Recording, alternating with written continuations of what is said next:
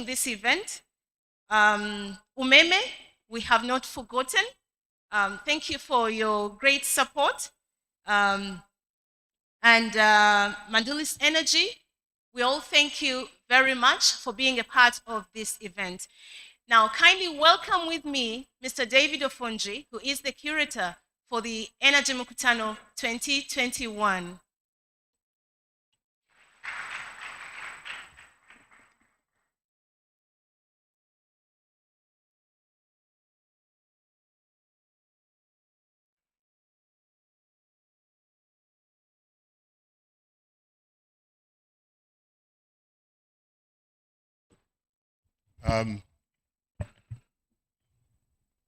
Thank you, Kathy, and welcome, everyone. It's a pleasure to briefly address you.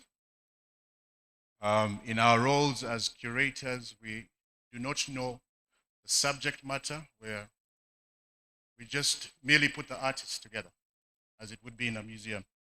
So, first of all, let me just echo the apology that came from Kathy. We are expecting the minister anytime soon. They are co-conveners, so proceeding without them would be a bit of a challenge, but I see that the ministry is ably represented. There's the permanent secretary, a center representative. There's a couple of commissioners upstairs and downstairs. So any messages that are projected at this stage, we'll get to them in an unrefined fashion. Thank you.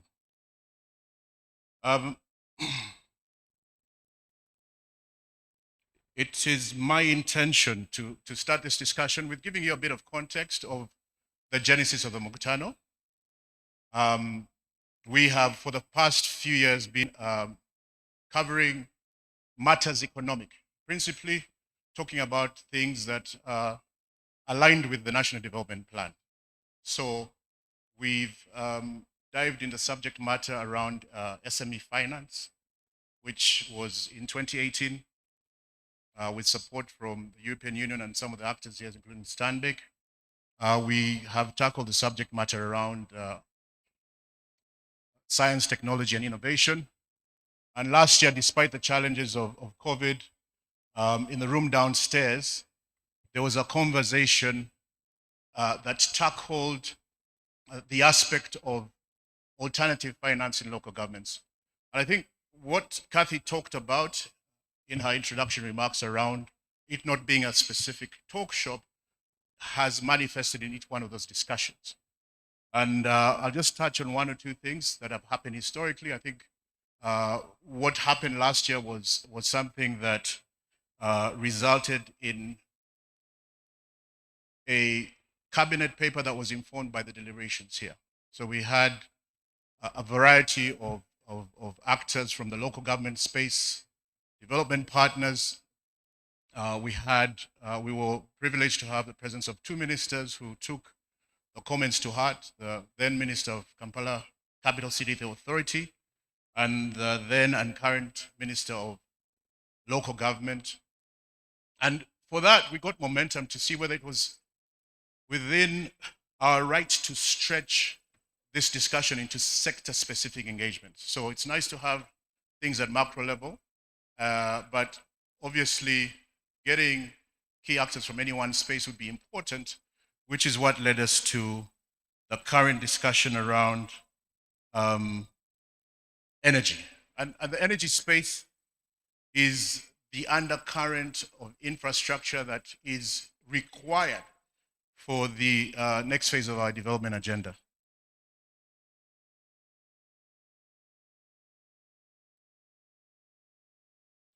The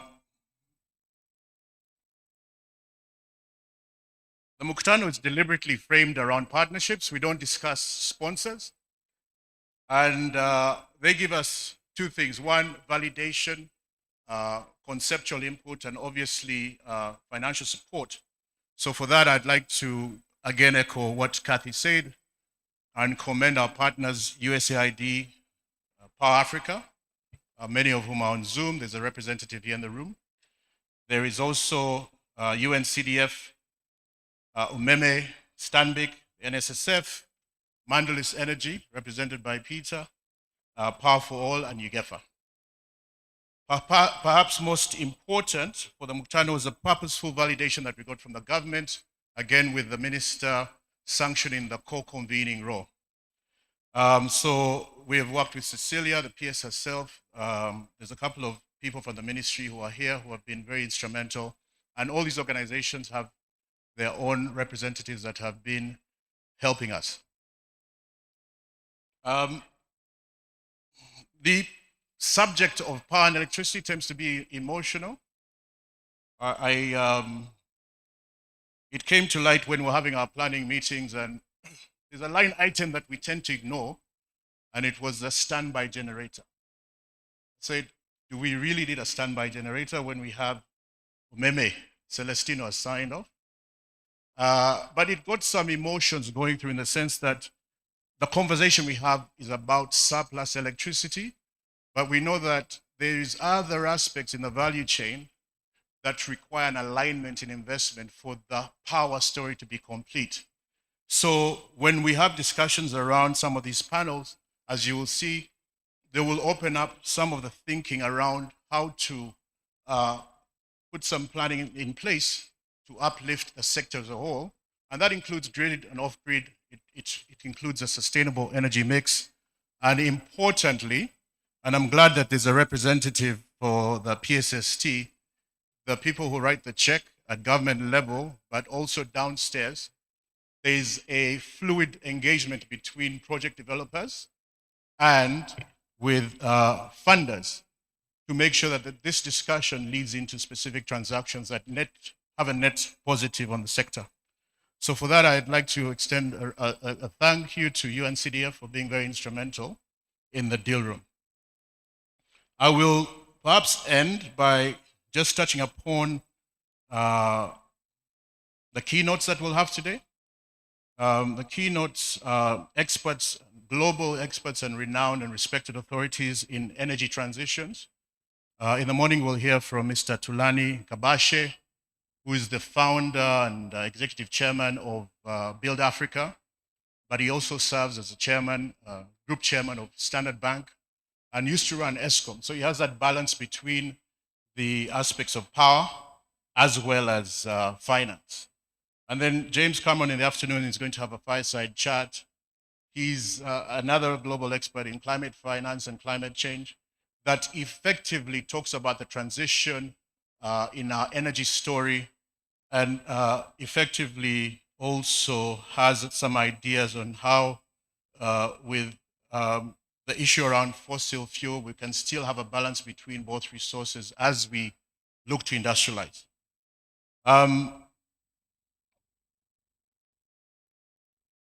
Just on that point, there's a global shift in the conversation around energy. Most companies have subscribed to net zero. In fact, many of the countries that have industrialized in means that would be frowned upon right now have effectively done that transition. But that predicament is something that we have to face as a country, because you know what's going on in the Albertine Rift, but the conversations are about responsibility and changing. And I think the coexistence is something that is manifesting in some of the discussions in government. Stanbic Bank, one of our partners, has done a very good job at supporting smaller business in the oil and gas space, but they recently appointed a head of sustainability for the bank who happens to be in the room. So they are pushing this hybrid agenda forward. I will stop there and yield the floor to the experts. But once again, to you in the audience here physically, and to all the parties online, karibuni, thank you, and have a very positive deliberation today. Thank you.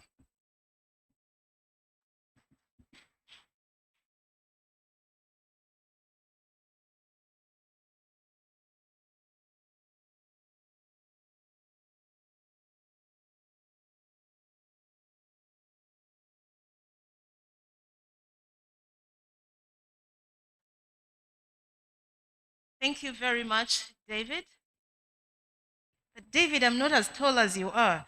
You made the microphone look skyways. Well, thank you very much, David.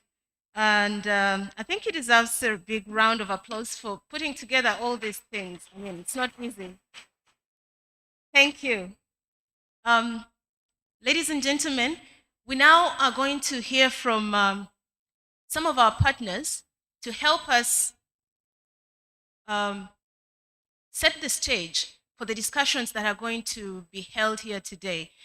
And we are going to have 4 people.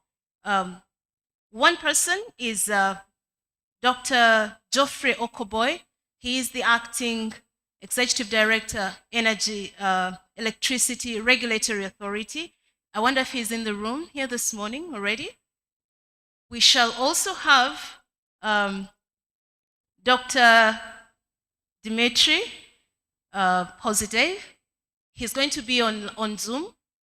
And then we shall also have remarks from UN, rather the Acting Deputy Mission Director, USAID Uganda, and that is Mr. Timothy Stein. And so right now, we are going to hear from Dr. Dimitri Pozidev to help us put all this into context for the discussions that will be had here later. Okay. Thank you so much for introducing me. Good morning, colleagues, ladies and gentlemen. Honorable Minister of Energy and Minerals, Executive Director of the Electricity Regulatory Authority, our colleagues from the government, from the partner, and from the private sector, development partners, financial institutions, and of course, the Kutano team, who has been our partner on many occasions in relation to issues of promoting development and in particular financing development in Uganda. I would also like to coordinator in Uganda, would love to be here, but unfortunately due to other commitments complicated. But trust me, as the great relations in general, the attention great importance to the sustainable and affordable, which is also quite important consideration, affordable access to energy for development, and this is one of the areas of the UN Sustainable Development Cooperation Framework, which was launched last year by the Prime Minister and it is one of the significant topics through local transformative finance, as well as our investment platform, which has been designed to support least developed countries through a variety of balance sheet and off-balance sheet vehicles.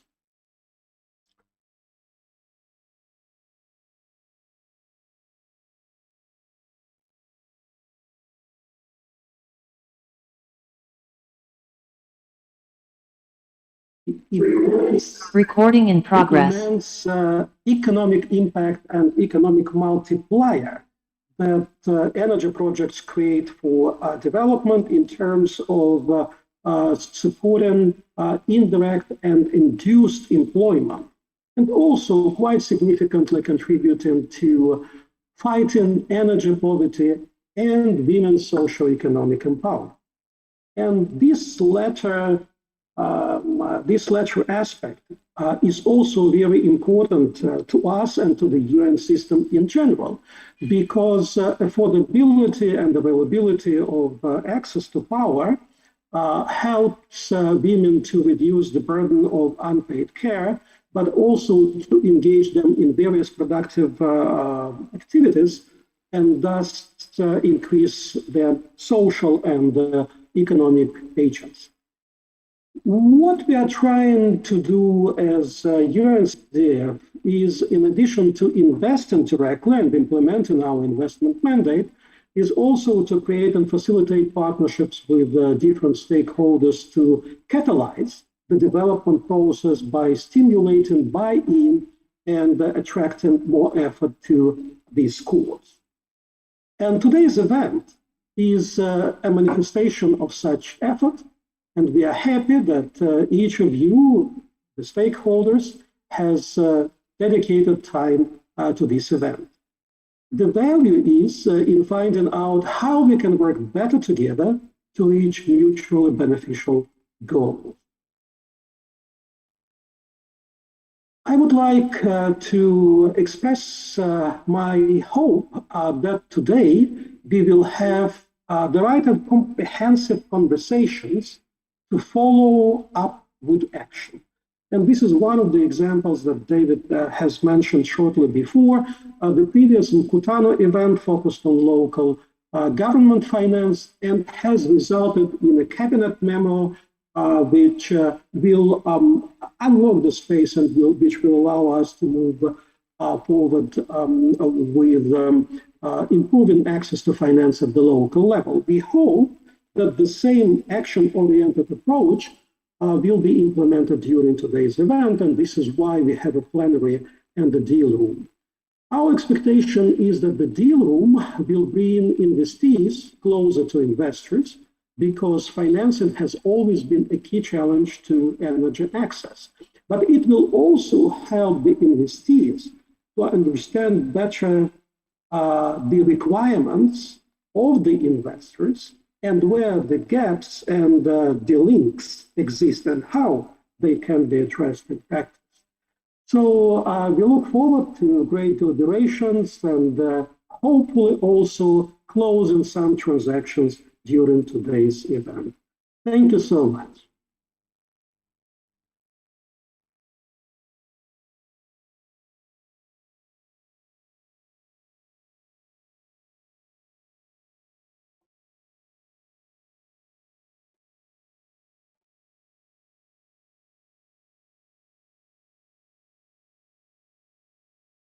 Thank you very much, Dr. Dmitry Positive. Dr. Dmitry is the UN CDF country lead. Thank you so much for your time, and thank you for those words of wisdom. Now, I'd like to, I want us to dive right into the first panel.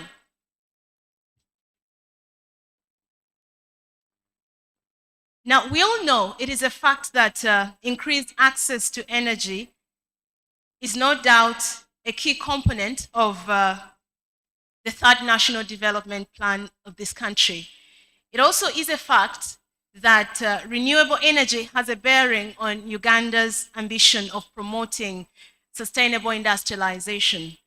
But the big question remains, how do we use this sustainable energy as a fuel for economic development or for Uganda's economic growth? Now, this question is what is going to be answered by our first panel today. And that panel will be chaired by Mr. Innocent Kihika. But before he gets to chair the panel, we would like to have somebody help us put this into context again, to lay the stage, to set the stage for that discussion. And that person is none other than Ms. Maria Namale. She is a senior transmission and distribution advisor for East Africa for the Energy Project. And she's going to give a brief presentation. And after that, we shall have the first panel start the discussion. But in the meantime, as Ms. Namale takes the stage, I would like to request Innocent Kihika to kindly take the seat at that center table. Innocent Kihika. And then once Ms. Namale is done, you have the honors to invite your panel. So, ladies and gentlemen, will you welcome with me Ms. Namale Maria to make the presentation.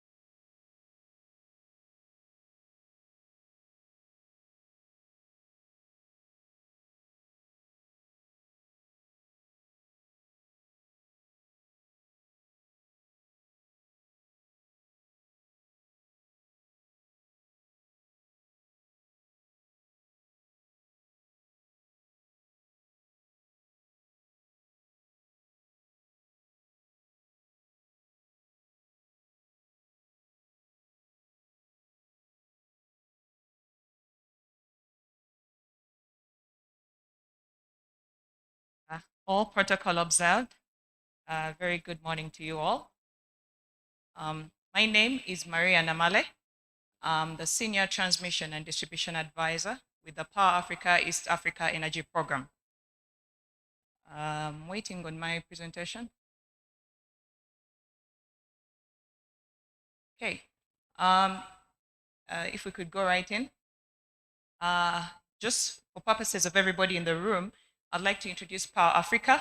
And Power Africa is a US government-led partnership and is coordinated by USAID.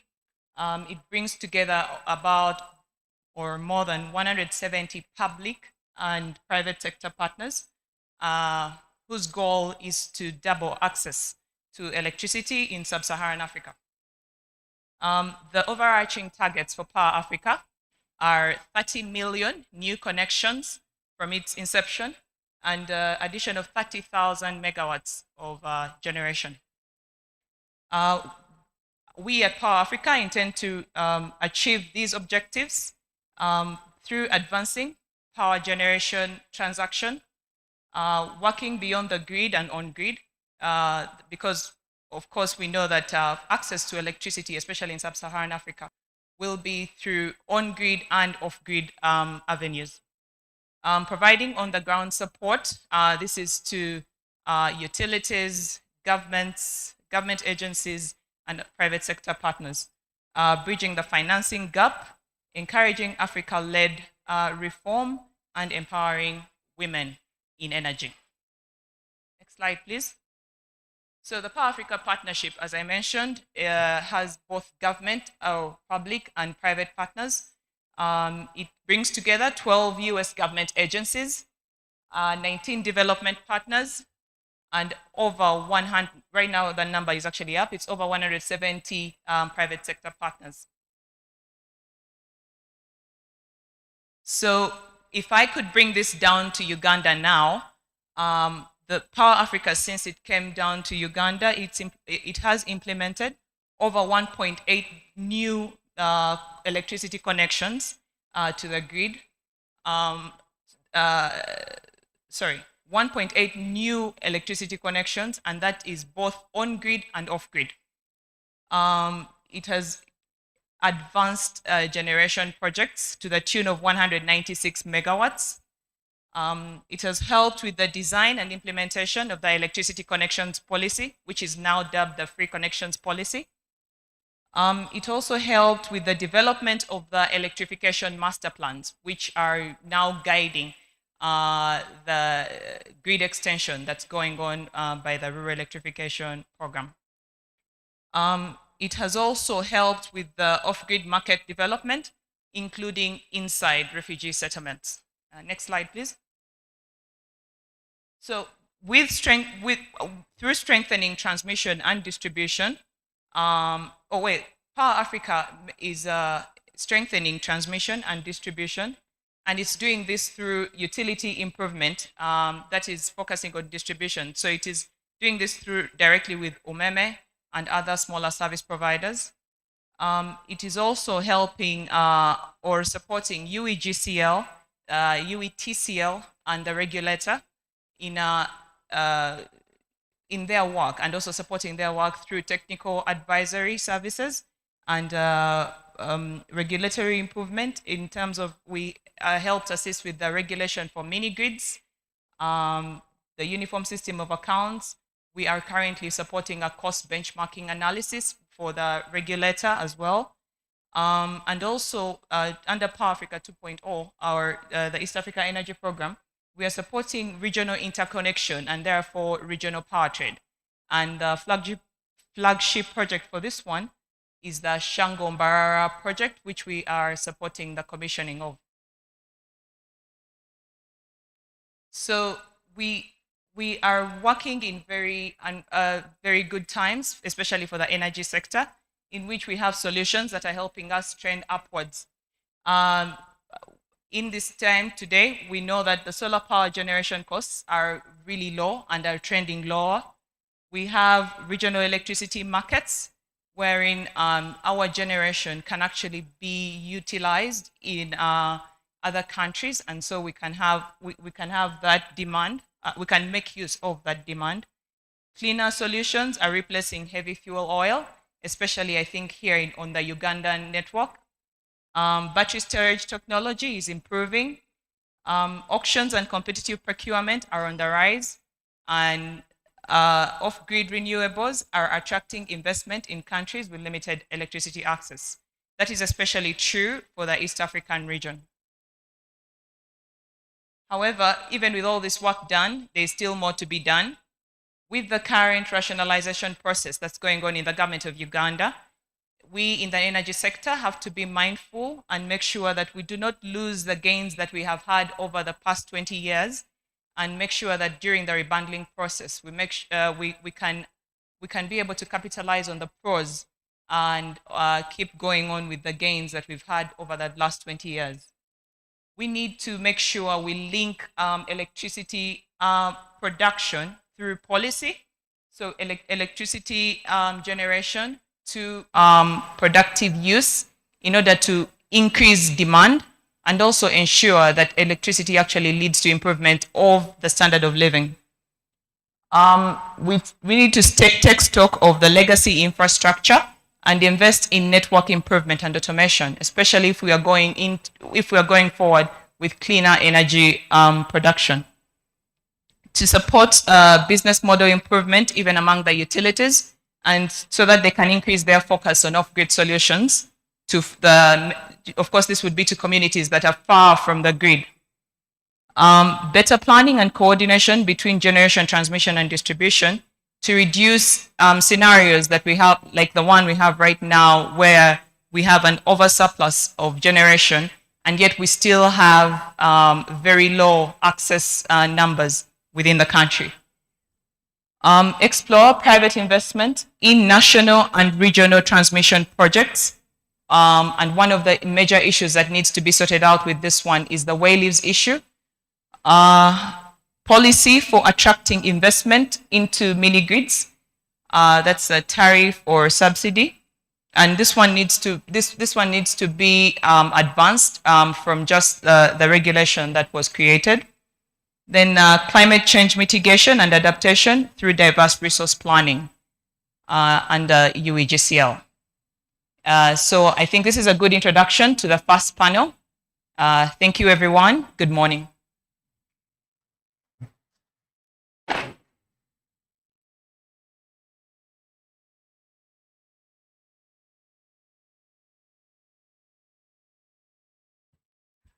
Good morning, everybody. Once again, you're most welcome to the first ever Energy Mukutano and to this discussion that we're going to be having this morning. My name is Innocent Kihika. I'll be chairing the panel, and I have got very interesting people that will be leading us in the discussion this morning, from the private sector, from government, and from our development partners. We tend to forget our history so fast. We tend to forget the good things so fast.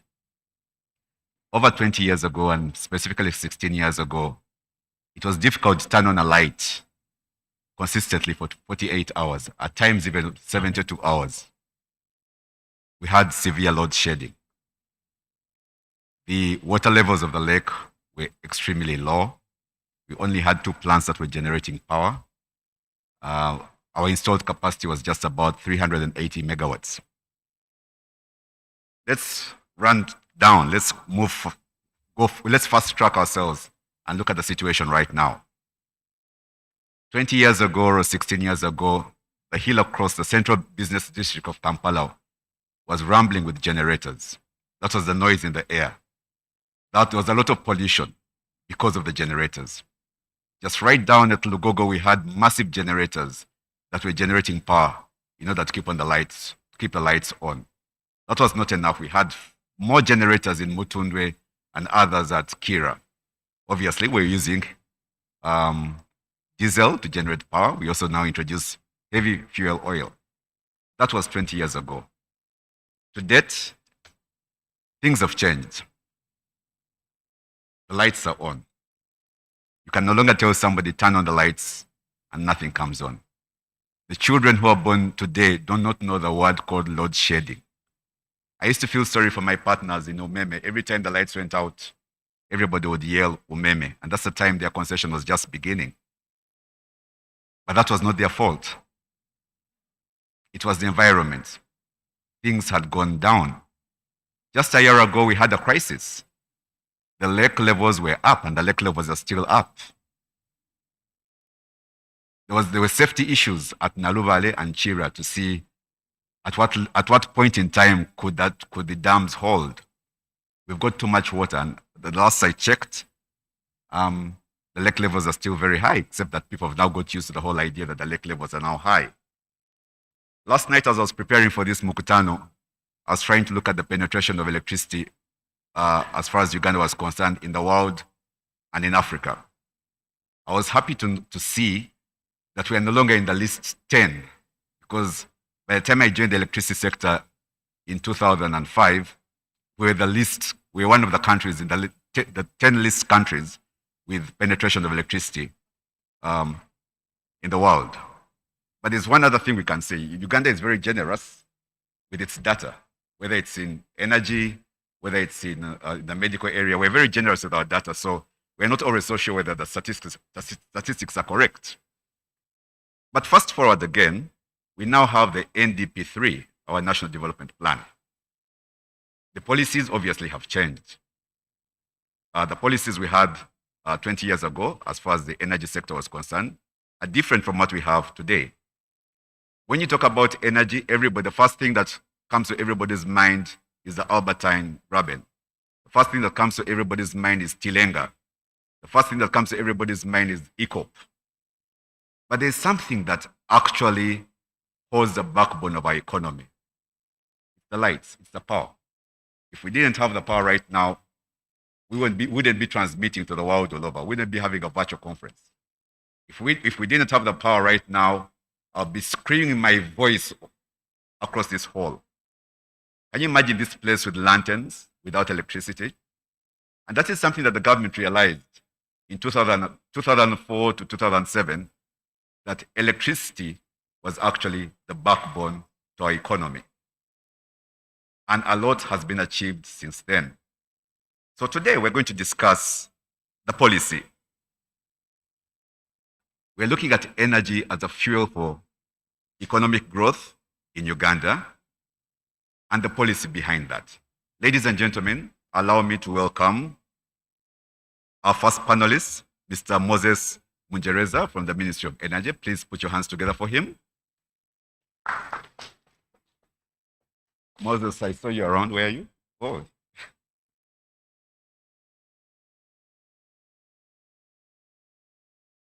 Thank you, Moses. I did some work with Moses many years ago in the ministry.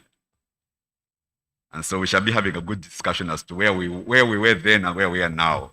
Are things still the same way? Are we in a seesaw? Is the policy still the same? What's new in the policy? I'd also like to invite Joseph Enyimu from the Ministry of Finance and Planning and Economic Development. Joseph, where are you? Please put your hands together for him. With Joseph, we shall be having a lovely discussion as to the appetite, investment in the sector, and the role of the private sector, and the role of electricity in the economy. What does electricity give back to the nation on that? Also allow me to invite somebody from our development partners from the EU delegation to Uganda, Adriansen. She's over here with us.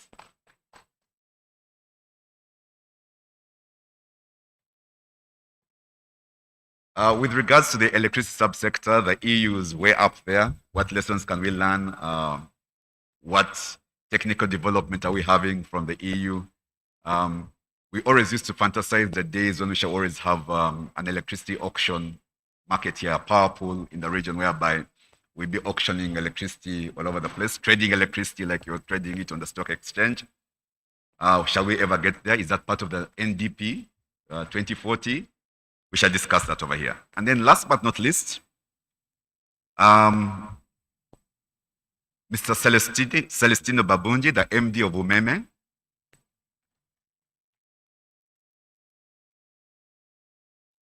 They've been keeping the lights on for most part of the big part of Uganda with a lot of difficulty.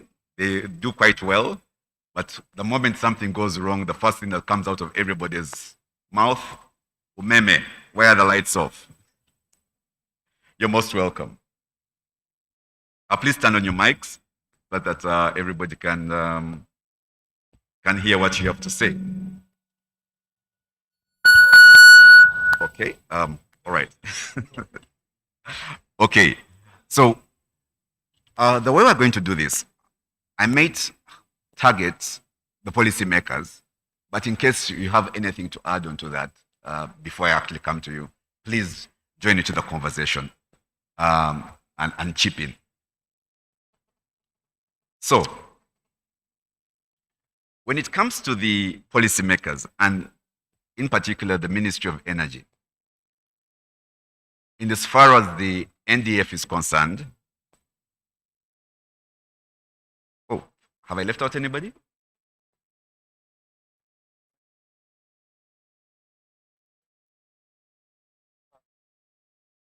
Sorry about that. Sorry? Oh, yes. Okay. Sorry. My apologies. Francis, my apologies. Private Sector Foundation. Francis, please come up. I had counted the tables and the mics, and I thought everybody was on the table. My sincere apologies for that, and for the organizers over here. Yes, the private sector is quite important as far as we're concerned in the transformation of our economy.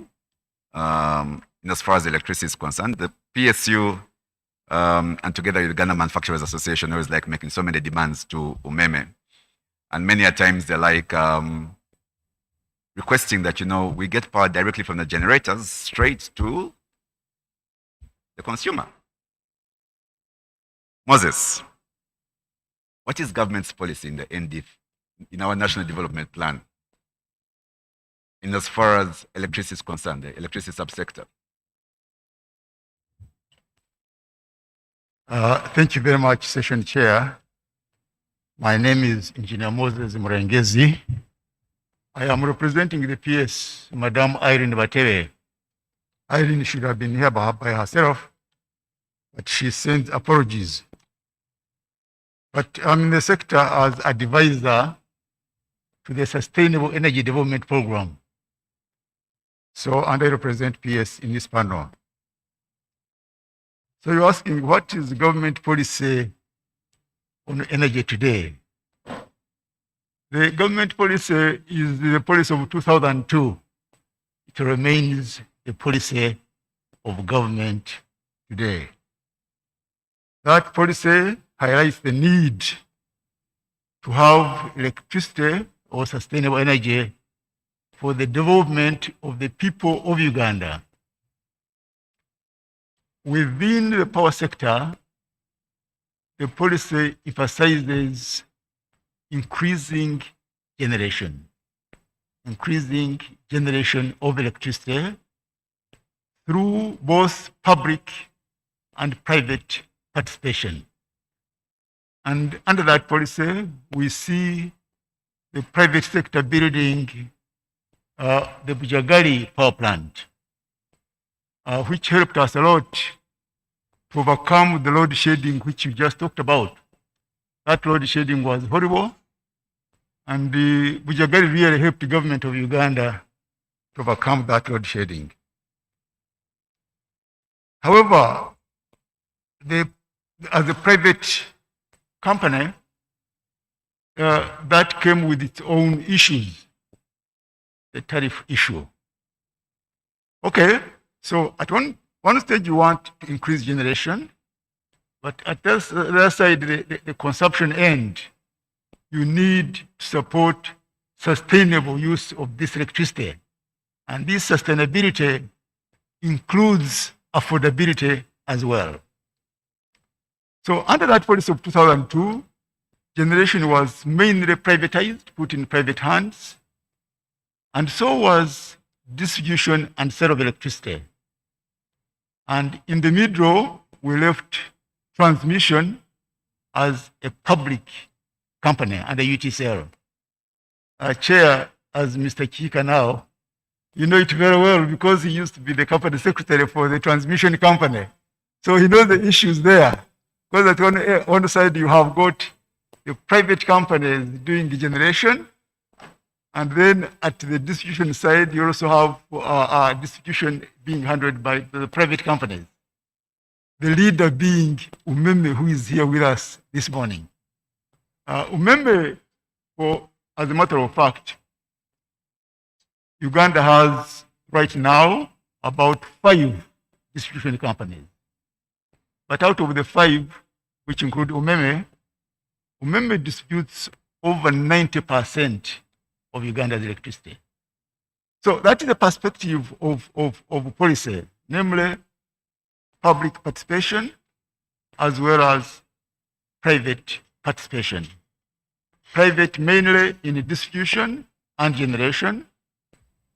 But later on we see, because of the tariffs, electricity becoming too expensive, government comes in and begins building Karuma and Simba as publicly owned power generation companies. Why? The main reason was to address the tariffs. Because the Bujagali tariffs was too high, beginning with about 13 cents, and that has been an issue, that this electricity become affordable. So we see government coming back to participate in generation by way of building Karuma and Simba. Simba is now in operation, and that has gone a long way in addressing the tariff issue. Chair, by way of policy, generation now is adequate. We have come from that side of load shedding to a situation of excess capacity to the tune of 1,200 megawatts generation against a peak demand of about 700 megawatts. So excess capacity also has its own issues because this energy must be paid for.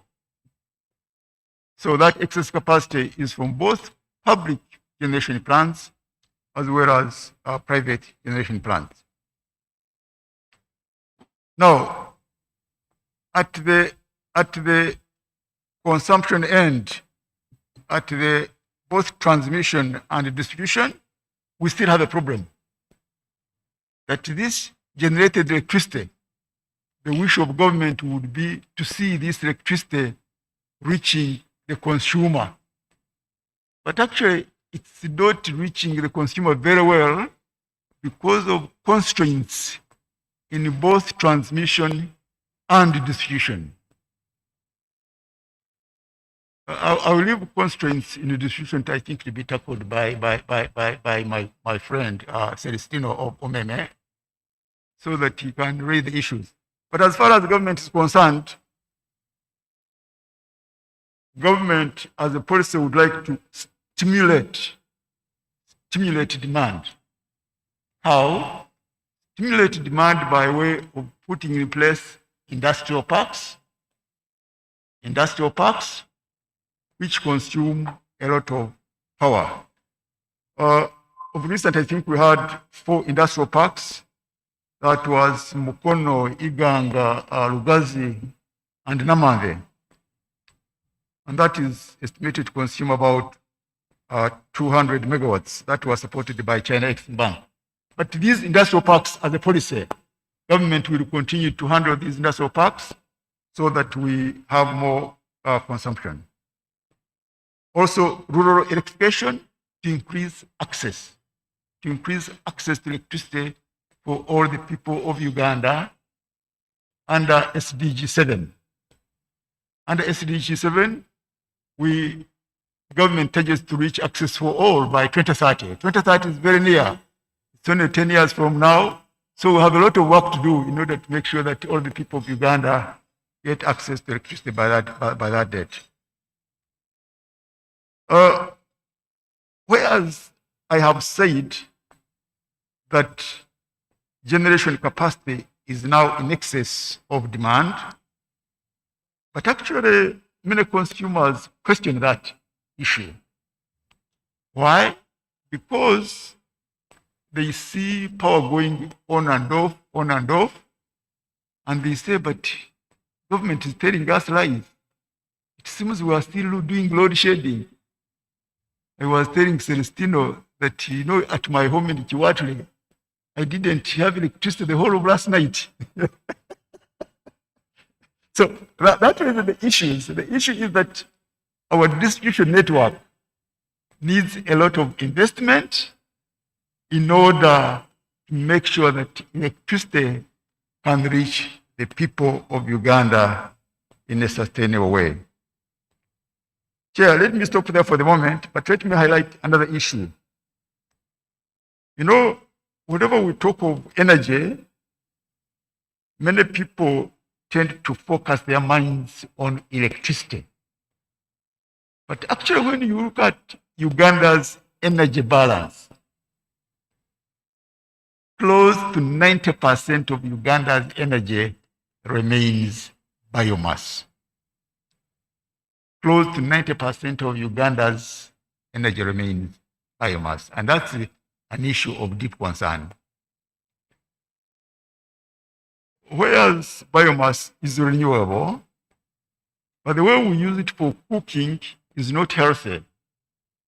We would like to address that, to change that, and also encourage the people of Uganda to use electricity for cooking.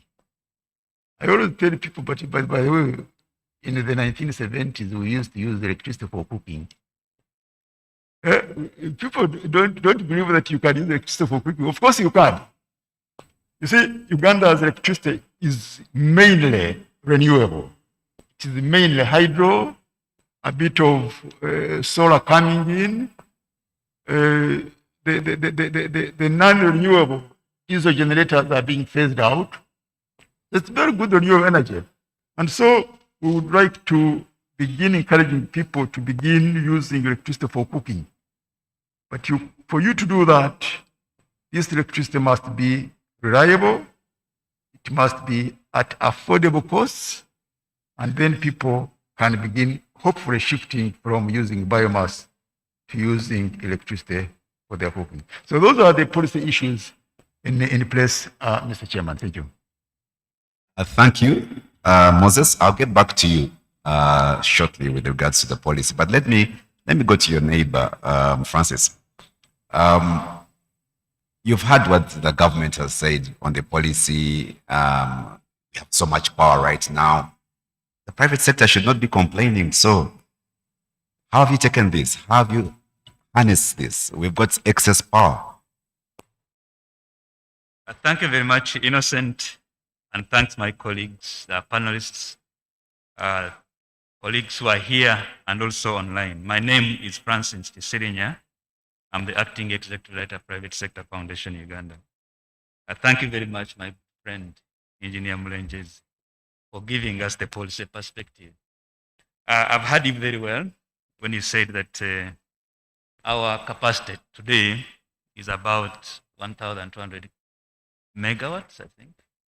Yet the demand is 700, meaning that we have about almost half, 500 megawatts, which are not being used. Of course, for now, I think we might feel that we are somewhere, but we can very easily get back to load shedding. I'll give you one statistic.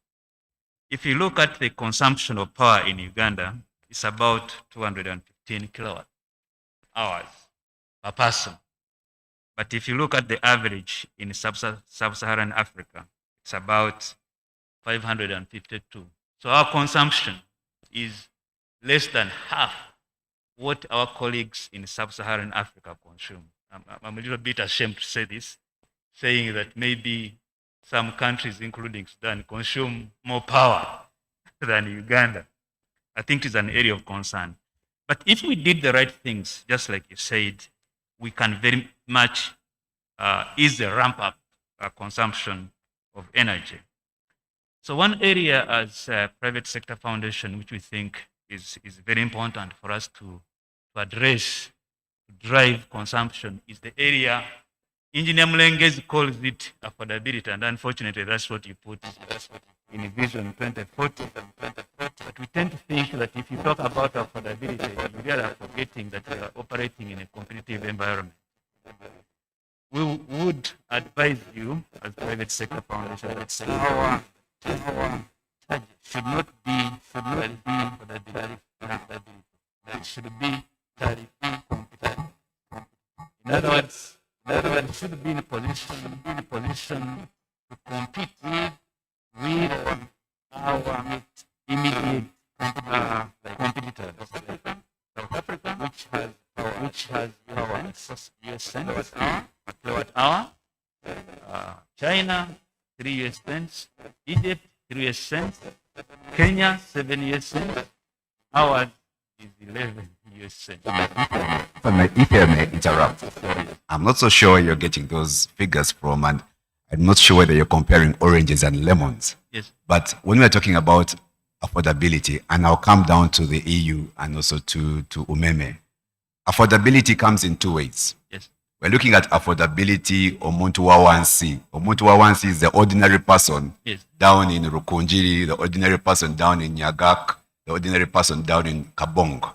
If we push the power that side, can they afford it? Now, for the private sector, you are the manufacturers, you are the A-listers of Uganda. What do you mean? But you cannot compare the 4 cents, which is not probably cost reflective, to Uganda that has one of the most cost reflective tariffs in the region or in the continent on that. So what is your take on that? Because my question to you was, how has the private sector taken advantage of the availability of power? We've got excess power. Why aren't you not using it?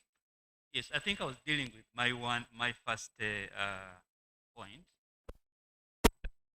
Much as we talk about affordability, it's a very good thing. But for us, we think we should talk about competitiveness, because it's pointless to tell somebody, put up your factory. They put it up, the conversion costs, which is dominated mainly by power consumption. All right? You don't want figures, but I'll tell you, in Uganda, 15% of production costs are power-related costs. That is for the large industries. For the small ones, it actually goes up to 35%. Now, if the power in Uganda is not competitive, it means I'll always buy goods that are cheaper from other competing countries like Kenya, like China, like South Africa. So to increase the utilization, first of all, let us deal with the issue of competitiveness. The second issue is... just a moment. Yes.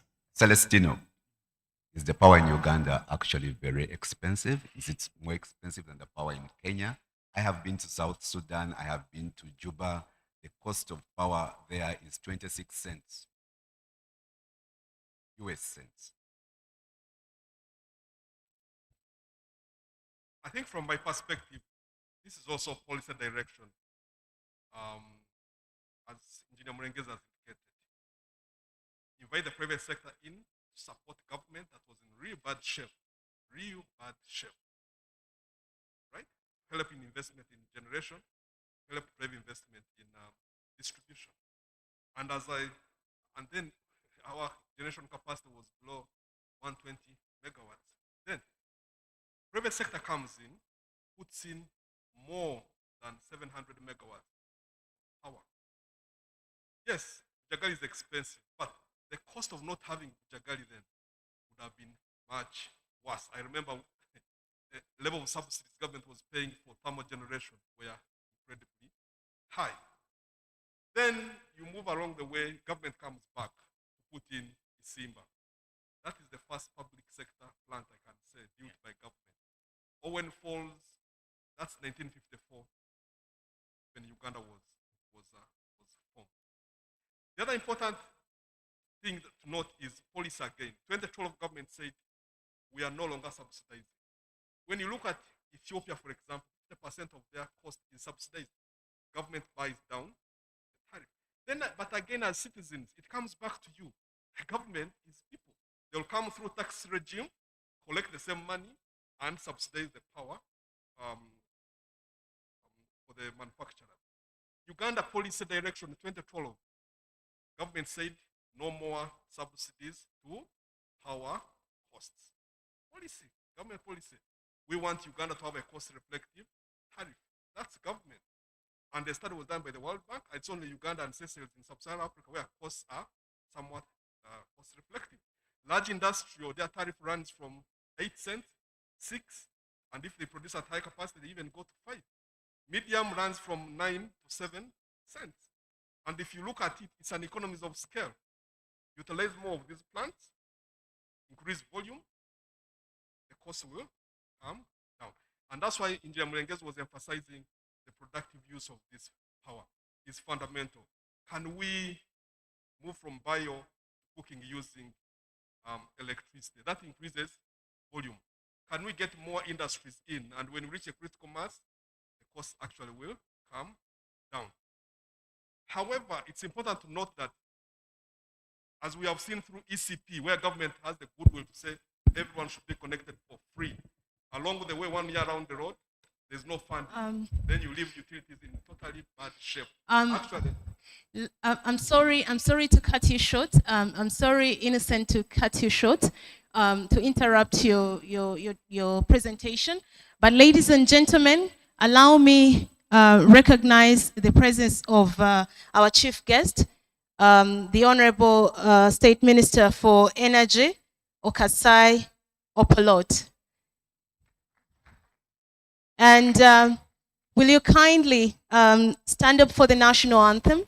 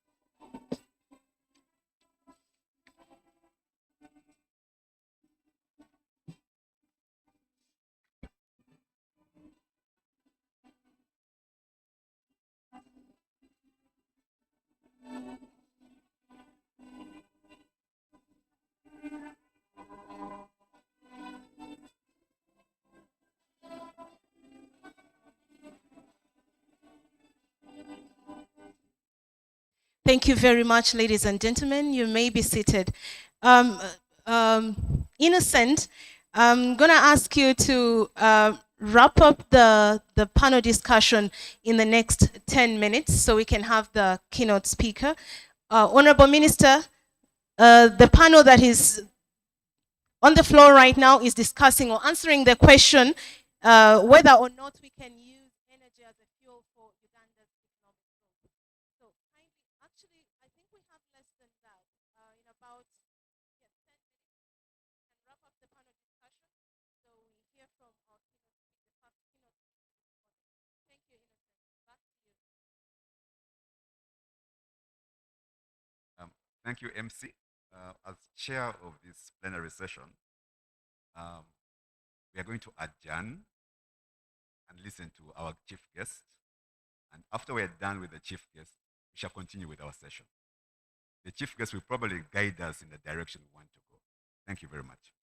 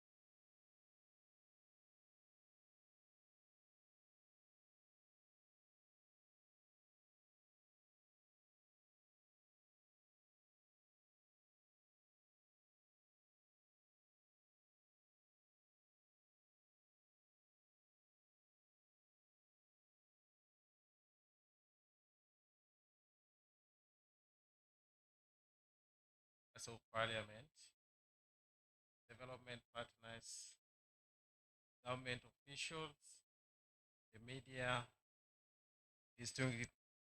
distinguished guests, ladies and gentlemen. I'm delighted to be here representing my senior minister who is out in the field on official duty. I wish to greet all of you. Good morning. It is my great pleasure to be here today to address you at this inaugural Energy Mukutano. I understand the theme for this Mukutano is sustainable energy and economic development. As such, I'm glad to join you and speak to you on the new energy sector in Uganda. As you may be aware, Uganda is currently implementing the next phase of our development agenda, guided by the Vision 2040, the National Development Plan 3, and the Manifesto for NRM 2021-2026. And this one is guided by specific policies in my sector, plans, and legislation. For us to achieve sustainable economic growth as a country, there is need to recognize the economic growth needs to manifest in a manner that is inclusive. The theme for the Energy Conference, Sustainable Energy and Economic Development, ties in with the Sustainable Energy Development Program under NDP 3, which is being implemented now by my ministry. The objectives of this program in my ministry are four. One, increase energy access and utilization. Two, increase installed generation capacity.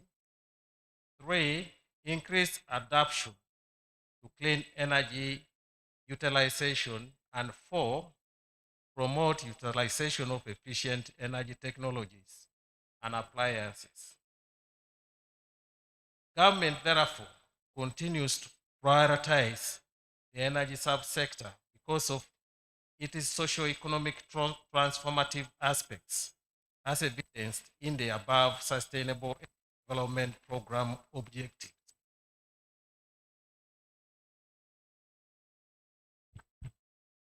This is also evident in the NRM Manifesto 2021 and 26, Securing Your Future, because of the sector's contribution towards job and wealth creation in the country. Energy is structural. Energy is a structural imperative that feeds the reserves of,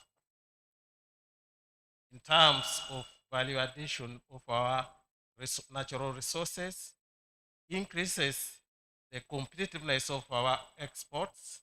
It also has the ability to stem the tide of the 21st century challenges, such as the need to mitigate and adapt climate change.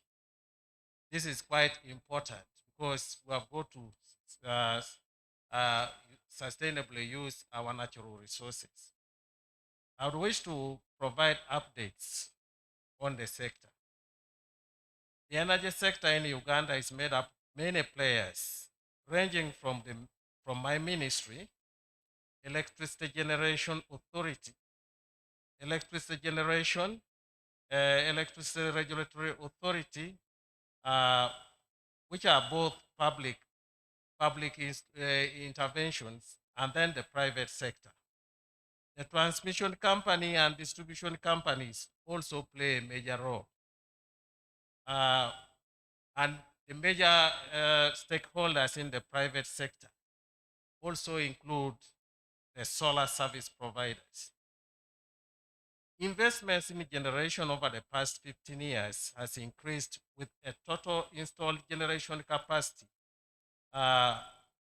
being 1,268.9 megawatts, of which 1,236 megawatts supplies the main grid, and we have others which actually are supplied off grid. For example, 13.9 megawatts is off grid, off the main grid, and 18.7 megawatts is for own consumption, which is mainly by Bagasse generation plants against peak demand of 736 megawatts. Our demand for energy is quite low against the power which is generated. The generation is now way above 1,200 megawatts, but at peak, we demand 736 megawatts only. This more than tenfold increase from 160 megawatts that the country had less than 2 decades ago. This capacity is poised to increase to about 2,000 megawatts after the completion of Karuma hydroelectric power, which is expected to generate 600 megawatts, and other small hydro plants. We still have a number of hydro plants which are due to be completed, which are under construction. For example, Nyagak 1, Achua 1, Kakaka, and Chikagati, which are expected to come into production in the middle of next year, 2022. This power generation is diversified across the 5 different sources, including hydro, solar energy, thermal, cogeneration, and biomass, with a combination of both government and the private sector investments.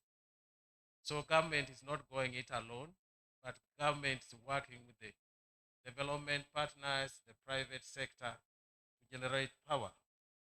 The increase in generation capacity over the past 2 years followed the commissioning of 183 megawatt Isimba hydropower project, which was done last year, 2019.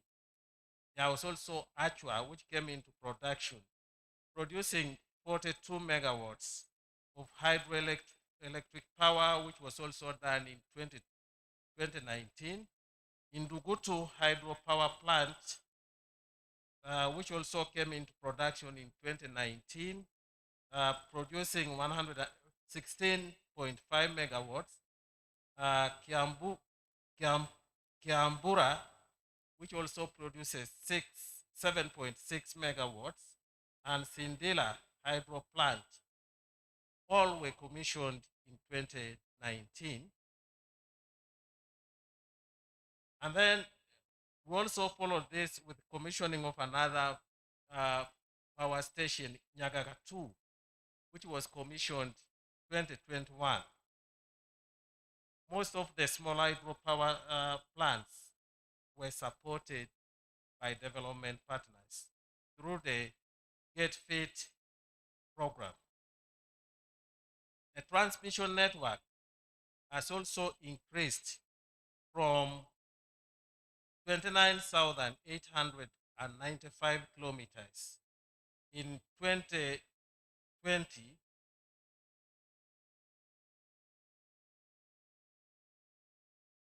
something missing here. Increased from 29,895 kilometers to 3,110 kilometers now. And this consists of 220 kV, 132 kV, 66 kV transmission lines with 25 substations spread across the country. The last decade has increased private investment in the power sector, especially in off-grid electrification. The 2020 Uganda Bureau of Statistics Household Survey indicates that access to electricity has improved from 51% in 2018-2019 to 57% in 2019-2020. This comprises of 19% access to national grid, 38% access through off-grid. Solar kits have proven that off-grid systems have a major role to play in Uganda's race towards universal access to clean energy. However, the increased economic activity in the country, there is need for larger off-grid systems that can power all villages, especially when we are going into the parish model. There are some parishes which are so far from the grid and would need to have generation of power which can feed the villages to enable them get the best out of what they produce. So the combination of on-grid and off-grid is something of very importance to enable us move to the next level of development as a country. This therefore calls for more efforts that combines input from demand and supply sides of power, grid and off-grid solutions, all within a framework that is driven by both the public and private sectors. However, we have challenges. Although we have scored heavily in a generation of power, we still have challenges. In the course of doing our work as a sector, we are faced with a number of challenges that delay and increase costs of implementation of major power projects. And the major challenges we face are: one, inadequate financing for the development, investment on development projects such as equity contribution in electricity generation, transmission, and rural electrification projects. Two, vandalism. We experience a lot of vandalism, especially on transmission and distribution. If you went around, you'll find our electricity installations being cut down. The pylons are cut down, dismembered in some areas. Stealing of the conductors, stealing of generators, transformers. They remove the oil from a transformer which is installed, and that makes the line redundant. So vandalism is a very big vice that we need to get rid of. We also face challenges in acquisition of right of the way, especially for transmission. You may have good plans to take power, but because there are speculators who go ahead of the construction of transmission lines, the expectations of the communities are raised, making the acquisition of land extremely expensive. We also face bottlenecks in procurement, especially where we generate and get implementation of projects with development partners, where we have got to always go for no objection at each stage. That causes long delays, and we have recently also had a big delay and challenge of the pandemic, COVID-19. Some of the projects have actually been delayed to conclude because of that. We have sector plans. Currently, as government, we are reviewing key documents that will ease our implementation of the various energy sector plans. For example, we are reviewing our energy policy of 2007. We are also reviewing electricity connectivity policy. We are also reviewing our Electricity Act of 2019. That one has progressed very well. It has been passed by cabinet, and we are now bringing it down to the parliament for its approval. Government, under the Sustainable Energy Development Program, continues to plan for additional generation capacity using various resources: hydro, geothermal, wind, solar, and nuclear to ensure sustainable supply of electricity, and also to reduce the tariffs. The tariffs are extremely high in certain instances, and we are working how we can reduce the tariffs. Also, we have prioritized the construction of transmission lines, because as we have that high generation of power, transmission lines are extremely important, and we need to improve on our transmission lines. And then construction of substations targeting to supply industrial parks, mining areas, tourist attraction, regional balancing, and regional interconnectivity to enable power exchange with our neighbors. We can achieve a long mileage if we can export power to our neighbors. We know that the power supply in Eastern DRC is low. South Sudan has got challenges, and we also wish to export our power to Kenya. The ministry continues to promote sustainable utilization and development of clean energy resources for social, environmental, and economic benefits of all Ugandans. The solar energy technology is prioritized under the said program to power mini grids for electrification of areas far from the main grid, solar home systems for scattered settlements, solar dryers for value addition, especially of agricultural produce, and ready boards for the rural poor who have difficulty in wiring their houses. The ministry has also prioritized energy efficiency and conservation to reduce energy losses in the industries, in homes, and infrastructure. Utilization of efficient appliances and safe utilization of electricity in our homes is actually given priority in improving the usage of power across the board. In conclusion, Muktano is a very important platform as it brings together key sector players to dialogue on key sector issues geared towards information sharing and sector performance improvement. On that note, I would like to thank the organizers of this meeting for bringing all of us together. In conclusion, all stakeholders to work together for the continued growth and better performance of the energy sector to facilitate economic, socio-economic development of our country.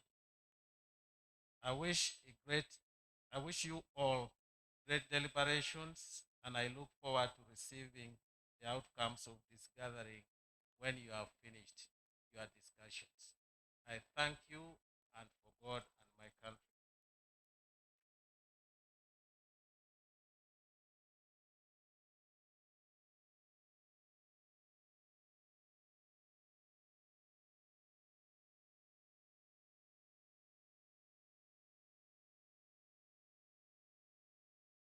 Thank you very much, Honorable Minister. If I were you, I would clap again, harder than you did. Thank you very much, Honorable Minister. And thank you for, most importantly, making time for this very important event, the inaugural Energy Muktano. Ladies and gentlemen, it's now time for us to hear from our first keynote speaker. And that keynote speaker, I am not going to introduce. I'm going to ask another Kathy to help me introduce our keynote speaker this morning. I think she's my sister from another mother. She's Kathy Adengo from Stanbic Bank. I think she's better placed to introduce our our keynote speaker this morning. Kathy, welcome. I think we kind of look alike. Couldn't agree more, Kathy, my namesake. Good morning, ladies and gentlemen. My name is Kathy Adengo. I head sustainability at Stanbic Bank Uganda. Today, I have the honor and privilege of introducing a very important and key speaker this morning, and he is the board chairman of Standard Bank Group, Mr. Tulani Gatsbashe. Tulani is the founder and executive chairman of Built Africa Holdings since 2008. He also serves, as mentioned, the chairman for Standard Bank Group and Standard Bank South Africa since 2015. He is also former chairman of Imperial Holdings Limited and MTN Limited. He began his career as a town and regional planner in 1982 after practicing as a director with a firm of architects and town planners, joined ESCOM in 1993. In 2000, he became the chief executive of ESCOM, a position he held until the 30th of April, 2007. In 2018, he founded Build Africa Group, which develops renewable energy projects and consults in energy efficiency. He has served as the executive chairman since its inception. Tulani is a registered town and regional planner in TPR SA and is a corporate member of the SA Planning Institute. He holds a master's degree in urban and regional planning from Ball State University, USA, and a Bachelor of Arts degree from the University of Botswana. In 1995, he completed his program as Executive Development in IMB in Swaziland. Ladies and gentlemen, I am very privileged to welcome Thulani. So good morning and thank you.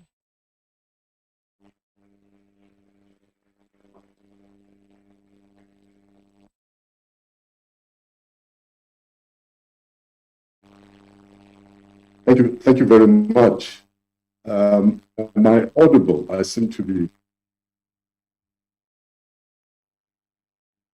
Can I get am I audible?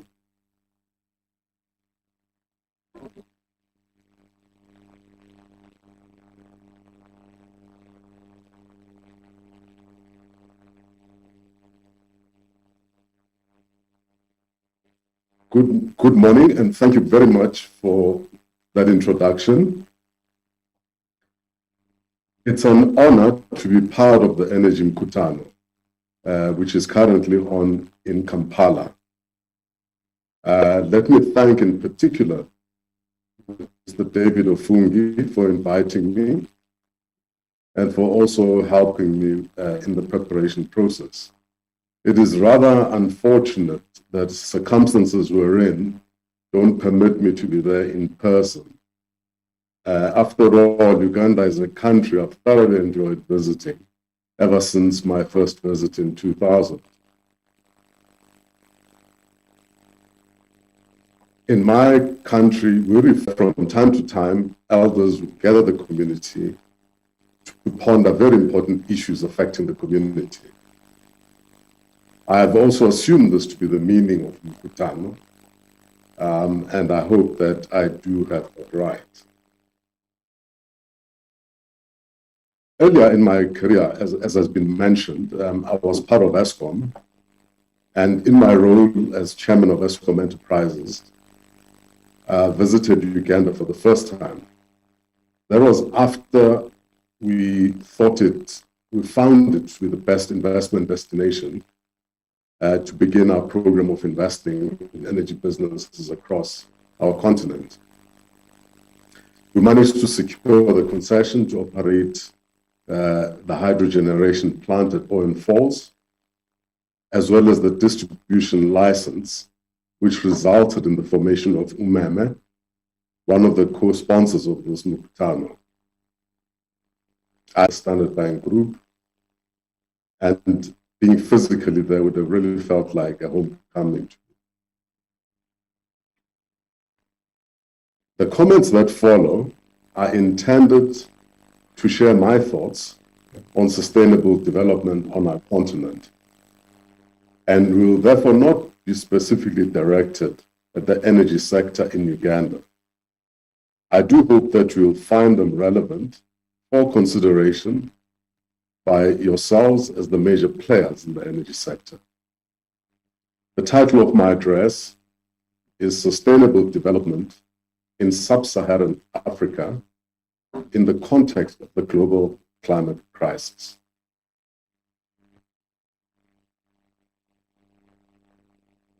It may have come across as a bit of a shock to some when earlier this year, the Intergovernmental Panel on Climate Change issued a red alert on climate change impact.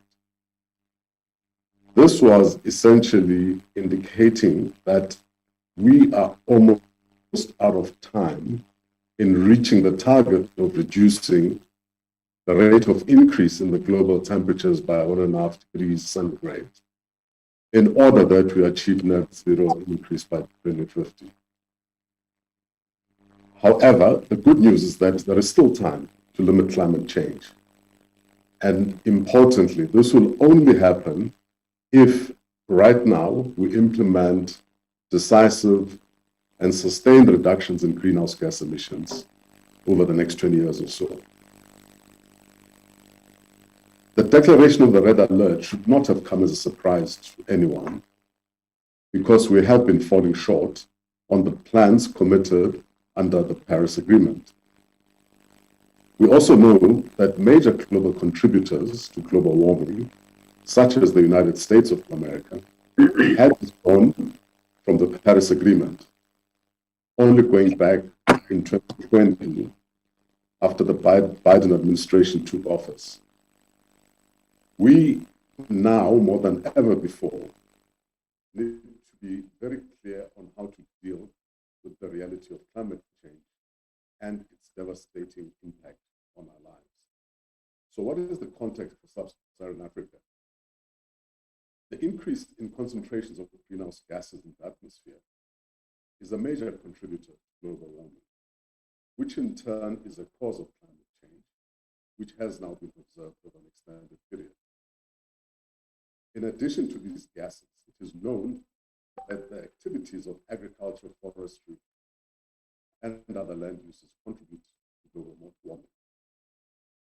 Whereas North America accounts for 29% of global emissions, the European Union 22%, Asia 29%, Africa only accounts for just under 3% of emissions, and importantly, only 2% of global coal demand.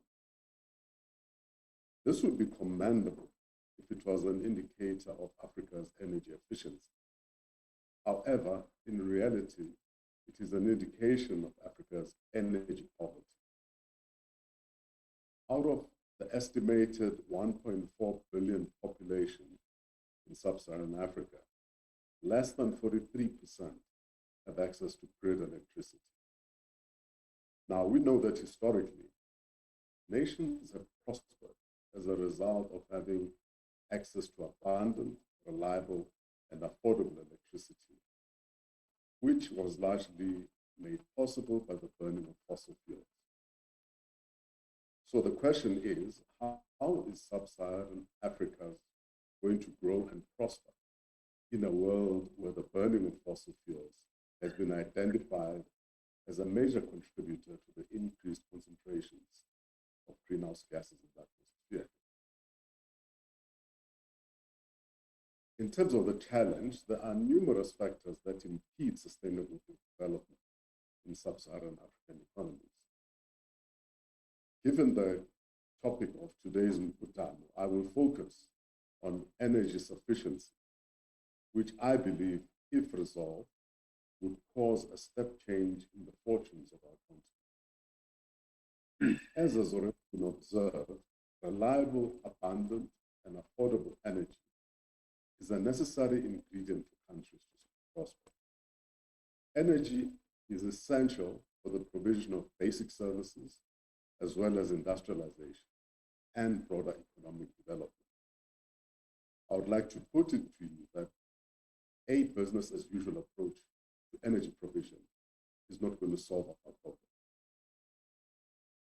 The argument that the current climate crisis is not of the making of sub-Saharan Africa, and therefore the region should be allowed to emit for purposes of development does not hold water either.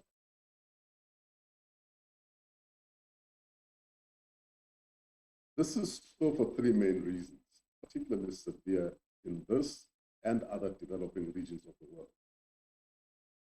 In recent times, we've seen drought followed by severe flooding in various parts of our continent. Limited resources are available to invest in short to medium term mitigation of these impacts. And we're also limited in the resources for emergency relief when these disasters do occur. Secondly, it's been estimated that the impact of climate change on sub-Saharan African gross domestic product would be severe. In a business as usual scenario, where global temperatures rise by 3 degrees centigrade, the impact would be a decrease of 8.6% per year in GDP in sub-Saharan Africa after the year 2100. If this increase is limited to 1.5 degrees centigrade, the decrease would be. Can you send me a full agenda? beg your pardon. So in a slightly better scenario, when we do reach the 1.5 degrees centigrade reduction, we'll still suffer a 3.8% decline in GDP. The third reason is that global trade arrangements, of which we are an integral part, increasingly require that goods traded be certifiably green. This is goods manufactured using energy from sustainable sources. It is noteworthy that most major automobile manufacturers have already set targets for ending the production of internal combustion engines, some achieving this as early as 2023. Major airlines are also looking at hydrogen-based jet fuel for their aircraft. So to ignore this is to progressively close ourselves out of certain markets. It is therefore in our interest to find balanced and sustainable solutions to allow us to be energy sufficient and sustainable in the long term. I would like to borrow from the World Energy Council's Energy Trilemma Index as an organizing framework for thinking about more sustainable energy systems in sub-Saharan Africa. The index was developed as a tool that ranks countries' ability to provide sustainable energy for domestic and economic uses. I would like to stretch this a bit further for our purposes and suggest we look at it as a planning tool for arriving at sustainable energy provision. The index has three major components. Firstly, energy security, which is the capacity to meet current and future energy requirements reliably. This includes the effectiveness of management of energy sources and the reliability of energy infrastructure. A second component is energy equity, which talks to the ability to provide universal access to energy that is affordable. The third element is environmental sustainability. In other words, energy systems that transition towards mitigating or avoiding environmental harm and climate change. As a matter of interest, on this index, which is used across 108 countries, the highest ranking sub-Saharan African country is Angola at number 70. The index is a useful tool in looking at how future energy provision should be imagined and planned so as to be able to balance these three competing demands as set out in the elements of the index. My suggestion is that this ought to be the lens through which future energy provision in sub-Saharan Africa should be planned and executed. However, before exploring this further, I would like to deal with a position regarding our legacy energy systems, as well as our latent energy sources, which are based on fossil fuels. They are relevant as we have to properly manage our transition to more environmentally friendly technologies. More than anything, this is occasioned by the need for baseload power to operate mining and manufacturing processes that are still significant contributors to GDP in most sub-Saharan African countries. Even in a new energy scenario, there will always be a need for energy sources that are not intermittent, so as to be able to bridge the gaps inherent in renewable energy sources.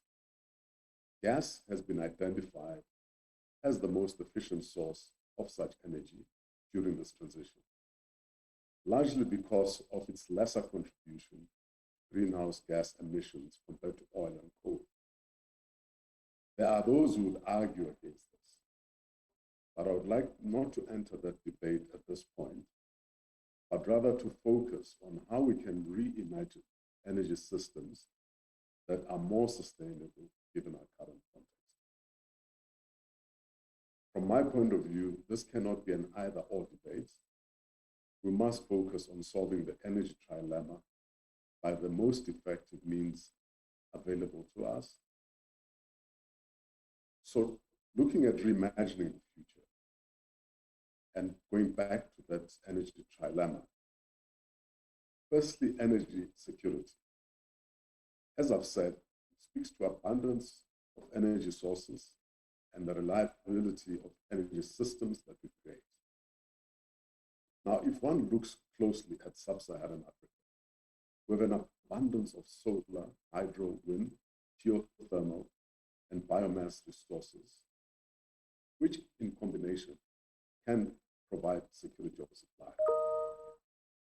Over the years, the technologies to harness these energy sources have become more reliable and more affordable. By way of example, the levelized cost of solar power has reduced by 82% since 2020, falling from approximately 37 US cents down to about 6 US cents. This according to the International Renewable Energy Agency. Similarly, onshore wind has seen a drop of 39% in the same period. Also, efficiencies in the equipment used have steadily improved during this period. Globally, funding is more readily available for such projects. The kind of funding available ranges from project development grants to sustainable bonds to tradable green certificates. There is no shortage of funding available for supporting sustainable development undertakings. As countries respond to the red alert referenced earlier, green certificates are becoming a new currency. Those with potential for such projects stand to benefit from the demand for these certificates. With COP26 around the corner, I expect the interest in green credits to increase and way beyond the conference itself. Secondly, the issue of energy equity. We hear the mantra, leave no one behind, and this has never been more relevant. Levels of access to power referenced earlier speak to a glaring disparity in access to reliable energy. Not addressing this means a continuation of poverty, food insecurity, inadequate quality of education, and other forms of socioeconomic retardation. We have the opportunity to leapfrog, creating the kind of transmission and distribution infrastructure that addresses these issues. If for a moment we look at the potential presented by a combination of distributed generation, made more reliable and viable through smarter and smaller at-source generation plants, smart mini-grids and microgrids. This would mean energy could be provided on a fit-for-purpose basis to many more people and to many more sectors of the economy. In our context, this is particularly important for the SMME sector and agricultural sectors, which are significant drivers of growth in our region. Thirdly, environmental sustainability, which means mitigating and avoiding environmental harm and climate change impacts as a result of activities providing energy. Now, we must look at environmental harm in its fullest context, which include people, flora, and fauna, as well as the ecosystems in which they exist. Trade-offs must be made to achieve this balance in which the environmental harm on all these aspects are avoided or mitigated. The likelihood of balanced outcomes start with coherent and comprehensive national planning, which cover energy, economic activity, and human development. And the point really here is that we have to take all three elements and find a balance in the way we think about the future. So if policy continues to assume the dominance of mining and heavy manufacturing in the future, without considering the opportunities brought about by the internet and the fourth industrial revolution, it will come short. Following on comprehensive planning comes strategic approaches in the implementation of those policies. This because societal dynamics are ever changing and blueprint implementation may not be appropriate. Lastly, we must have tools in place that measure the effectiveness of the plans and programs that we implement. More than anything, this allows us to bring in flexibility to adjust action plans as they land and in turn become reality in society. To conclude, as I've discussed, and as you all know, Africa faces considerable challenges in meeting energy goals, while also achieving greater environmental sustainability. However, as I've also argued, Africa enjoys excellent access to both renewable and transition energy sources. There is no shortage of funding for renewable and transition projects.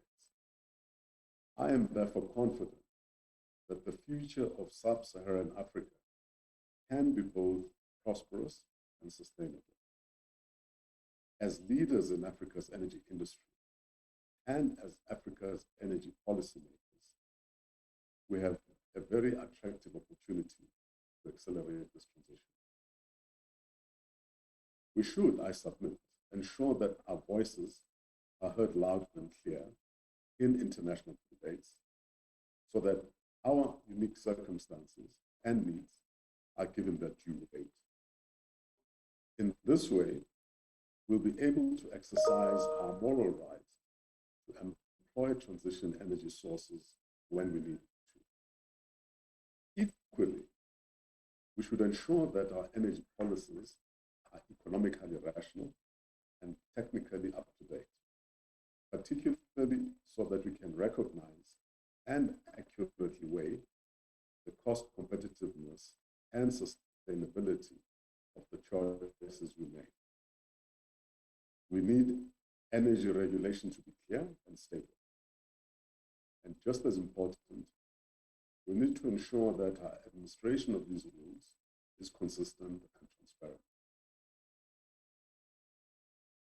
As we all know, this recipe is far easier to describe than to implement.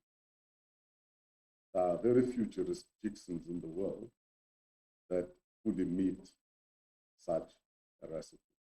Yet, the closer we get to this ideal state, the sooner we will be able to hand on a prosperous and sustainable Africa generations to come.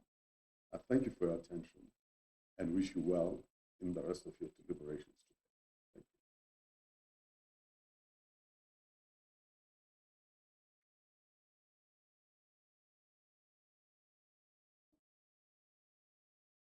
Thank you very much, Tulani. Thank you for breaking down these issues.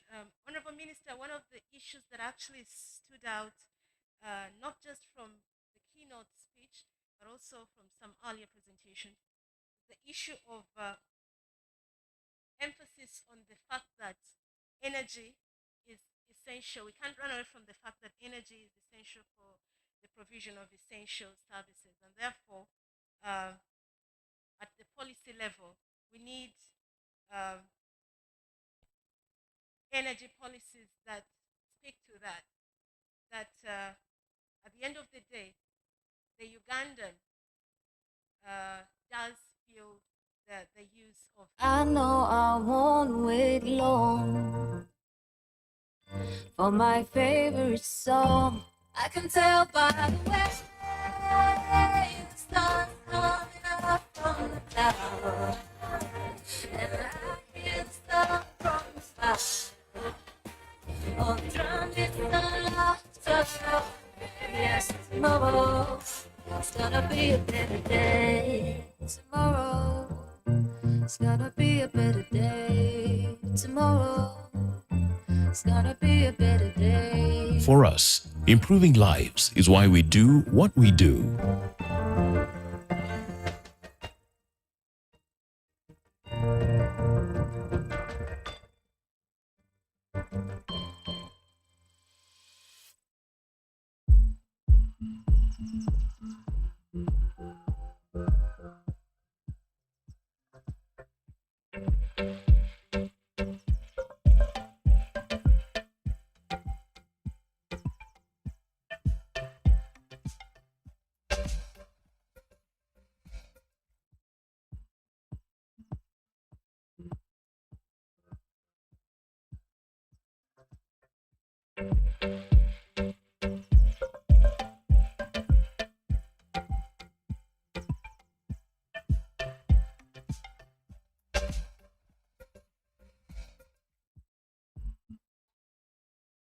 This right here is home.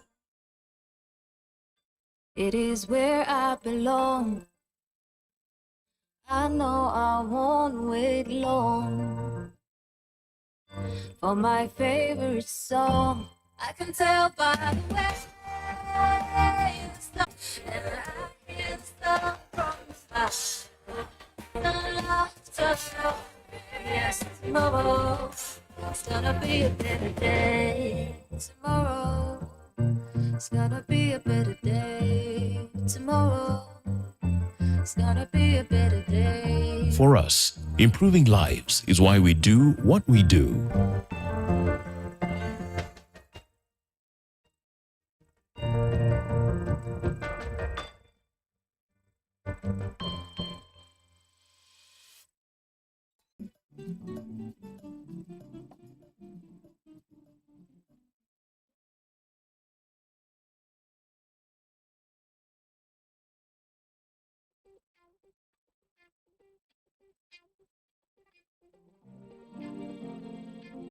At the delegation of the European Union here in Uganda. Good morning, everyone. I'm very happy to be here and represent the EU and in a way also the development partners. And thank you for the very interesting question. As you have mentioned, Uganda has been really a front runner in embracing power sector reform. It's seen by many countries in the region as a model with a fully vertically unbundled structure in generation, transmission, and distribution segments.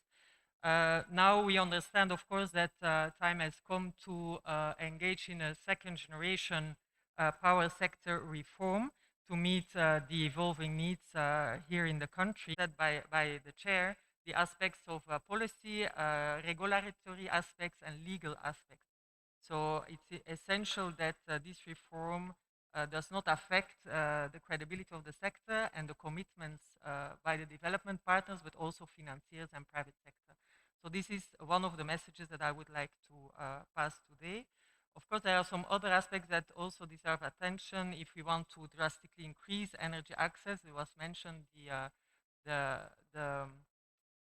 imbalance between supply and demand. So we feel that it's important that we have a kind of national electrification strategy and master plan to guide the efforts of all the stakeholders involved in the sector, government, development partners, financiers, private sector, public entities, and beneficiaries, so that we all work under a common umbrella and with the same objective.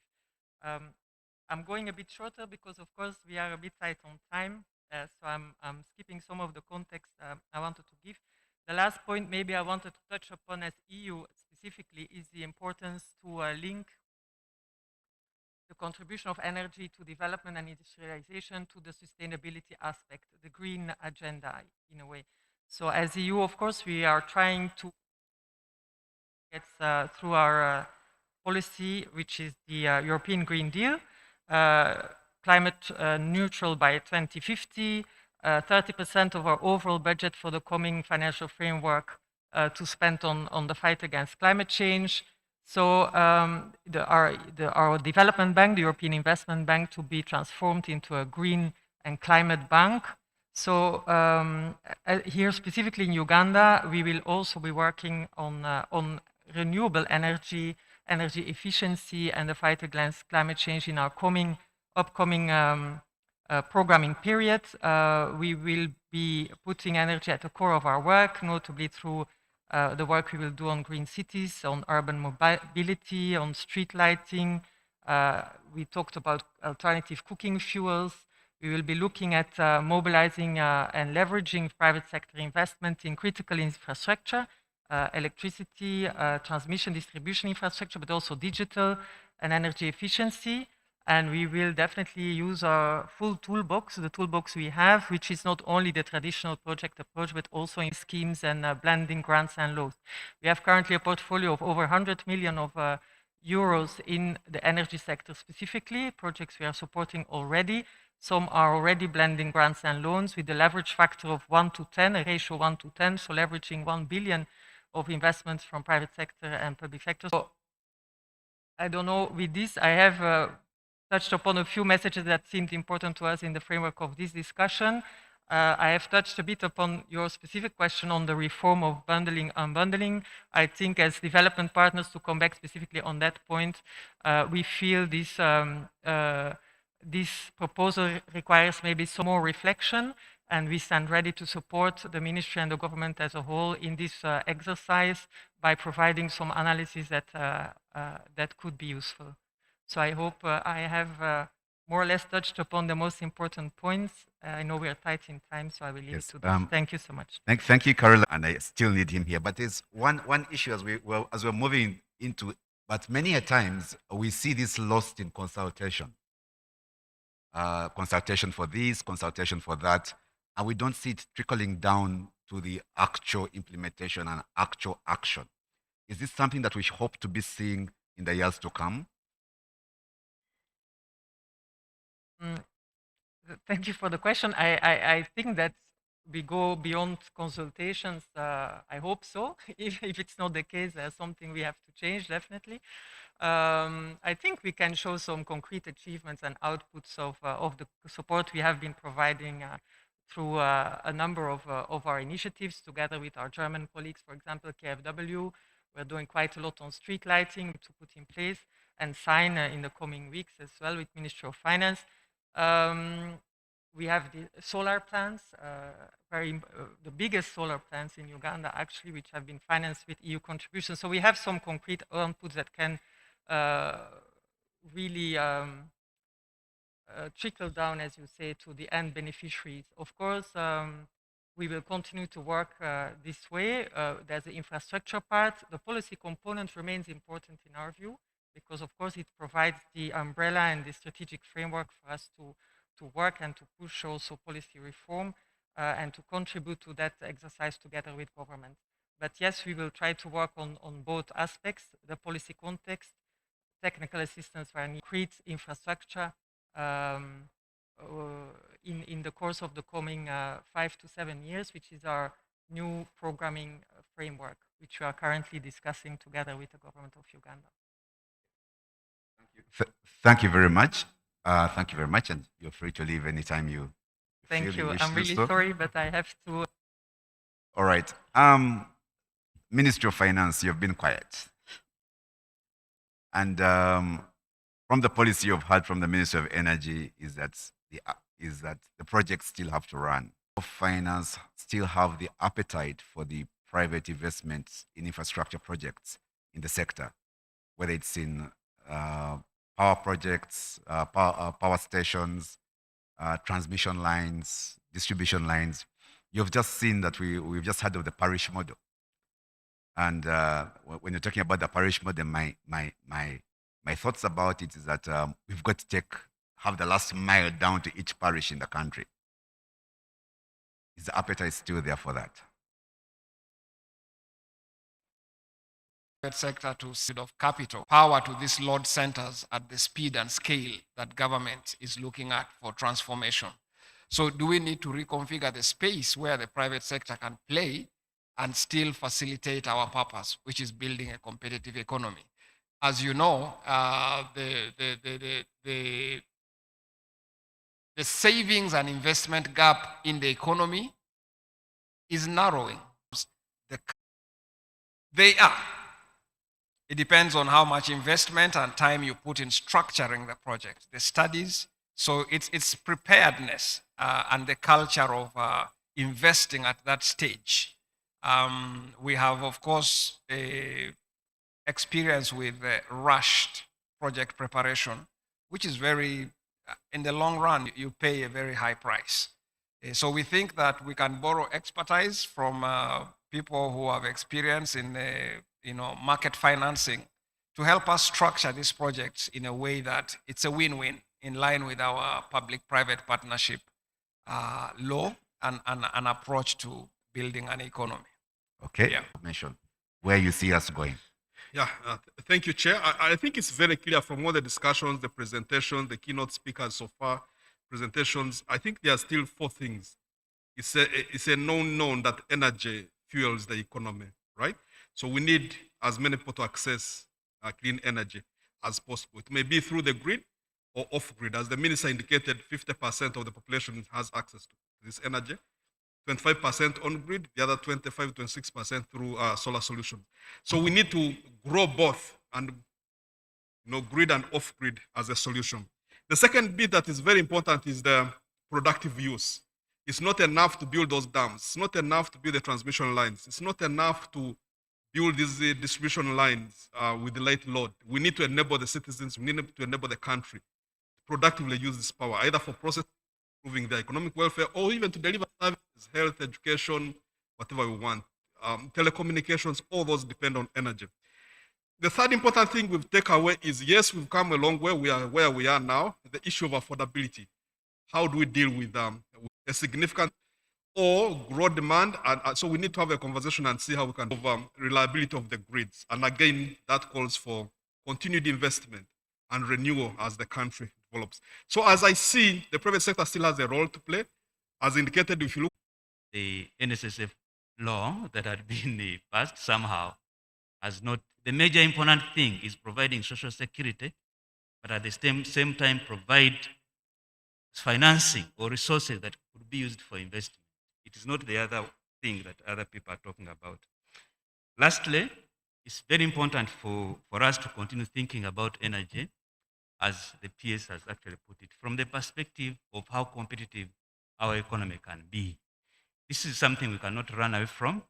It is something that is important, and the business community is always concerned if it is not able to compete with the rest of the producers across the world. Thank you. Thank you very much. Joseph, your last one. Thank you. It's not always that I get this number of concentrated players around the table. So I think from a Ministry of Finance side, one of the key issues is efficiency in public investment management. We think that we need principle of infrastructure corridors. As you know, upping the case for the business case for the public to invest really in the energy sector. So the whole idea of demand forecasting and planning, the energy sector can no longer afford to be a silo. You need to build bridges with, what the manufacturers are thinking, what agriculture is thinking, with a very close ear to industry, so that you have credible demand forecasting models. We are paying, of course, very dearly because of a weakness in that segment of our planning. And collectively, I think we can do better. Thank you. Okay. And last but not least, Moses. Thank you very much, Chair. Maybe I could begin by addressing that issue which finance has raised. Demand forecasting models, together with what KSFU had earlier raised, that if we are not careful, we can always go back to load shedding. My view is that the ministry is really looking at that very, very carefully, with a lot of with a lot of caution, and we also heard from the minister that we are looking at not only the traditional hydro, but we're also looking at geothermal, looking at wind. And if you have exhausted all those, then nuclear is also on the development path.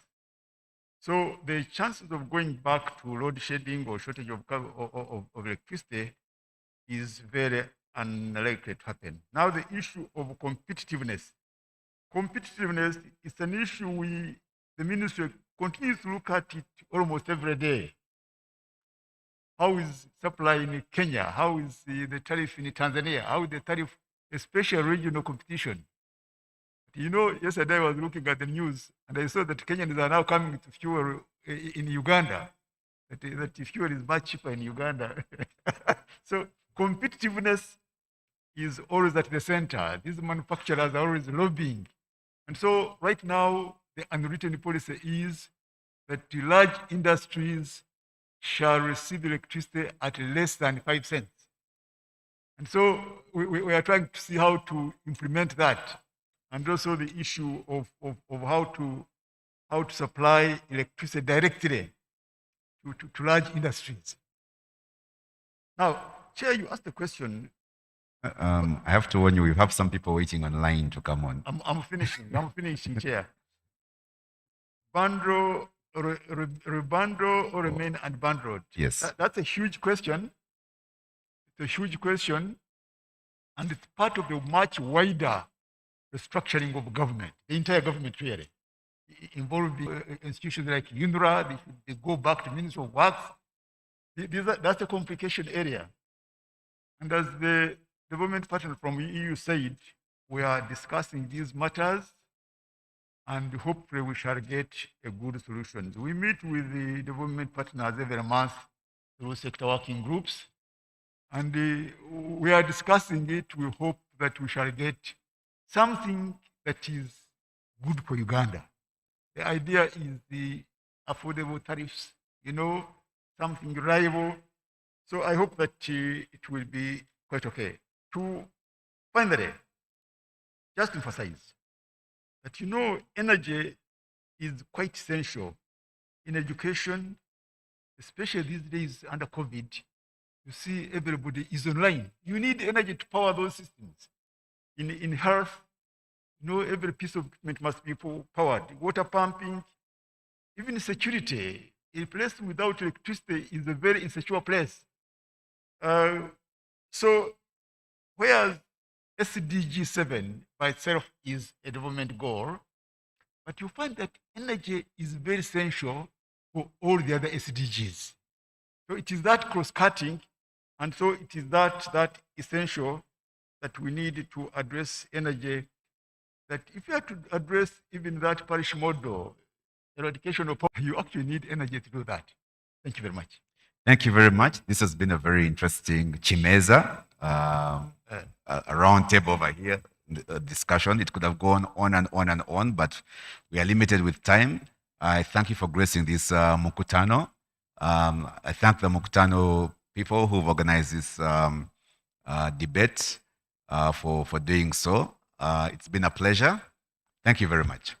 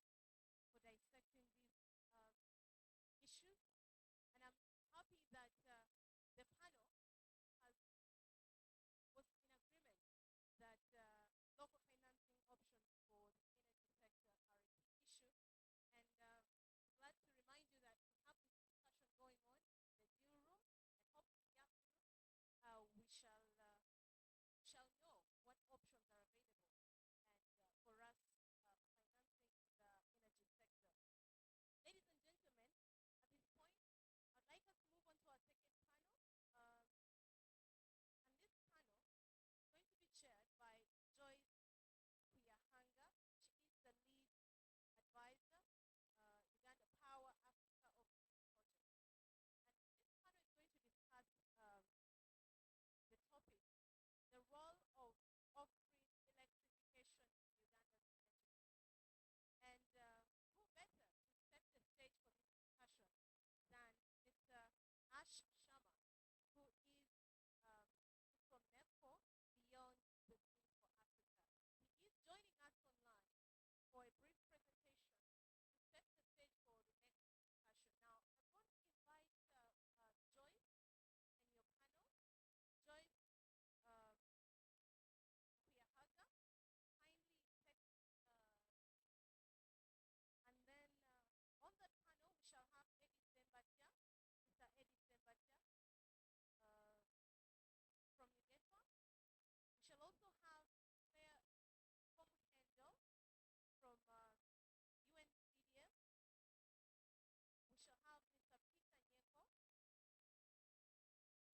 also have Dr. Geoffrey Okoboy, who is the acting executive director of the Electricity Regulatory Authority. I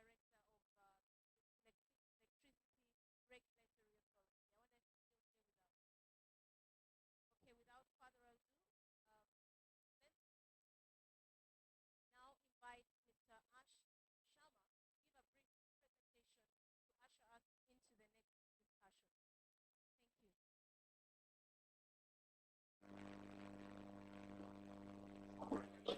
Okay, good afternoon, everyone. Can everyone hear me?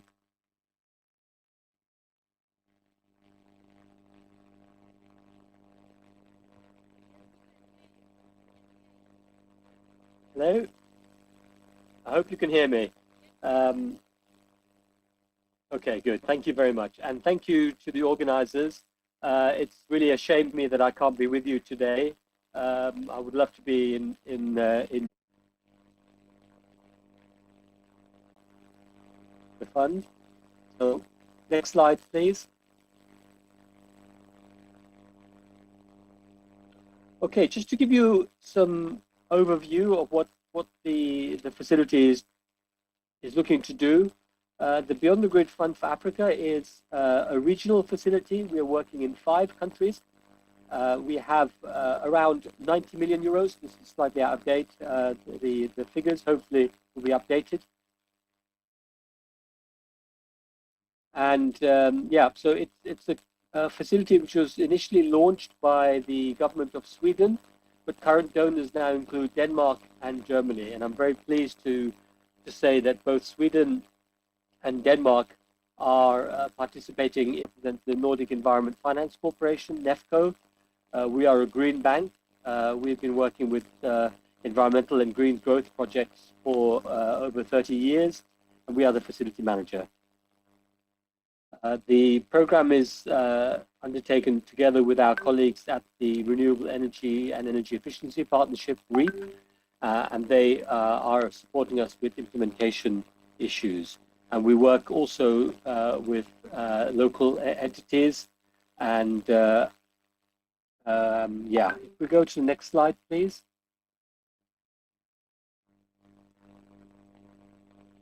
Okay, just to give you a flavor of what the BGFA hopes to achieve, we are really all about market creation. And Uganda is a very interesting market for this because we do have a number of off-grid actors here. And the market is developing rapidly. But what we want to do is to use public sector funding, in this case from Sweden and Denmark, to overcome some of the structural challenges in the market. We want to incentivize early stage startups and medium-term scale-up needs of energy service providers, and hopefully to create the conditions for long-term sustainability in financial terms, as well as environmental terms, of course, and commercial investment. And we are very much private sector driven. We're looking to support businesses, and we adopt a results-based financing approach.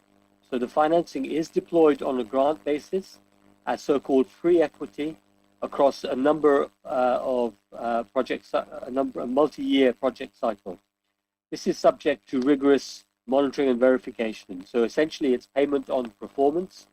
So when organizations, institutions, companies, when they achieve energy connections, they get paid in essence. So it's important to mention here that energy service providers are expected to generate and to demonstrate significant leverage.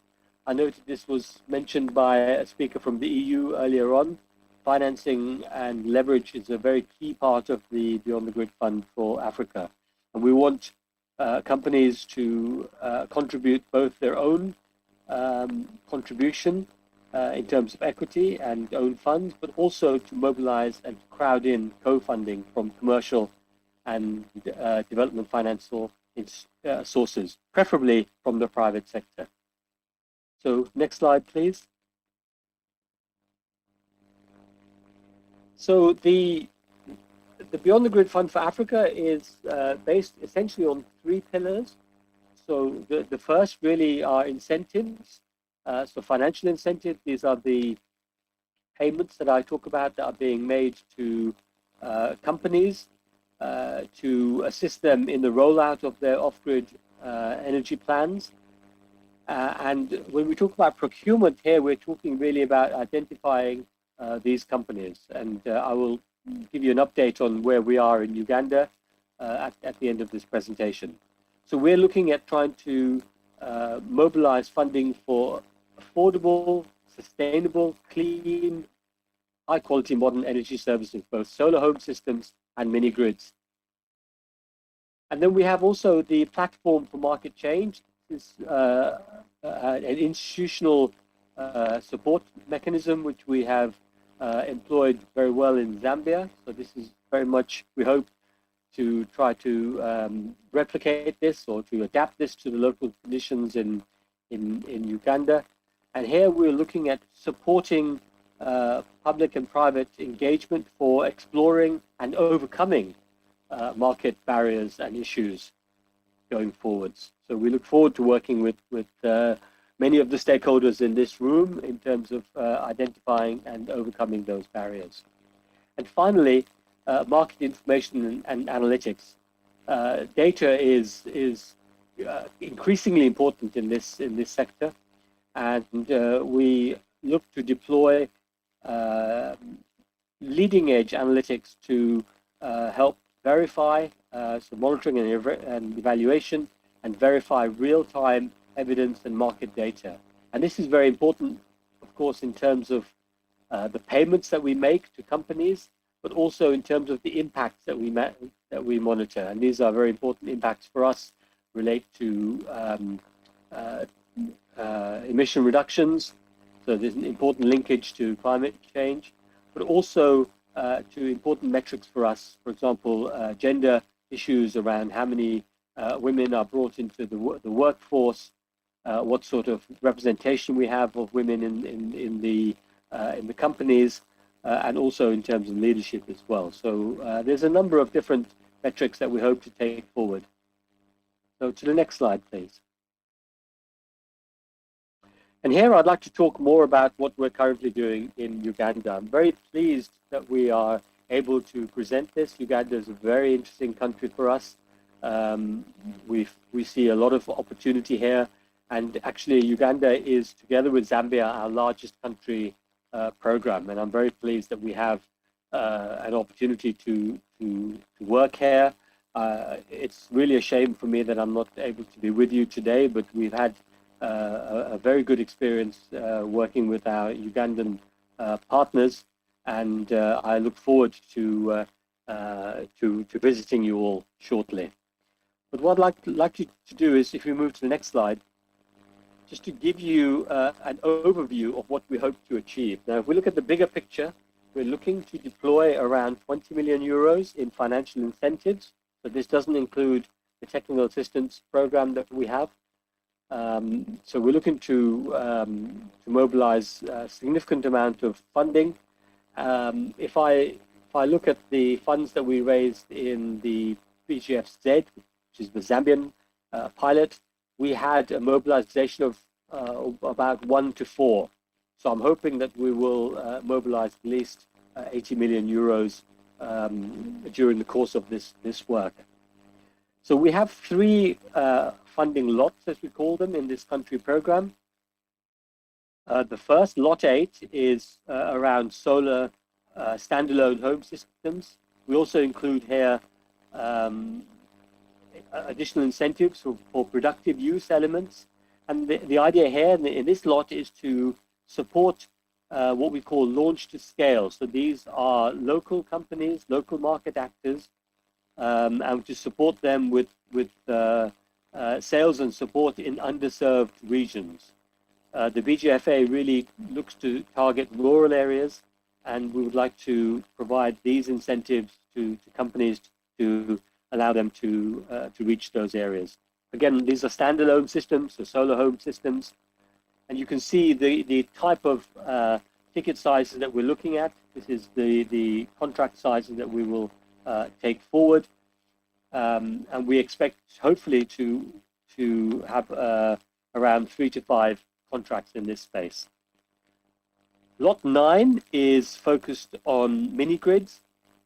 It's a similar size window, and we hope to work together with the renewable energy authorities here to operationalize rather geographic clusters, and we're in discussion with through our partners at REAP with Ugandan authorities to try and make this a reality. We have a very interesting program at the moment for interest in Mozambique, which is also focused on mini grids, and we have a mini grid window in Liberia and Zambia also. So we're looking forward to working with you on this as well. And finally, lot 10 is also standalone systems, solar home systems not indicated, but actually this is focused on direct to scale. So this is focused really on larger companies who can move in a sort of direct to scale manner. So we don't support them with other activities like technical assistance so much. We're really asking them to move directly to scale, whereas in lot 8 we're hopefully supporting companies with a number of technical assistance services. These are the distinguishing factors between the launch to scale and the direct to scale. And here we hope to achieve quite a lot of impact. And in terms of impact, I should also say that with the amount of funding that we're looking at here, we hope to bring energy access to around 3 million Ugandans. So that's really our sort of focus. If we move to the final slide, please. Okay, here we have the timeline. We've already been working in Uganda together with local partners to scope out the market. We've launched the pre-qualification stage. We have all the figures out there. We had a very large and strong interest in Uganda, which sort of underscores the attractiveness of the market. You know, we do believe that despite COVID, despite the sort of downturn globally, we do see a lot of interest from investors. So we're rather bullish on this. We have also now pre-qualified, and we're looking to launch the final application stage on this. This is happening right now. In fact, a number of companies have now been approached, and we look forward to receiving final applications from these companies hopefully in November of this year. So we are quite advanced on this. As I say, we've had a good response and we're very positive moving forward.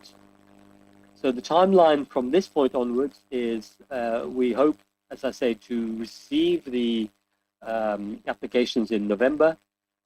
In the quarter 1 of next year, we will undertake due diligence and we will select a number of final applicants for funding, and we will look to make first disbursements to these companies in quarter 2 of 2022. I would also add that there are a number of other activities we hope to undertake. We will be providing, hopefully, institutional support. We will provide a range of technical assistance support, particularly to those launch-to-scale companies. We will also have programs to support the gender agenda, if you will, and that will provide support to companies to develop gender action plans and to implement those plans going forwards. We also, I'm very pleased and proud to say that we will have a specific sub-program on skills development, and we'll hopefully be able to talk to you more about that once that is developed, but we hope to launch that also in quarter 2 of next year. And this will be a program to support solar home system suppliers, but also mini grids in a range of technical and business development and sales skills, which are much needed in this sector. Of course, job creation is the goal here, and the companies that we will support will be charged with that. But we also hope to and understand the need for skills development, and we know that there are a number of initiatives, and I'm very pleased to see that Eddie is on this panel here. And I'm sure, Eddie, you'll speak more about this. And I know you're very passionate about developing skills in this sector, and we are also. So we look forward to working with all our Ugandan partners to take this forward. I'm very pleased to see that I'm followed by a very competent panel of practitioners who have a lot of experience in this area. And I think, Joyce, you're an excellent speaker, and I'm sure you will lead us through a very interesting debate. So thank you, one and all. Thank you also to the organizers for organizing this event. It's very timely, it's much appreciated, and we look forward to working with all of you. So thank you so much. Thank you, Ash. Ash is Senior Director at NEFCO and Beyond the Grid for Africa. Ash, your program is also very timely. We can all agree that in the last 20 years, the electricity sector has seen quite some transformation. First from the days of load shedding, when we had to schedule our ironing uniforms. I don't know who lived through that period in Uganda. You had to plan your ironing because you had power only 2 days a week, to a surplus of electricity. And the problem has now changed from too little to too much. And not just too much, but also what do you do with the inaccessible places? We all know Uganda is a highly rural country with dispersed settlements. So rural electrification is quite a challenge. That's why we have this panel today to discuss off-grid electrification. With me, I have a group of distinguished panelists from different entities. I'll let them each introduce themselves briefly, 1 minute each. Thank you. Please proceed. From my left, Mr. Peter Nyako. Greetings. Thank you very much. Peter Nyako from Mandulis Energy. I'm a director at Mandulis Energy. We're developing both grid-connected and off-grid power generation projects. We've got a couple of mini-grids up in northern Uganda, in Noye district, biomass for one, and biomass and solar and hybrid for the other, developing a few others in biogas as well, and also doing a 20 megawatt power plant being developed in Gulu. Thank you. Yeah, thank you very much. Greetings. My name is Dr. Brian Isavire. I'm the Commissioner for the Department of Renewable Energy at the Ministry of Energy and Mineral Development, Uganda. I'm glad to be here and to be part of this great panel and, of course, audience discussing matters that touch on areas of interest to the ministry and particularly the renewable energy sector. Thank you. Geoffrey Okoboy. I work as a director, economic regulation at the Electricity Regulatory Authority. I'm representing my Chief Executive Officer, Engineer Ziria Kibalwa Wako, where I was said I was the acting CEO. Thank you.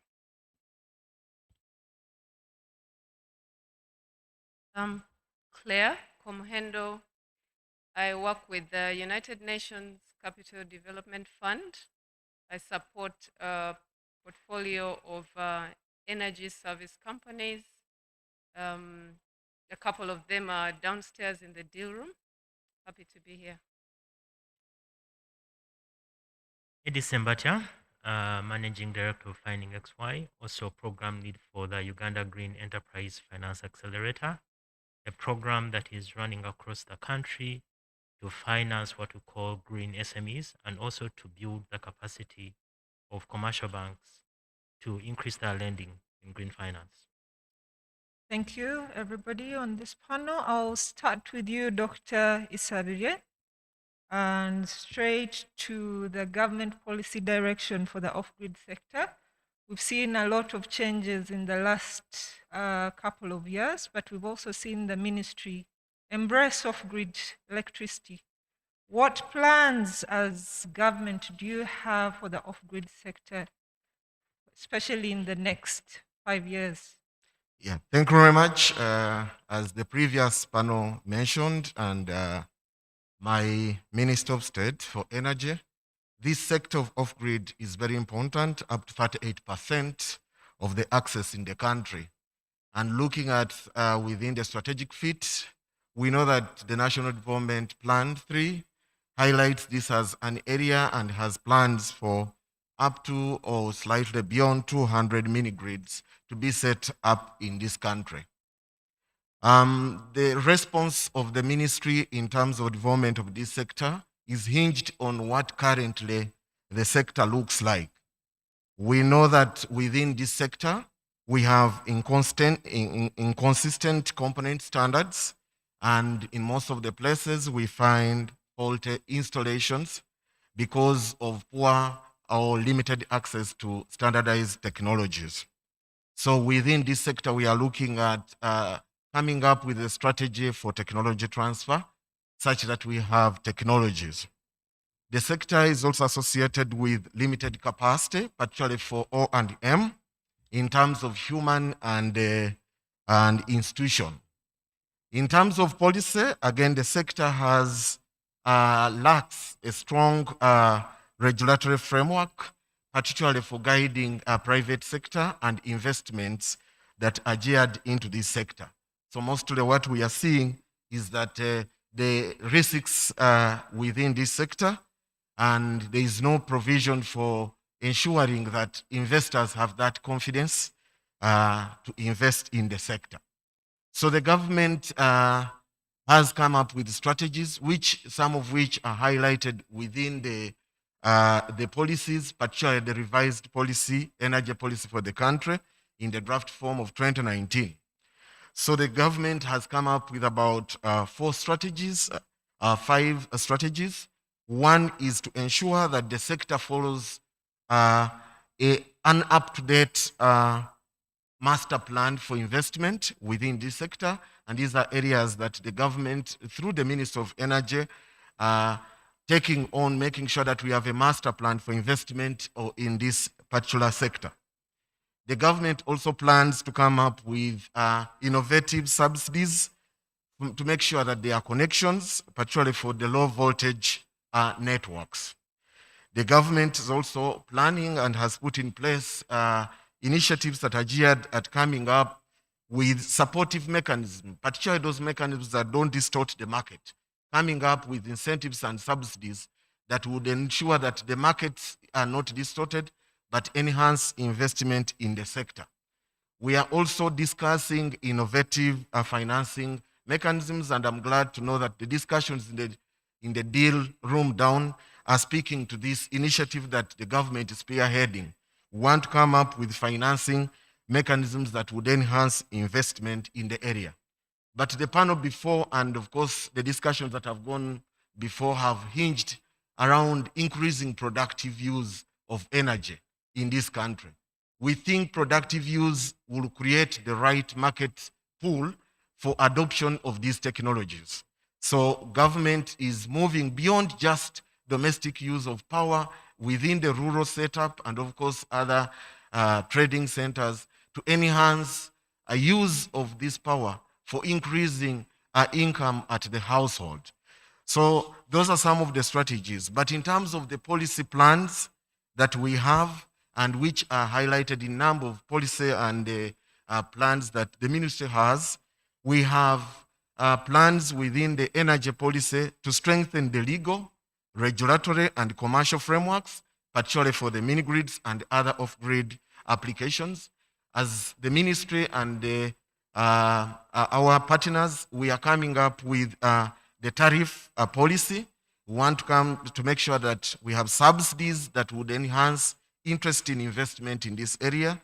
We also want to come up with technical specifications, quality of service specifications, and to make sure that consumer protection is at the forefront. So at the policy level, those are plans that are within our strategies going forward. But you know, one of the challenges is the challenge of attracting good investors to this sector. Because when you have one mini grid, then you will not be able to attract competent investors in this area. So the government plans to come up with approaches for bundling mini grid tenders to increase the economies of scale and make sure that we optimize the tariffs, which is one of the biggest challenges in accessing this power. As I already suggested or alluded to, financing mechanisms are being discussed, and we think that there should be options for us to have financing that allows consumers and developers to access affordable finances for them to invest in the sector. The tariff setting has been a challenge, and this is one of the things that is affecting the adoption of these technologies and innovations. So the ministry and partners are developing tariff setting methods for the mini grids to ensure that there is access through this facility, which also gives income or return to the investors. One of the presenters in the last panel mentioned data. We want to make sure that there is data, because for the investors to access affordable loans, you need to have market information. So we are looking at promoting or putting in place initiatives that would provide market data and ensure that there are feasibility studies that would encourage investment in the sector. And lastly, I have already mentioned, I just want to emphasize that incentives regime, building capacity, and making sure that there is efficiency in the sector are some of the plans that the ministry and the government of Uganda are pursuing. I thank you. Thank you, Dr. Isabire, for that very comprehensive response, which sets the stage for our next question to the Acting Director, ERA, Mr. Geoffrey. Mr. Isabire here just talked of the legal regulatory framework for the sector, and especially the tariff policy. There has been a general feeling in the off-grid sector that ERA is somewhat not adjusting to off-grid. And this is something we keep, when we interact with off-grid companies, especially mini-grids, they feel like you regulate mini-grids the way you would regulate UMEME, the way you regulate ESCOM, which are totally different companies. What do you have to say about that, and what are you doing about it? Thank you very much, moderator. First of all, I would like to thank my colleague from the ministry. He has touched on a number of issues that now for me, I can now give actual facts. One is that as a regulator, the authority balances the interests of three major players: the government, the consumer, and the developers. Now, these three have different and diverging interests. The consumer wants a low tariff. The developer wants high profits or high returns. The government wants to balance socio-economic development in the area. Now, for you to be able to do that, you need to look critically at what needs to be done to bring into harmony these three diverging patterns. So to do that, we have to consider the two important things that we regulate. First is the price. Second is the technical aspects. There is the third issue of safety. So once you have all this, then you need to look at what do you need to do to promote this emerging and important area. So what have we done? What you said that there seems to be this tension. One is that we have a regulation of 2020 that is called the Electricity Isolated Grid Systems Regulation 2020. Now, this is a regulation which is light-handed.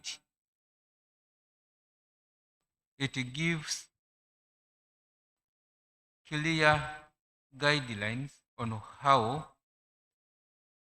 developers can come into this industry. We have gone ahead, we have even established now what we call a subsidy framework that he talked about. For me, I give facts. We have now a subsidy framework. We have been looking at our country and our consumers. Remember, poverty in the country still is high. In northern Uganda, the poverty rate is still at 25%. What does that mean? By the poverty line, it means that a person can spend up to 3,500 shillings per day. So how many people can spend that per day? Found that from the government statistics, you see that you have up to 25% of the population cannot spend 3,500. Now we have the mini-grid developers asking for a tariff of 70 cents. That is US cents. That is equivalent to 6,500. Now, if you cannot be able to spend 3,500 per day, can you be able to purchase power at 6,500? So you need to strike that balance. So we looked at it, and given the circumstances, we had a quasi framework, which we said, let the maximum ceiling be at 30%, at 30 cents. Then we can attract those who can now get the development support within that range. And indeed, we have many. Mondolis is one of them here, he's talking about. But we now have a list of over 9, almost 10 mini-grids. He talked about bundling them. We have bundled mini-grids, which we have licensed in northern Uganda. They are 25 mini-grids bundled for one company. We have 15 mini-grids in southwestern Uganda bundled together. Now, some of these developers, with all the support from development partners, they are asking for 52 cents as the maximum ceiling they can take in order for them to develop these mini-grids. Even that is not in the capacity of many. In southwestern Uganda, poverty is still at 24%, 20 to 24%, meaning that those people cannot even afford. You can bring them power, but all they can do is just look at it and not use it. So that's why we come up with frameworks to support government policy, to support consumer, and also support the development pattern. There are also other frameworks. As we do a framework for subsidy, we are also looking at making sure that the poor can also get something. So at 250 shillings per unit, that is what we call a lifeline tariff. And all of you here, by the way, benefit from a lifeline tariff. Of the first 15 units, you take them at 250 shillings. So these are the frameworks that we do to ensure that the tariffs are made affordable. I can leave it at that. Thank you. But Thank you, the Geoffrey. key point is what the regulator has done to ensure light-handed regulation, affordable tariffs for these kind of off-grid systems. Thank you. Thank you, Geoffrey. And I'll now pass the baton to Peter, because you pointed at him. Peter, the stage is set for you. He says the government has a framework in place. You need to find that demand. You need to stimulate that demand and create opportunities that make people use your electricity so that you can charge less and not instead oppress the end user. What are you doing? What are some of the initiatives you're you have put in place to stimulate this demand and keep your tariff as low as possible? Awesome. Thank you very much, sir. Thank you, sir. Yeah, so we are grateful to be a Ugandan company that's developing mini grids in Uganda. And we're also grateful to be in a place where we actually care first and foremost about socioeconomic development. And as a result of that, we have to make sure when we go to ERA, we ask for a tariff that is way below their target of 30 cents. So we actually go below that by a significant amount. And then thirdly, we then look for the right investors whose profit expectations match with our socioeconomic development focus. So that's kind of what we're all about. And it does work. We've been successful, and we're glad to still be around and to be growing. What makes it interesting from our point of view is, if I'm living here in Kampala, which I do, and if I'm paying, the UMEME rate, and if I'm earning above R1 million a month, someone who's earning 10 times less should not be forced to pay 3 times more for their electricity. So from a fairness point of view, that drives us, but also from an economic point of view, if we think of the rural areas where production goes, in Uganda's national anthem, we sing about by sun on fertile soil grown. So agriculture is so important. But if someone is in the rural area and they have to do pre-processing of their maize before they sell it on to a big player, they've got to process immediately after harvest to help reduce impurities going up. And if they do their processing on the grid, process on the grid pay sometimes so little. But the same process from the rural area has to pay 70 cents, 50 cents, even 30 cents. It's so much higher than the 13 cents that has to be paid in the city. So what we're really inspired to do is to say, great, what do we need to do to improve our technology and improve our investor mix to make sure even at an off-grid level, we could relate with the MEMD and ERA and figure out a way to bring our tariff for rural households the same as the tariff for urban households, and bring the tariff for rural industry to be the same as the tariff for urban industry. If we can do that, then I'm sure we can help realize what His Excellency the President talks about all the time when he talks about industrialization and bringing the tariffs down. Because if you bring down the cost of processing for a farmer, wherever they may be, all the way in Isinjero, they can make sure they process their crop to a level where Coca-Cola can actually buy it.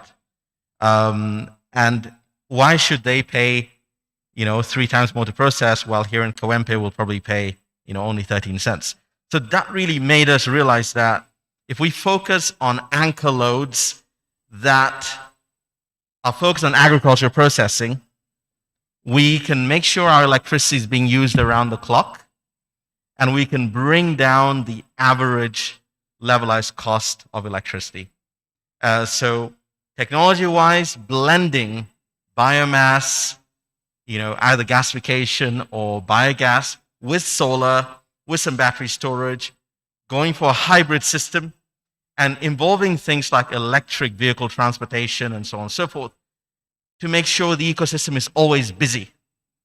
Then, while only looking at household connections would have meant 6 hours a day of production, now we can have production 24 hours a day, usage 24 hours a day, and we can keep going lower and lower and lower. Secondly, having bigger mini grids, which are close to the 500 kilowatts, which our government has allowed us to go up to for selling to others.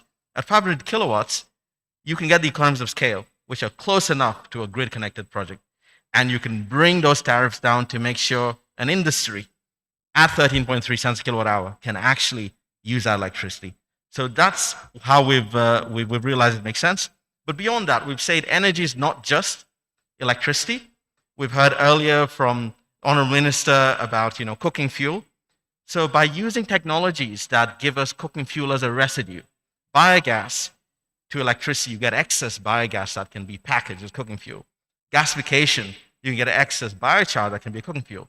Those help us have our own inbuilt subsidy mechanism within the project, but also help the community reduce the cost of cooking fuel and access to it. So it's been quite exciting from that point of view. The only downside is, since we're a small Ugandan company, we don't usually qualify when people look at big investors, but we are growing, and I think we'll get there. So thank you very much. Thank you, Peter. And now over to Eddie from UGEFA. Eddie, Peter mentions that Ugandan companies have to carefully match their investment. They have to look for the right investor, the right bank, before they go out to invest, because it's highly likely they won't meet the targets for ERA and Ministry of Energy. How is your program overcoming that, especially the complaint that there's not enough cheap financing or patient capital in the sector to keep companies afloat? Thank you so much, Joyce, and thank you for everyone, ERA and the ministry, for the comments you provided, and thank you to Ash from BAGFA also laying the ground for the issue of financing in the energy space. The Uganda Green Enterprise Finance Accelerator is a facility that is providing discounted loans to what we call green SMEs. One of the sectors that we are looking at is of course renewable energy. The notion to pursue more distributed renewable energy is quite very relevant. Uganda's electricity consumption, 70% goes to the manufacturers and the industry, and less for the households, which consists less than 20%. So that only highlights the importance of supporting MSMEs in how they can put across more projects to supply energy. What needs to be done is to find more concessional ways, like has been mentioned by the ministry, to finance such enterprises. Of course, if you ask any enterprise what is their biggest need, they will tell you it's finance. But of course, our research and like the BAGFA reports will also show is that there is a skills gap from among these SMEs. So these two go hand in hand. They need to develop their skills. Most of the Ugandan companies are well acquainted with doing the smaller home systems, supplying some of these appliances. But when it comes to the bigger projects, there is a very huge skills gap on how to design and implement some of these, for example, captive PV projects. And that is where most of the manufacturers are, that is where most of the industries are, and that is where we need now to go, even when you talk about energy for productive use. So in UGEFA, what we are doing is that we are blending technical assistance, training the companies first, mainly on issues to do with financial management, investment, and how they are managing their operations before we introduce them to partner banks. In 2020, we did a scoping exercise with different commercial banks, and that is why we leveraged this program to work mainly through banks. And we discovered a number of things that are preventing energy companies from accessing loans from the commercial banks. And one of those was the issue of high cost of lending, issue of collateral, the issue of commercial banks not understanding renewable energy businesses. So what we decided to do was to design this facility, use the grant with financing from the EU to discount loans that can come from the commercial banks. And this is going quite well because there was a negative perception around these companies accepting loans from commercial banks. But it has been quite the positive side, where we have received many expressions of interest and applications for companies that are interested in this. So businesses are not afraid of receiving more commercial finance. So the notion of blending development finance with commercial finance is key for us. How can we keep the SMEs and develop their capacity to work from within the ecosystem, the existing financing ecosystem, and enable them to be more competitive? That is why it's important for us to blend these two, access to finance and the need for capacity development. Of course, there are different financing models that have to be considered. The issue of equity investment. But even when you're going to make equity investments or you want to do it through capital markets, you have to see to it that these companies that we are targeting, especially the domestic companies, because they have to compete with the international companies, that they have to improve on their ability to raise this financing, their governance levels, how are they governed, how are they operating, is it a one-man show or is it a well-structured business that can inspire investor confidence? So these are some of the aspects that we are looking at and we think that are very important for local companies to access finance.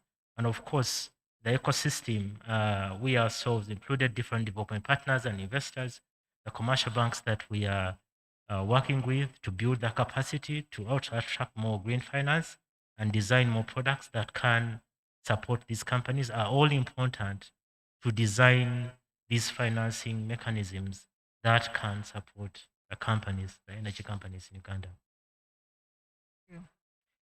Thank you, Eddie. Very comprehensive responses there. And to now take me to Claire, who has done some similar work with UNCDF. Claire, it almost seems to me that UGEFA is following hot on the heels of UNCDF. A couple of years back, UNCDF was a champion of the off-grid sector, doing a lot of work in capacity building for off-grid solar companies, especially local ones. How did that go, and what lessons did you learn from that program that could maybe inform where we are today? Thank you. UNCDF, just like you mentioned, does similar work a little bit to what Eddie's just spoken about. One of the biggest for the existence of the Development Fund is to unlock public and private financing.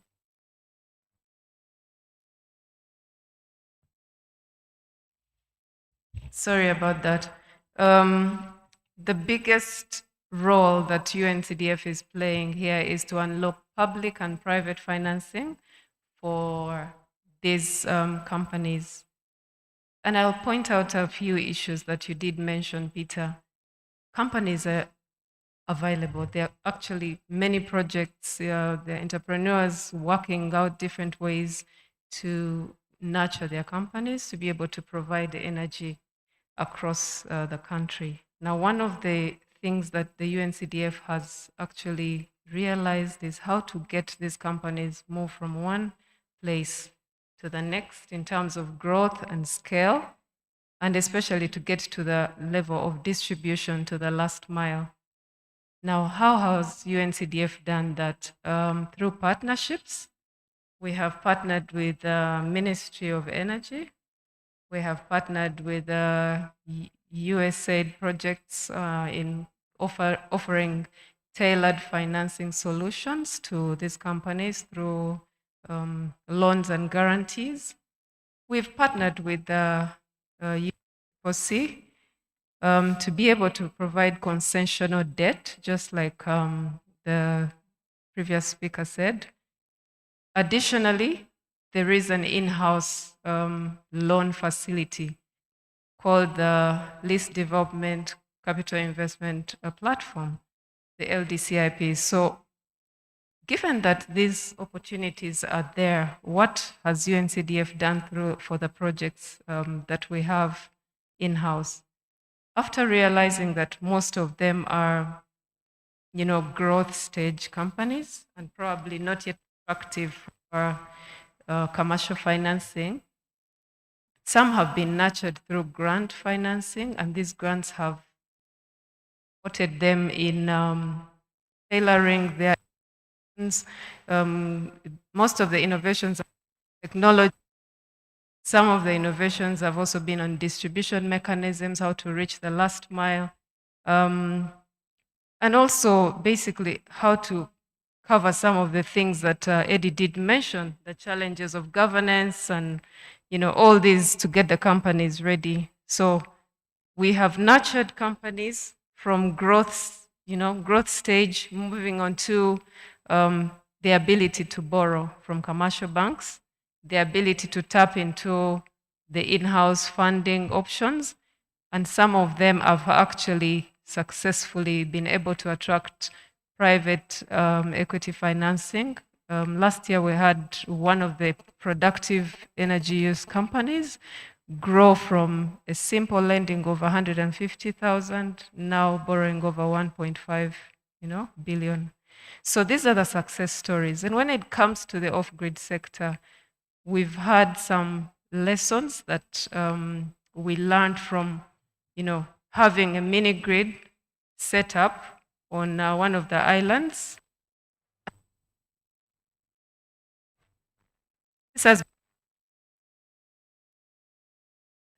This has been quite a learning process to show that some of the growing companies have the ability to structure, to actually borrow, also support the community. Because if I give an example of that was set up at the island, 3 things happened. In the end, there were companies that, thank you, of mask. I don't know whether it's causing the problems. The success story for the mini grid setup is this company started small, and just like Eddie explained, companies are not yet investment ready in terms of getting into the commercial bank and coming out with a loan. Some investment funds are looking for, companies that are already profitable. But how has UNCDF supported, or how did UNCDF support this particular case?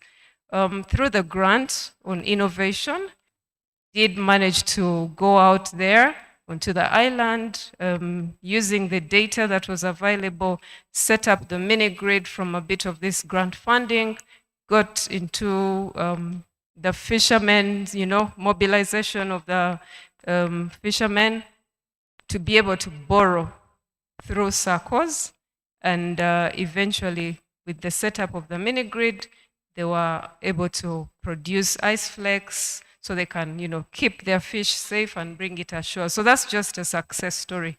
So lessons learned through these interventions is that we need partnerships.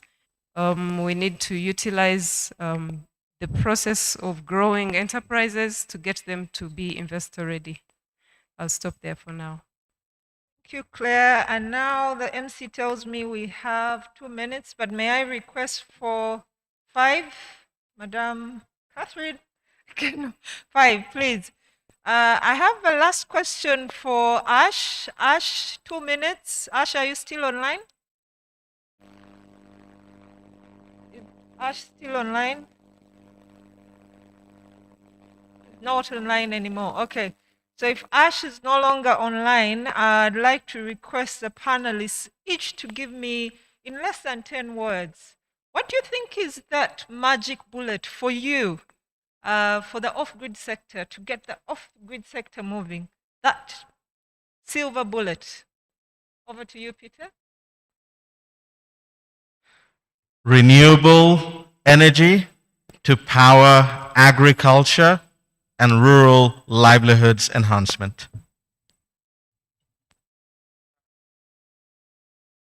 We must have the right technologies. We must build the right capacities, make sure that we have an enabling policy, institution, and market setup, and make sure that we have the right data, information, and knowledge for investment and for advocacy. Thank you, very many of them. Mondulis is here. What we are waiting for him is to really power and bring the energy onto the market. We expect him in 2022. So he should do his work. We have done our work. We have already reduced the regulatory hurdles. They are so easy. You can come in and invest in this country in the area of renewable energy. So long as we have clarity that a given area can still support the renewable energy using a mini grid framework. Thank you, Thank Geoffrey. you. Okay. My main will be harness the right and meaningful partnerships to be able to tailor innovative financing solutions for energy service companies. Yeah, Eddie?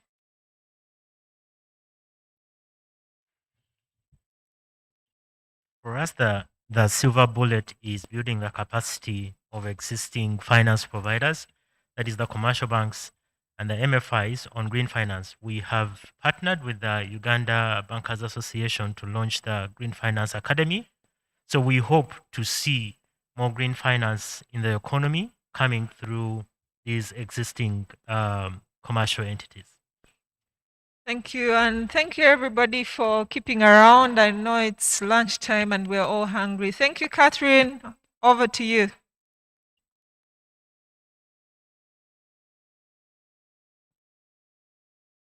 Thank you very much, Joy. But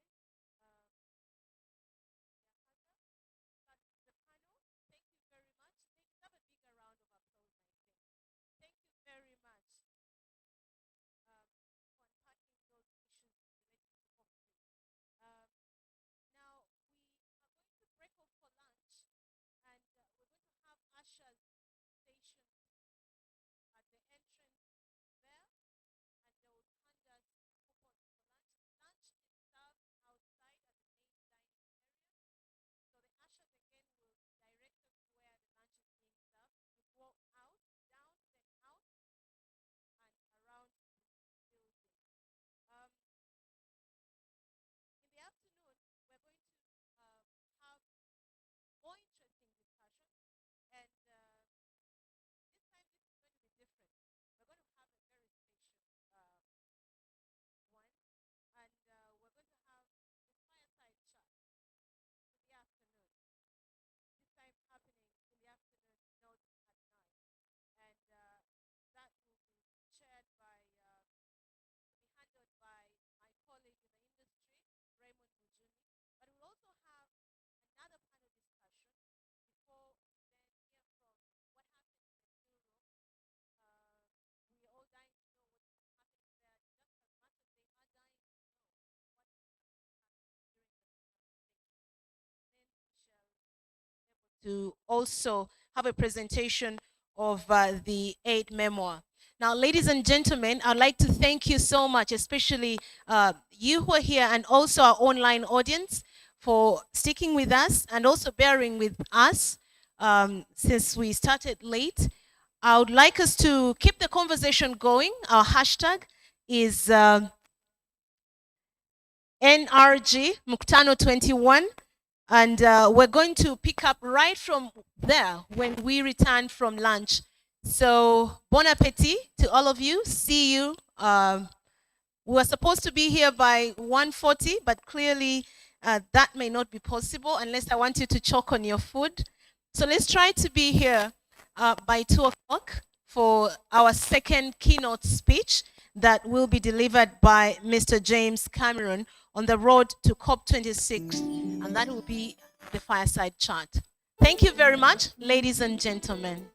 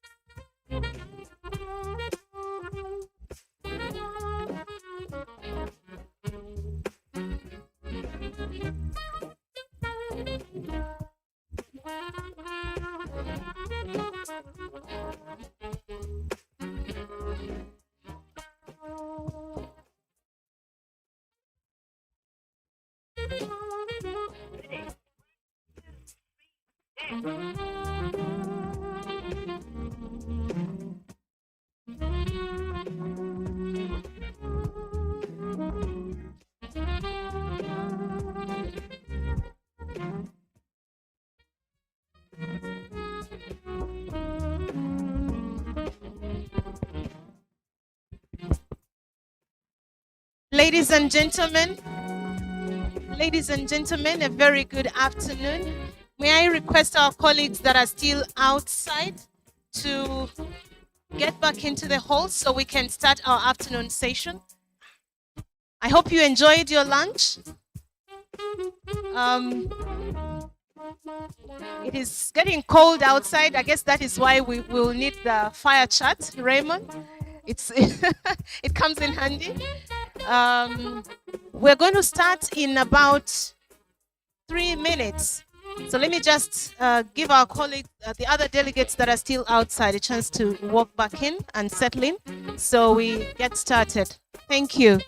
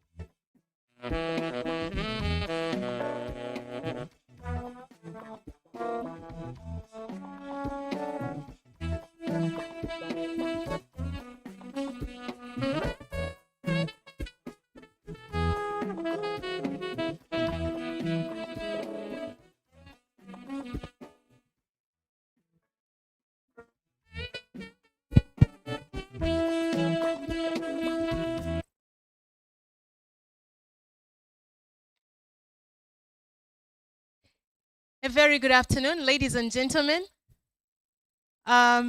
Welcome to the afternoon session of the Energy Mukutano 2021. If you're just joining us, you're welcome, very warmly welcome. To our online audience, good afternoon. Maybe I could just say, I hope you're well, because it could be morning where you are in the various parts of the world. But all the same, you're very, very warmly welcome to this afternoon session of the Energy Mukutano 2021. Now, the conversation can go on. Our hashtag is NRG Mukutano 21. Now, to get us started this afternoon is a very interesting conversation. We're going to hear from our second keynote speaker. Right from the start of this meeting in the morning, I told you that this is unique. I've attended many conferences, but many times there's just one keynote speaker. But here we are at the Energy Mukutano 2021. We have two great speakers speaking to us, giving the keynote addresses, and we are ready to receive a message from our second keynote speaker, who is Mr. James Cameron, on the road to COP26, Glasgow, with focus on implications for sustainable energy in emerging markets. And this is, again, a different kind of conversation. It's going to be steered by Mr. Raymond Mujuni, my colleague, and right about now, I would like to hand over to Raymond, who will introduce our keynote speaker and then take us through the fire chart. It's all yours, Raymond.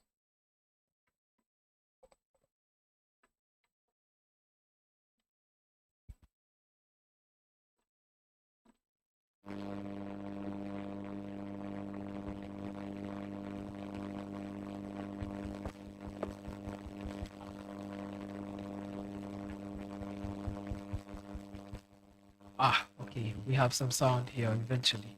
Thank you so much, Catherine Againo, and welcome back, everyone.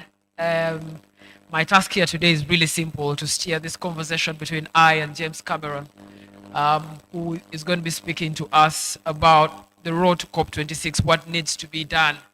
Very briefly put, the biggest problem facing the world today is climate change, and it affects all of us in some drastic way.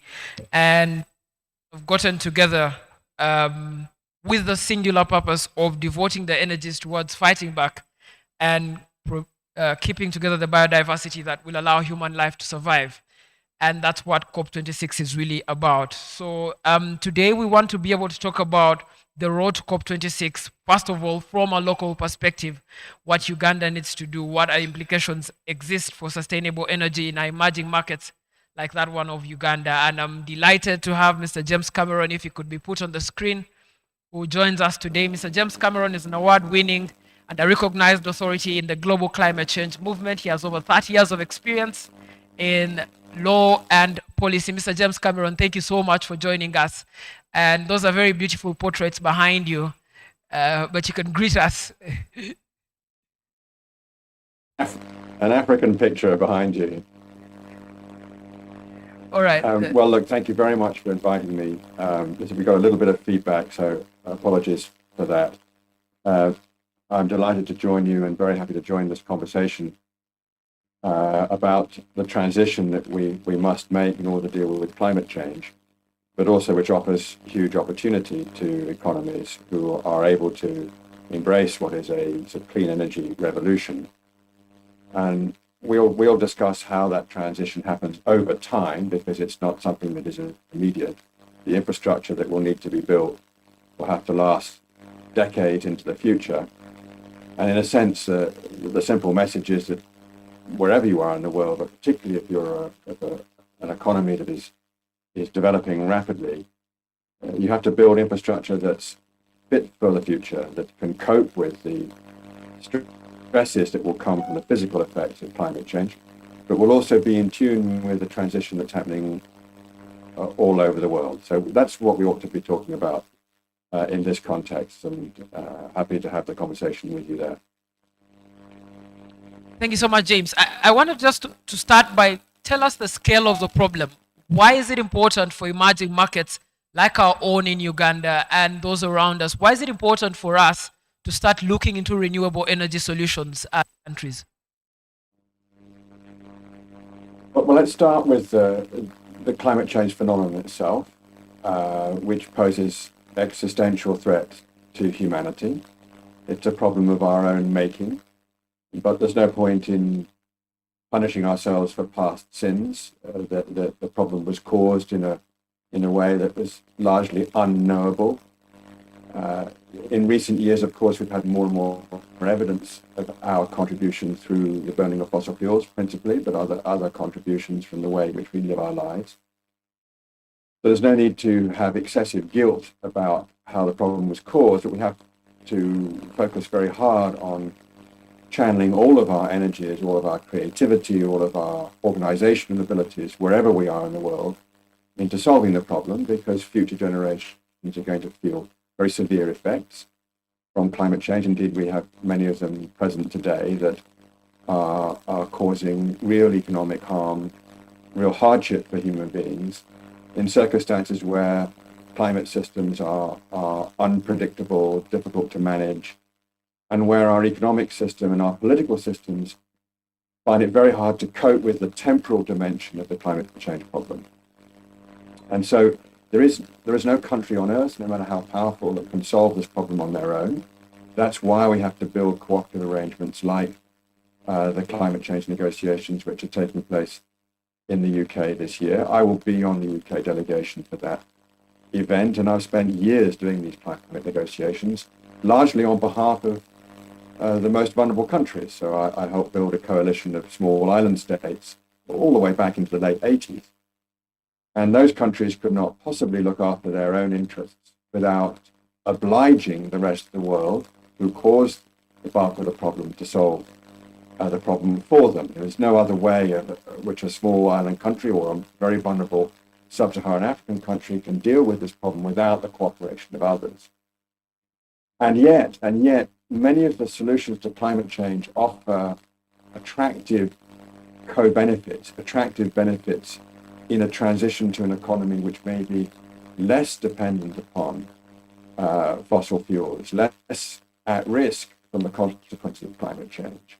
And so into that positive space, we have to deploy capital, ingenuity, technology, use the constraint on our emissions to creatively respond in a way which is attractive and can provide benefits to future generations, so that life gets better having solved the problem. We don't punish ourselves for past sins, and we give ourselves time, because a country like Uganda or Tanzania or Mozambique is in a very different situation to other countries that have had the benefit of fossil fuels in the past, and Norway or the UK or Canada, a very different position. And that needs to be understood. The transition needs to be understood in its right political and economic context. And that's something we should discuss, here in your event. James, one of the climate change, the problems that are driving the climate change problem, uniquely for countries like ourselves that are emerging markets, also present themselves as economic miracles. For example, in Uganda, we've just discovered fossil fuels. We're just starting our journey. And that means we can't abandon a journey that gives us an economic miracle. So what's the balance to be struck between this fossil fuel economic miracle that presents itself for Uganda and renewable energy where we need to be going? There is a huge, what I would call a natural hedge between high carbon and low carbon. All fossil fuel producers are faced with the same dilemma. It depends on where they've got to in the development of the industry. But be in no doubt that the transformation in clean energy is already underway. It's operating like all technology innovation with the power of the exponential behind it. And the transition to a clean energy economy will happen faster than most people believe. And it will happen at not just no economic cost, but significant economic gain. So you can expect in the next 10, 20, 30 years, a global transition to a clean energy economy with far, far less dependence on fossil fuels. And that will happen rapidly and in a non-linear way. So that technology innovation works that way. It feeds upon itself. The learning curves accelerate further innovation. And technologies converge. So renewable energy will converge with battery storage, which will converge with electric vehicles, which will converge to digital demand-side management. All of these point to the electrification of the economy and the generation, storage, and distribution of clean energy, not fossil energy. And if you add to that the phase-out of internal combustion engines in the manufacturing of motor vehicles of all types, and the transition to cleaner shipping transportation, possibly switching from the current fossil fuels to hydrogen or ammonia, which is highly likely in that time period, anybody who is producing fossil fuels today has to face that reality. So the definition of an economic miracle is one that confronts that reality. Having said that, fossil fuels are a remarkable substance. So much of what is around us at the moment, in the room there, is based upon hydrocarbons. So much of the materials around it. Fossil fuels have tremendous potential to provide economic value to a society.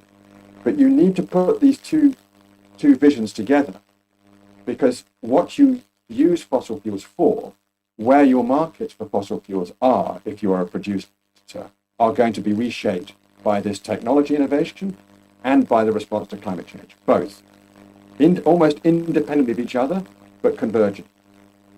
And that technology innovation, that learning curve, that exponential, that's not going to stop. That will just keep going. So think about the time you've got. The development of the infrastructure for fossil fuels needs to fit the development of, say, electric vehicle usage, so that you don't build the infrastructure that gets in the way of the future, that locks into technologies that are going to be superseded by others. You use fossil fuels wisely in order to fit with a clean energy future. Think about what you can do with gas to hydrogen or ammonia. Think what you can do to support storage of electrical energy with fossil fuels. Think of the use of fossil fuels for essential products in society that are not easily displaced by non-fossil fuel alternatives. And of course, think about where your markets are, because the market size and shape will dramatically shift in the lifetime of the investments. Bear in mind that most infrastructure investments, including for fossil fuels, are 20 to 50 year horizons. And in that time, if we have not dramatically reduced greenhouse gas emissions, your fossil fuel industry will just be a burden on society. It will be all cost and no gain, because we won't have solved the climate change problem. And you won't want to be a continuing contributor to that problem, because you'll feel the consequences in how life is in East Africa. Very important point there on the burden that the fossil fuel investments could bring to emerging markets and developing countries like our own. But investment in renewable energy is equally costly and expensive, and many countries, including Uganda, have expressed just how costly it is. So how do we structure financing in the renewable energy space to make it affordable for emerging markets and developing countries to take part in it?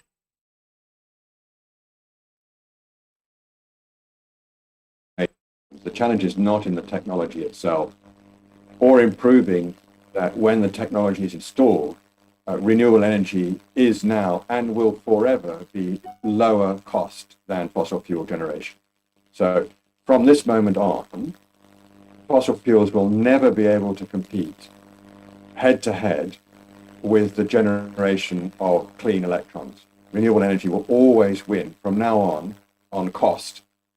But installing renewable energy infrastructure in a country like Uganda faces much higher capital costs than would be the case in the UK. And the main cost associated with renewables is the capital cost at the beginning. After that, operational costs are low, very low. And because there's no commodity supply chain, there's nothing between you and the wind or the sun, or that will always be the case. So, for example, in any power market where renewables are present, they almost certainly will dispatch first in a competitive market because they will be the cheapest delivery. But capital costs are significant, and there are already existing assets that have continuing life. So you have to find the capital at the right price to build the infrastructure in order to get the benefit of the lower cost. And countries like Uganda and others in the region pay a very high price for capital. So when I talk to institutional investors here in Europe, and particularly those who are very interested in deploying into renewables, I challenge them to deploy in emerging markets, because the whole of their portfolio, if you're a big institutional investor in Scandinavia and you've got vast amounts of money to deploy, your whole portfolio is vulnerable to climate risk. So you have an incentive to deploy where the solutions lie. And they lie in the rapidly emerging economies of the world, all over the world, but particularly perhaps in Southeast Asia, where the scale is substantial. Okay, if you don't learn how to deploy that money, you're basically not providing sufficient protection to your beneficiaries over 10, 20, 30 years, because they're going to face climate change. So you've got to learn how to get over that capital cost. And probably, and so far we've not done that. So you still face high capital costs, sometimes, I believe, mispriced policy risk. People overemphasize the risk of deploying in a country like Uganda. I think a better appreciation of risk would lower the capital cost. I think better intermediaries would lower the price of capital.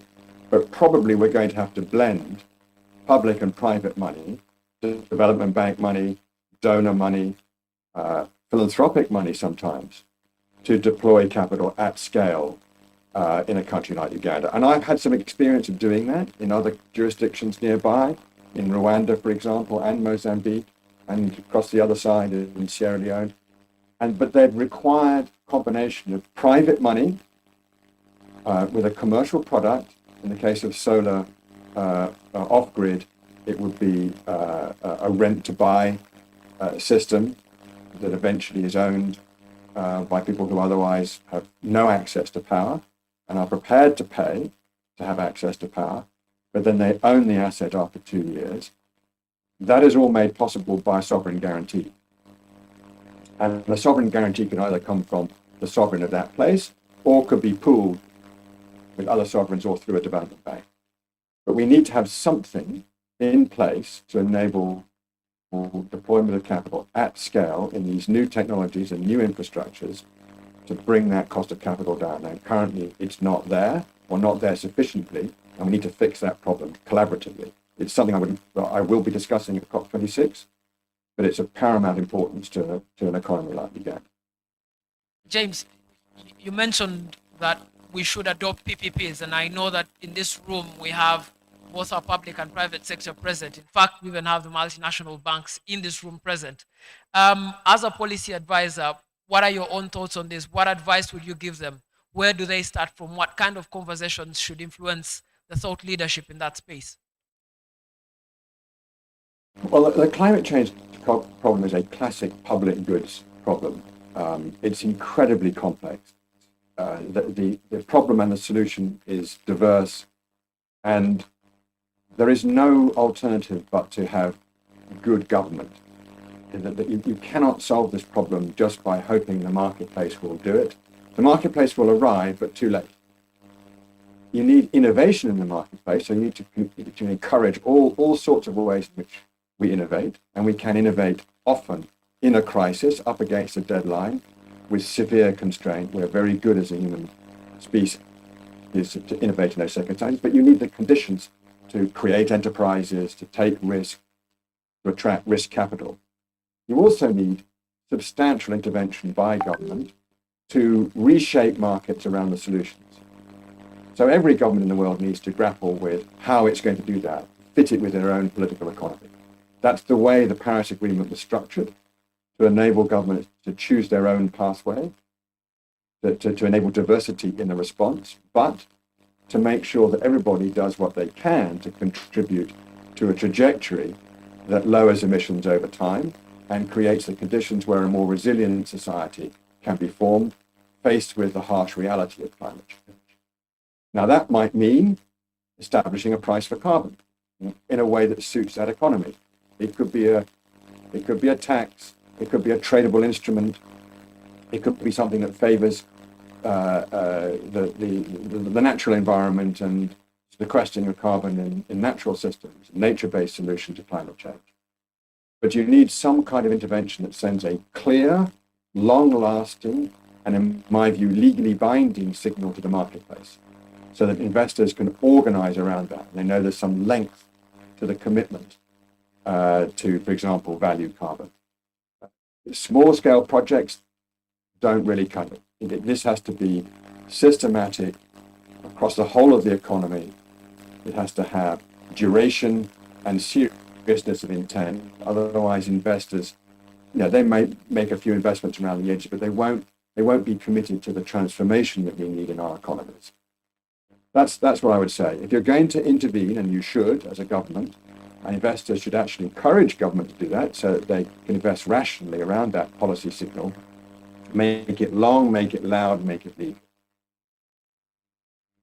Right. James, I know one of the biggest questions in boardrooms is economic benefit of investing in renewable energy. So if you could just talk to us about the short-term and long-term economic benefits of investing in renewable energy, despite it being very expensive.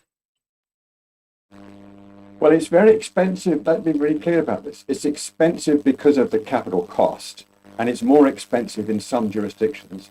In my view, unfairly, it's more expensive in some jurisdictions than others. I think that risk is mispriced, but you have to just deal with the harsh reality that if you want investors to come from London markets or the US markets, they will price the risk, and the risk is priced high in countries like Uganda. But let me be really clear about it. If you have a level playing field, and you have a marketplace, particularly this is very obvious with renewable power, renewable energy will beat fossil fuel generation on cost. So, I've been involved with this for a very long time. So I was involved on the first board of our first solar business here in the UK, which was over 20 years ago, Solar Century. I sit on the board of a renewables investment company, a publicly limited company called Octopus in the UK. So I am many years into hands-on investing in renewable energy. And so I don't need any more convincing that it's a good economic strategy. And if you look at the listed entities in the UK market, most of which are investment vehicles, they produce the kinds of yields that pension funds like. Yields that are relatively modest but long-lasting. The fossil fuel yields are also very attractive to institutional investors, but they're just beginning to acquire some volatility that can actually destroy value and create more risk. And we're in this period now where the large fossil fuel entities are having to reappraise how they develop their own business to align themselves with their investors. And their investors are trying to figure out, do we stay in these businesses and work with them for the transition? Do we divest and put our money somewhere else? What do we do if we depend upon the dividends, which, believe me, they do? This is a really awkward and difficult conversation that has not settled yet. So I would simply sum up by saying the investment case for renewables is very strong, very clear, and very attractive to institutional investors all over the world, but very particularly in Northern Europe. The case for divestment out of fossil fuels is strongly felt and strongly made, but not that clear. There's still a lot of argument for staying in fossil fuel companies and helping with the transition.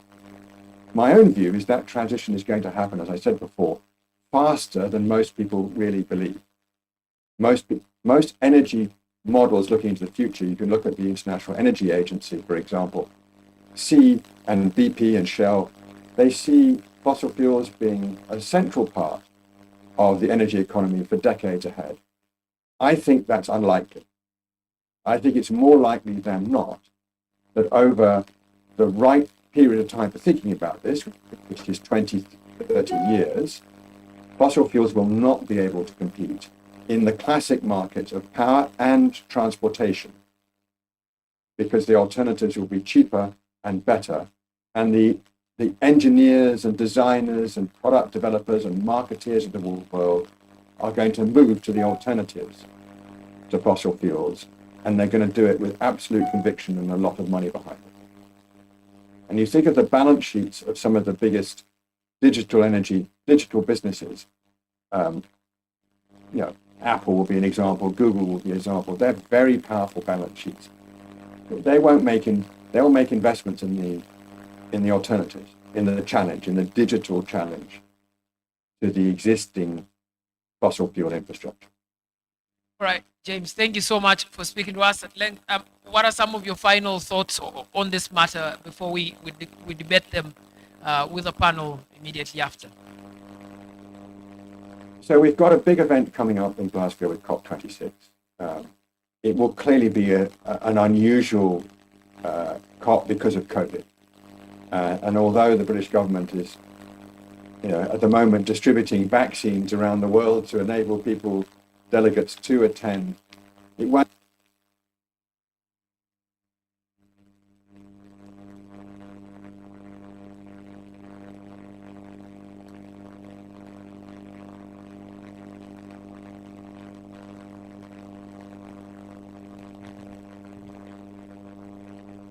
Apologies. James, I don't know if you can hear me, but we've lost your sound. Oh dear, Oh yeah. When did that happen? Yeah, is that better? it's back. All right. Okay, so very briefly, today is a big day too, because the US are going to make a big announcement in New York at the General Assembly.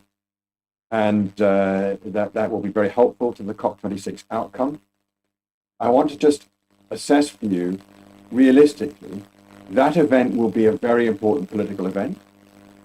It'll be very important for aligning national policies around the world over the next 3 to 5 years, with interventions more aggressive, more ambitious than before. But it's important also to see it as an event that brings together finance, industry, innovation, civil society, movement of the youth. This is a classic intergenerational problem, which is going to get more and more severe for those who are, below 30. Those countries that have a very young population will feel this most severely. And so I don't want to miss the opportunity to align all of these interests so that you live in order to deal with climate change. And we need to do that with a positive and optimistic attitude, and not feel guilty for the past or feel as if it's impossible to resolve or too costly, because it's not. The evidence is clear now. The transition will be less expensive and will happen faster than people imagine. And it's something that we can be optimistic about wherever we are in the world. All right. Thank you so much for speaking to us. And thank you so much for the insights. We're going to be able to debate them very shortly in a conversation on a panel. I don't know if you'll keep with us, but definitely we'll be able to get back to you. A round of applause for Mr. James Cameron and for your time. All right. Thank you very much. I'll be happy to stay on, but only for a quarter of an hour, if that's okay. Apologies to the other panelists. Amazing. Just raise your hand in the Zoom call when you want to speak. We will definitely be able to get your input on the coming panel now. The next panel that we're going to have is about avoiding surpluses and deficits along the grid power value chain of Uganda. Now, Uganda in 1999 broke apart its energy distribution infrastructure and created three institutions: Uganda Electricity Transmission, Uganda Electricity Distribution, and Uganda Electricity Generation Limited. And each of these have, over the years, been doing their due bidding. Now, however, the country aims to increase its transmission capacity by over 2 times to create over 4,000 kilometers of high voltage transmission in the current National Development Plan. To do that, Ugandan government needs to put together $6 billion US, money that's not readily available. So in this conversation today, we're going to be able to talk to private sector players. We're going to talk to UETCL. We're going to talk to Meme, who are also the current holders of a concession or lease from the Uganda Electricity Distribution Company Limited. So I want to invite my panelists to join me on the table. Ms. Rachel Arinda Balensavu from Uganda Electricity Transmission Company Limited. Mrs. Florence Nsubuga from Umeme, who are responsible for keeping our lights on, and Ms. Paula Kotse from Stanbic Bank.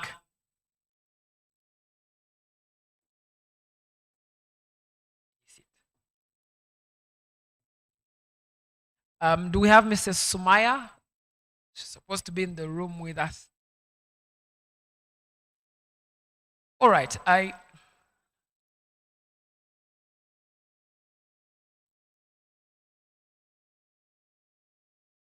you. So let's just have a brief round of introductions around the table so that people can know who. My name is Engineer Rachel Arinda Balesamvu, Acting Manager Planning and Investments, UETCL, standing in for the Managing Director. And I think that we will start with you, Rachel, without a doubt, because a lot of on the grid, you are the most powerful on the table at the moment. What does the plan look like at the moment in terms of the generation capacity and the transmission capacity that you have? Where do you see the surplus? Where do you see the deficits? Raymond, currently our grid has a grid-connected generation of about 1,270, and we see surplus at the moment, or perceived surplus. I would like to ask, actually, do we see surplus, or is it real, or is it envisaged? Because we are talking about 24% grid connected. We are talking about tariffs that are found prohibitive. So if all our people were connected, if we could afford the power, do we actually have surplus? But let's say we do, so we'll discuss this as though we do. So we are seeing ourselves at about 1,200 currently. We have Karuma coming on before the end of next year, mid next year, that will add about 600. We have a couple of mini hydros coming on board as well. So by 2025 in the NDP3, we see ourselves reaching 3,500. That's the target. And by 2025, it's unlikely that we'll 500, but we are well on our way with Ayago coming on board at 840, eventually 840 megawatts. We have Oriang, 392 megawatts. We have Kiba, 330, just to mention a few. The transmission network at the moment, we have a coverage of about close to 3,500 kilometers of transmission and growing. We have a big portfolio that is currently under implementation and also that is planned. So we do see surplus, okay, all the way 2040, if the demand continues to grow the way it does. But that said, we have surplus at the moment. All right, and you mentioned a good point. If demand continues, and this is where I bring in Florence in the conversation, because you're distributing this power to the homes of individuals. Many people would ask, why with this level of generation, we still have only 2 in 10 people with electricity in their homes? Is it a crisis of people not being able to afford the power that you're distributing in their homes, or is it a crisis of the transmission lines not being enough in terms of infrastructure? Thank you very much. Before we start worrying about a crisis, I just want us to draw from what we had in the morning in terms of the history, the shortages that we had previously. And it's, in my position, it's very humbling because I was actually the person in 2011 who oversaw the load shedding regime. I'm not an engineer, but I managed outages at that point in time. And I had asked the people on the machines to show a picture, my first experience at the time when I had to go downtown to explain to the traders in Kampala why they were without power and they were rioting. So when you talk about demand or surplus, the question is, these dams take about 7 years to construct. Just letting people know that the picture is now on the TV screen. Yes, that was my first experience. Now, do we want to go back to this? Because it's going to take another 7 years for us to build what we see as a perceived surplus. Do we want to go back to this? The cost of this is an equivalent of about 40 cents per kilowatt hour. Right now, we are concerned about the tariff, but if we went back into this direction, it would cost us, it would cost Ugandans 40 cents per kilowatt hour. So coming back to distribution, now as Umeme, in terms of that gap between demand and supply, when we came in, at that point in time, even before, it was a meager 180 megawatts. Now, as we speak, it's over 1,200 going to 1,800. Now, as Umeme, in order to make sure that we change the position where we were then, I think about 11% or under 10%, we have had to invest over 700 million US dollars. How do we get to what is the problem? Why do we have the meager 24%? Is it constrained demand? Is it the cost of extending power to the communities? I think it's a combination of everything. What do we need to do in order to make sure that every Ugandan is powered? And what does it take in terms of investment to achieve the growth that we see, to achieve the aspirations that we've seen in Vision 2040, in NDP 3? We need to invest. As distribution alone, we need to invest $5 billion. You talked about the $6 billion of transmission. Now, as Umeme, we have so far invested $700+ million. Over the next 10 years, we need to invest over $1 billion. Now, what we need is 5. We need government to come in. We need government to come in order to bridge that gap. We need to intensify the acceleration rate. What do we need to do? It's not just about domestics and consumption. It's about industry. It's about SMEs that spark growth. Government of Uganda has done its part and come up with policy, 25 industrial parks. The power is not going to crawl to the industry. It requires investment. And that is where we are today. All right, that's a powerful point you make on investment, and I want to bring Paula into this conversation because you're the one money on the table.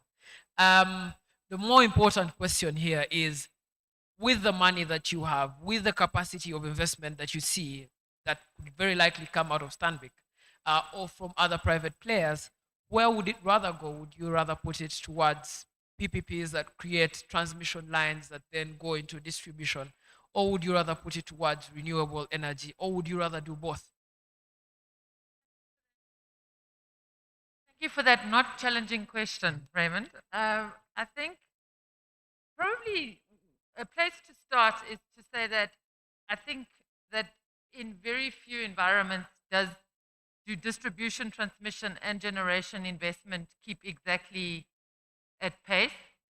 In most countries, one will somehow at some point be ahead of the other two. And there's always a catch up in terms of the length of time taken to put more distribution lines in place in different sites across country, in putting, long distance HV lines across multiple landowner sites.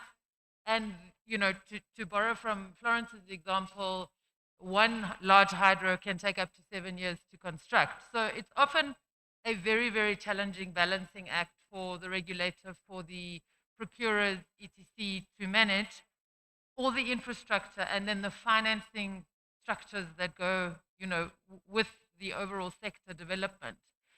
So for us, I think at the moment we would be inclined to focus more on supporting transmission and distribution funding and rollout.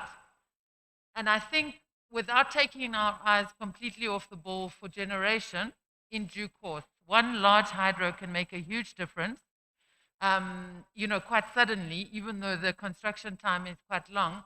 So I think for us, the funding opportunities that we would lean more towards as Stanbic and many, including sort of development finance and other commercial lenders, I think is to focus on trying to bridge the gap between the generation capacity that is already here and will be here within the next 6 to 8 months, and transmission and distribution infrastructure that will take quite some time to catch up to that level. And one of the main reasons for that is not just to say one is ahead of the other two, it's to say that there's a financial burden on the country.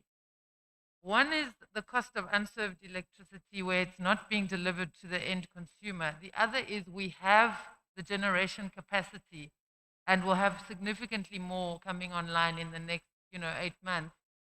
And that is already there. And to monetize that, which is already going to be being paid for and funded, is to deliver that electricity to more users. And then the perceived surplus quickly reduces and reduces, but the economic development coming off the back of that, is exponential, as well as the financial burden on any state supporting this infrastructure is reduced as it becomes more of a commercial enterprise countrywide. So I think for us, we would initially, for the coming short to medium term, focus very much on distribution and transmission, and we are doing that. But we would not, certainly as a bank and really as a funding sector, we should not take our eyes off. It will be as unhelpful if we run ahead with only transmission and distribution and eventually generation are somehow behind as well. Much bigger economies of Africa, like Nigeria, where, the generation is there, the transmission is there, but still the appetite for demand is much higher than what is being distributed. Is this something that you predict would happen in a country like Uganda if investments were made in transmission and distribution? I think if the investments are timed together, that demand which is already there will be taken up in an optimal manner, in that electricity that serves a household has many, many benefits. But electricity that can equally also deliver to the industrial parks has a knock-on positive economic impact for the entire area around that industrial park, for more employment, for more people, more households to use it, more electricity. So I think for us, Nigeria is an interesting example. I did live there for 2 years. I wouldn't compare it very closely to Uganda because I think there also it's around the availability of electricity for the population is far lower than what we consider today to be a deficit in Uganda. It would take, something quite momentous and unique, I think, to catch up. Is demand there because people have electronic devices and would like to cook on electric stoves, etc.? Or is it there because the connections are there and we're waiting for customers to come? All right. Let me bring in Rachel into the conversation. Where, in terms of investment, where would the transmission, where would UETCL want that investment to go if you were to receive investment financing towards generation and settling the deficits? For that, okay, thank you. We have in UTCL what we call the grid development plan, and we have different projects that we look at. And to answer your question, if we had an investment in the transmission grid, we have priority areas, one being evacuation of power plants. It's key to have the transmission and generation grow in tandem. We also have what we are calling power supply industrial parks. Like has been mentioned here, there's so much that domestic demand can grow. So we are looking at, our focus area is stimulating demand in terms of industrial parks. And as we speak, we've actually supplied power to about 6 now of the 20, there were originally 26, but a few more have been added to the list. So we've supplied 6 and we have another 5 or so already under implementation, and all the others are already part of our plan. So we'd also look at regional for us. Low-hanging fruits. When we look at Eastern DRC, that is not connected to the main grid in DRC. When you look at Southern Sudan, we see that as really low-hanging fruits for Uganda and the perceived surplus that we have right now. So if we had investment and an injection of cash into UTCL, those are the 3 main areas we'd look at: regional interconnection, supply to industrial parks, and evacuation of power plants. Florence, someone would say that it improves your balance sheet to have investment in UETCL. Definitely gives you more power to distribute, increases your consumer base. Have you engaged with them to have a PPP arrangement? Have you engaged with UEDCL? Is it something that you're interested in? Thank you very much. I think one of the things that we can do better as a sector is planning, sector planning. We need to plan together as a sector because as we are right now, we have the off-grids running away by themselves. Then we have the grid, the traditional grid. Then we have UETCL. You find that without UETCL investing at the high voltage in substations, it is difficult for us to put together infrastructure and be able to power our customers and provide them with the reliability that they need. So as UMEME, we need integrated planning. We call for integrated planning so that we can be able to draw from the supply that is available to power industry. But also, I would want to touch a bit on the domestic front. Whereas we have been previously focusing on numbers, I think we have forgotten about the customer. And what is it about the customer? What do they want? In line with the ambition of government of improving the economic well-being of the citizens of Uganda, I think we need to look into productive use. It has been talked about quite a lot. I believe in partnering or looking at innovation and partnering with the off-grid companies, we can be able to come up with innovation where we can partner with companies that are already in the business of selling appliances that can add value.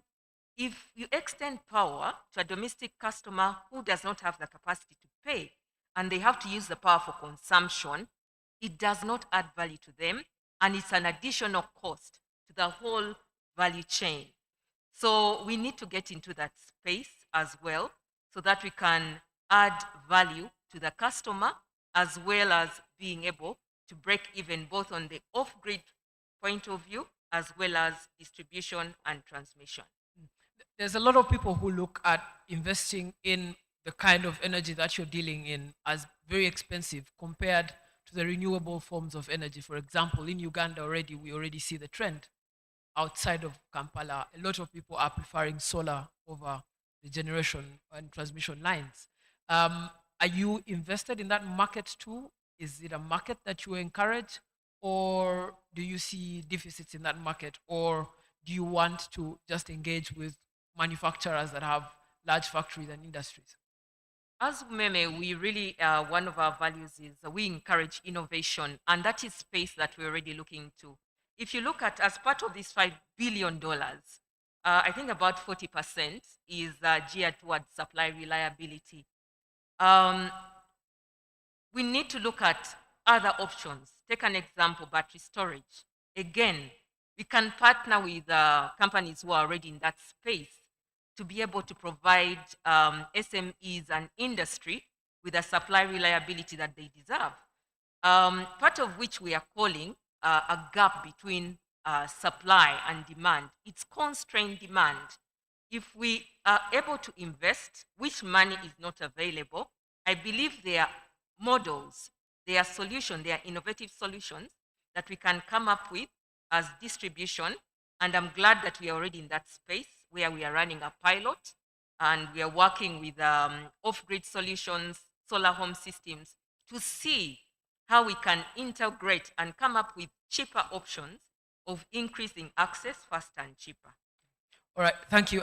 We have Sumaya has joined us online. Sumaya, if you can hear us, I just wanted to ask you, what are your thoughts around improving power for everyone, particularly those that are getting their power from transmission lines? Thank you so much for the question. And I also just want to say thank you, for Florence and the other two ladies that is already giving great pointers. I cannot concur more with Florence around the point on productive use and how the customer has to be at the center of all of this. For me, the biggest question still remains, whose responsibility is productive use? I think, all of us has a responsibility in the entire value chain, all the way from supply, all the way down to, the distribution company and, the renewable energy, companies. As Power for All, we are an organization that focuses on, campaigns, and we look at strategic, projects. The Utilities 2.0 project is one such strategic project that we've partnered with UMEME and decentralized renewable energy companies, and we try to unlock, how can these collaborations and partnerships truly, accelerate energy, deliver that energy in a fast, manner, and then most importantly, unlock the potential, which is, productive use. Now, that component, I think, all of us understands it, it's integral. I mean, a good example that I like to use is productive use is not new to the sector. Productive use has been, incorporated, along the power sector's value chain since time immemorial. I'll give you two examples. We look at, British Gas in the 1940s and 50s. They used to hire strategic, actors to advocate and create awareness on the benefits of certain appliances. In South Africa, we had Eskom. Eskom, in the early 60s and 70s, partnered with companies such as Philips and the likes to bring electrical products into the South African market. I mean, that is just one example of how a utility, can strategically partner and support productive use being adopted. So for me, I think that there's still a lot that needs to be done. And I truly believe that collaboration, innovation, especially, the financiers. I mean, Paula, it's a pleasure to, electronically meet you, to be good, to further this conversation. But as a financier, you also need to ask yourself, where along the spectrum does some of that money land into an SME's hand that needs that money for, a small equipment that can add value and that can further, utilize and harness that power that you maybe, provided investment along either the distribution or the supply side, of this value chain. So I'm going to pause there and, I hope that we understand that we all have a responsibility. We all need to play within that space. Integration, technologies advancing. I heard the previous speaker also, mention how, the sector is evolving. And I think that for me, the future definitely lies into the collaborations, how we utilize, technology, but also how, the financial sector and the sector adopts, these innovations that are coming forth. All right. Thank you so much, Sumaya. That's a very important point you raised on innovation and partnerships. And I want to ask it to you, Paula, more specifically because the cost of this unutilized power rise become almost $125 million in the next 3 years. What innovations have you seen? What innovations would you encourage so that this cost is brought down or avoided all the time? Raymond, if I may ask, I think the cost has two elements, and I'm not sure which one your number speaks to. One is, I suppose, the cost of not delivering electricity to a segment which could develop very strong economic activity on the back of electricity. So it's almost an opportunity cost today. The other would be the cost to the country of having generation that cannot necessarily all be monetized by selling to the end consumer. The second one. I think the innovation, for me personally, I think much of the innovation comes to some of these alternative solutions for not requiring long distance HV lines, for not requiring a network in a region at a distribution level, but for being able to deliver to a community or some household from some of the more developing technology. And some of it is not new. It's just becoming more affordable, more efficient, smaller units, which makes it more accessible and lower cost to potentially, a collective of families or a single family. I think for me, the innovation is almost on that side of the table. I'm not an engineer like some of our learned colleagues around. I think for me, HV lines and pylons and the challenges and the unknown challenges and distribution and, reticulation and etc. is for me, I'm sure there is some technological development and innovation going on there. But for me, I see that if we're talking about a 3-year period, I see the more immediate efficiencies that can materialize are actually coming from those last mile connection to power, if not from the grid, either off grid or domestic. But you're asking a banker about innovation. Because you're the one. Okay, let me put it to Rachel, because about electricity innovation. Yes, I want to put it to Rachel around the innovations in the sector that could bring down this cost. But also, I know that you face problems such as vandalism, which affects your ability to distribute power or to transmit power. So have you found alternative solutions that could help the country avoid such a bad cost? We are talking about the cost of having overinvested in generation. That's it. There are different innovations that we could probably look at. In the short term, it's really to grow demand and quickly. And again, it comes down to industrial parks. There are some factories that you can put up really quickly and they'll be able to consume that power. But I've also heard of innovations in some countries that are not yet here. For instance, data centers. I've heard of a data center that can take up even 500 megawatts, but they're not yet here. Are those things that we can look into? Maybe, but that's a whole different ball game to do with investors, investor confidence, reliability of power. Are they able to actually tap power right from the generator? And when it comes to the different vices that you've talked about that are affecting us as UETCL, the known vices of vandalism, yes, that has affected us way too much. Because we're talking about, there's a specific project we've been doing for a couple of years now, and we've not been able to finish because you put up a tower, tomorrow it's down. And that's costing government quite a lot of money. But then there's some infrastructure types that we've been able to use. We've done this on another project that we've just commissioned, actually in the last 2 months, using monopole steel structures that can help curb vandalism. But then again, that's not something we can do today. A transmission project is a long lead time project, shorter than a generation plant, but it's still long. We're talking about a minimum of 5 years from inception to delivery of a project. So for the medium term or short term, it really still comes down to growing demand. Export is a very good option. but we still have the bottleneck of interconnectors. The interconnectors are not in place yet for DRC and South Sudan and Tanzania as well. The bottleneck is still the infrastructure, but that's medium term actually. Short term demand, medium term would be export, and yeah, that's it.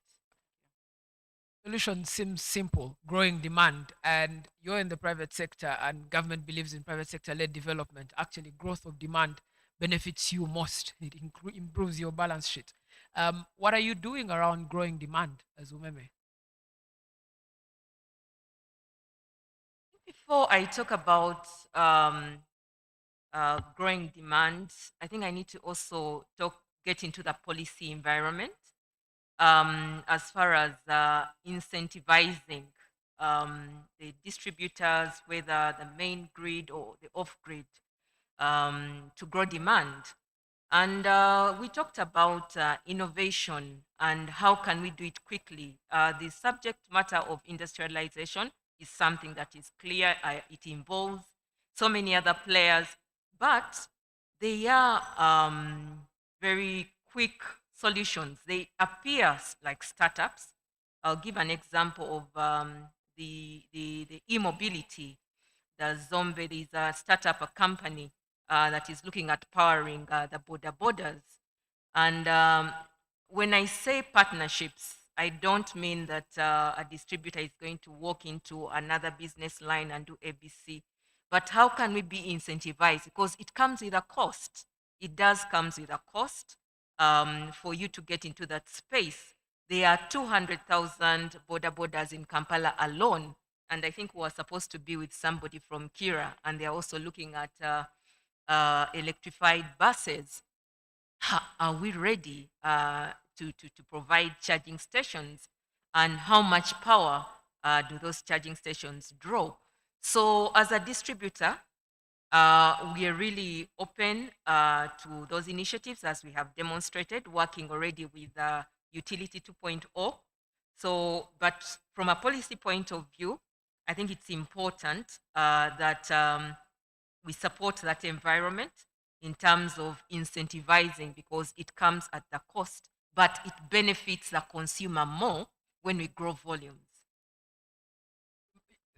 Away from the policy, have you made any corporate commitments towards things like renewable energy, things like COP26 that we had in the conversation with Cameron before this conversation? Because that kind of corporate commitment would then improve investment in areas like Kira Motors. If they were here today, they'd speak to that.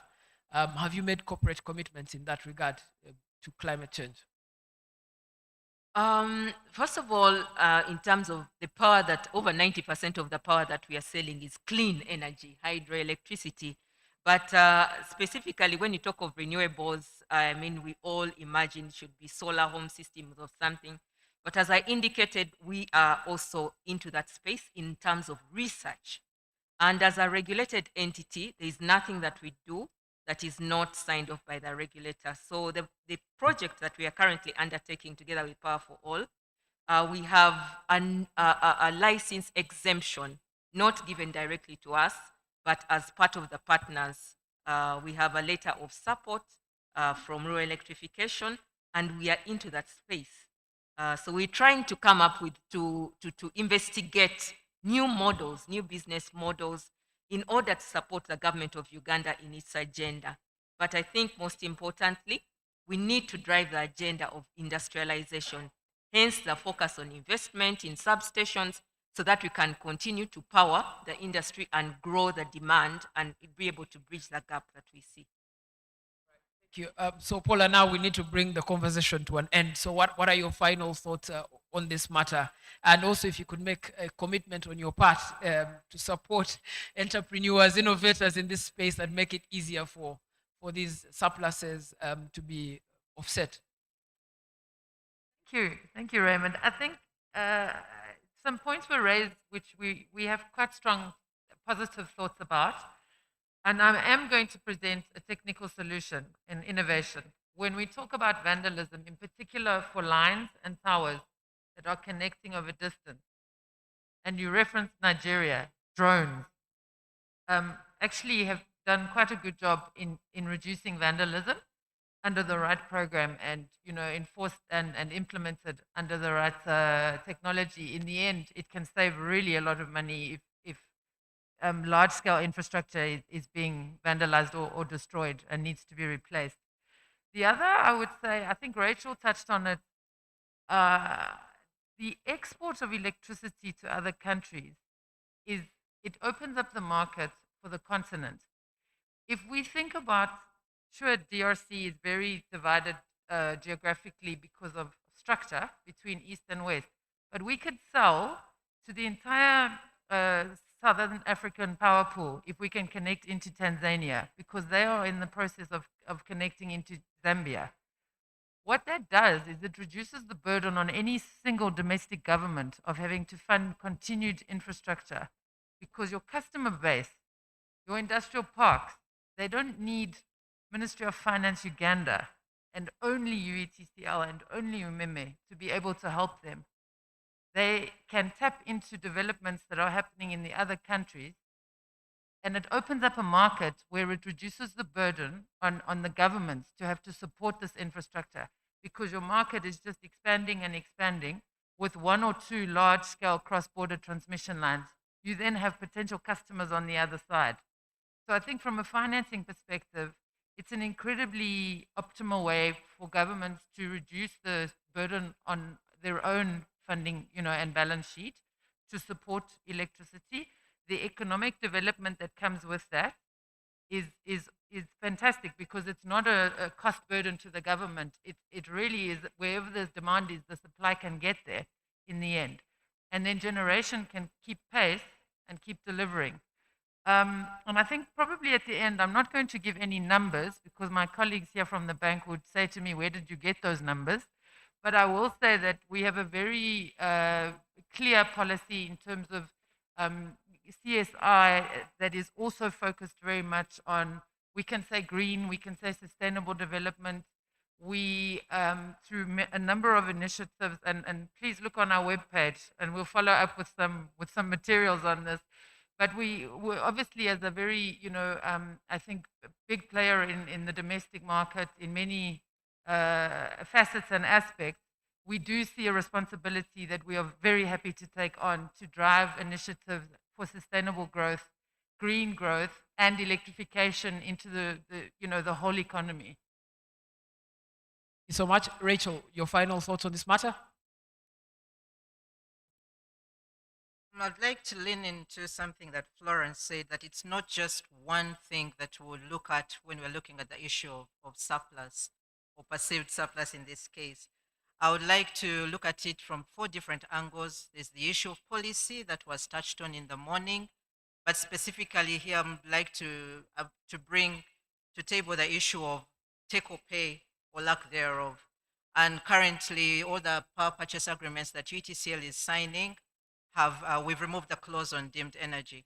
And so hopefully that will help in bridging that gap, because then you have the market risk divided between the generators and the off-taker, as well as we are also asking for support when it comes to sharing risk again with the distributors, because currently UTCL Uganda has a single buyer model, where UTCL buys all power, whether it's on the high voltage network or the medium voltage network, and you'll find that sometimes it's the distribution grid that is not available, but it comes as a cost to the government and no risk is taken by the distributor.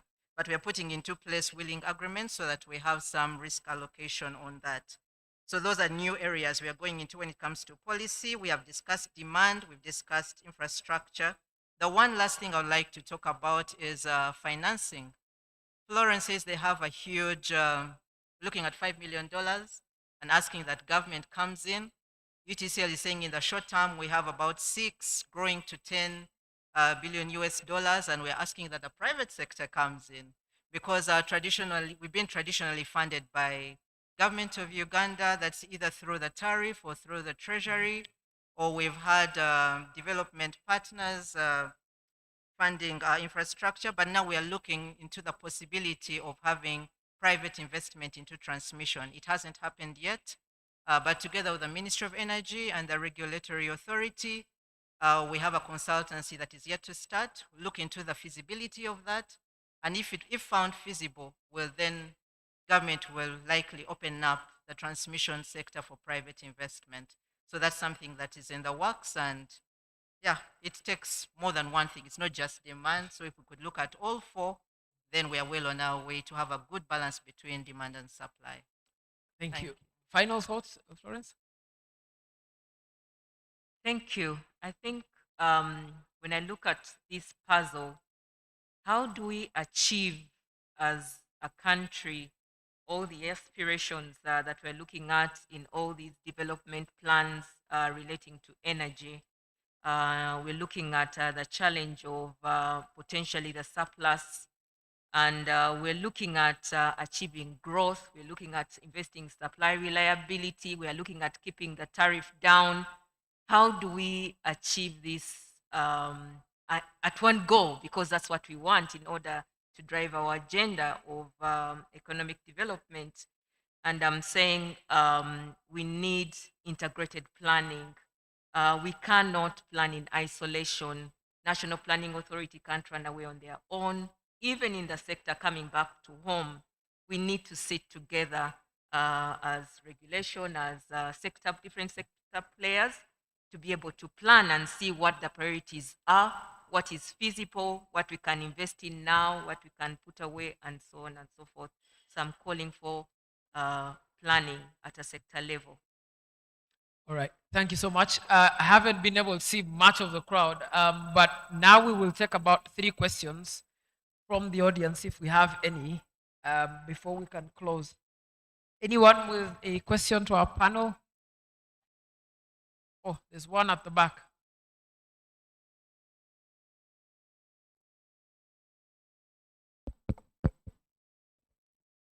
Where was the hand? Here. Good afternoon, everyone. I have they've allowed 3 questions, but I have 2. So I'm wondering whether I should take both, but yeah, let me try and squeeze it. Ask away. Okay, first question goes to Umeme. Florence. So Umeme got the concession in 2005. They have invested $700 million. They have brought losses down from, I think, 38% to about 16%. But what we are seeing in the media is a lot of pushback from especially the public sector against your concession. Now, if someone has invested that amount of money and brought down losses to that level, and they are not being very well appreciated, why would investors continue to invest in the distribution sector of this country? Why would you put that $1 million you spoke about in the next 5 years? That's my first question. I have a question for UETCL. Rachel, UETCL in the last 10 years has mobilized a lot of funding from lenders such as AFDB, KfW, World Bank, and a lot of this money has not been deployed because there are certain components that should be in place. For example, acquisition of land and RAP needs to be executed by UETCL. So if UETCL is not able to execute that, usually that's about 15%, 15 to 20% of a project value. Why would lenders, what's the point of raising another $5 billion when there's $1 billion that is not deployed? So that's that. I also have my final question is to both you, Umeme and UETCL. Under the regulations, you are supposed to submit your applications to the regulator and also your annual budgets.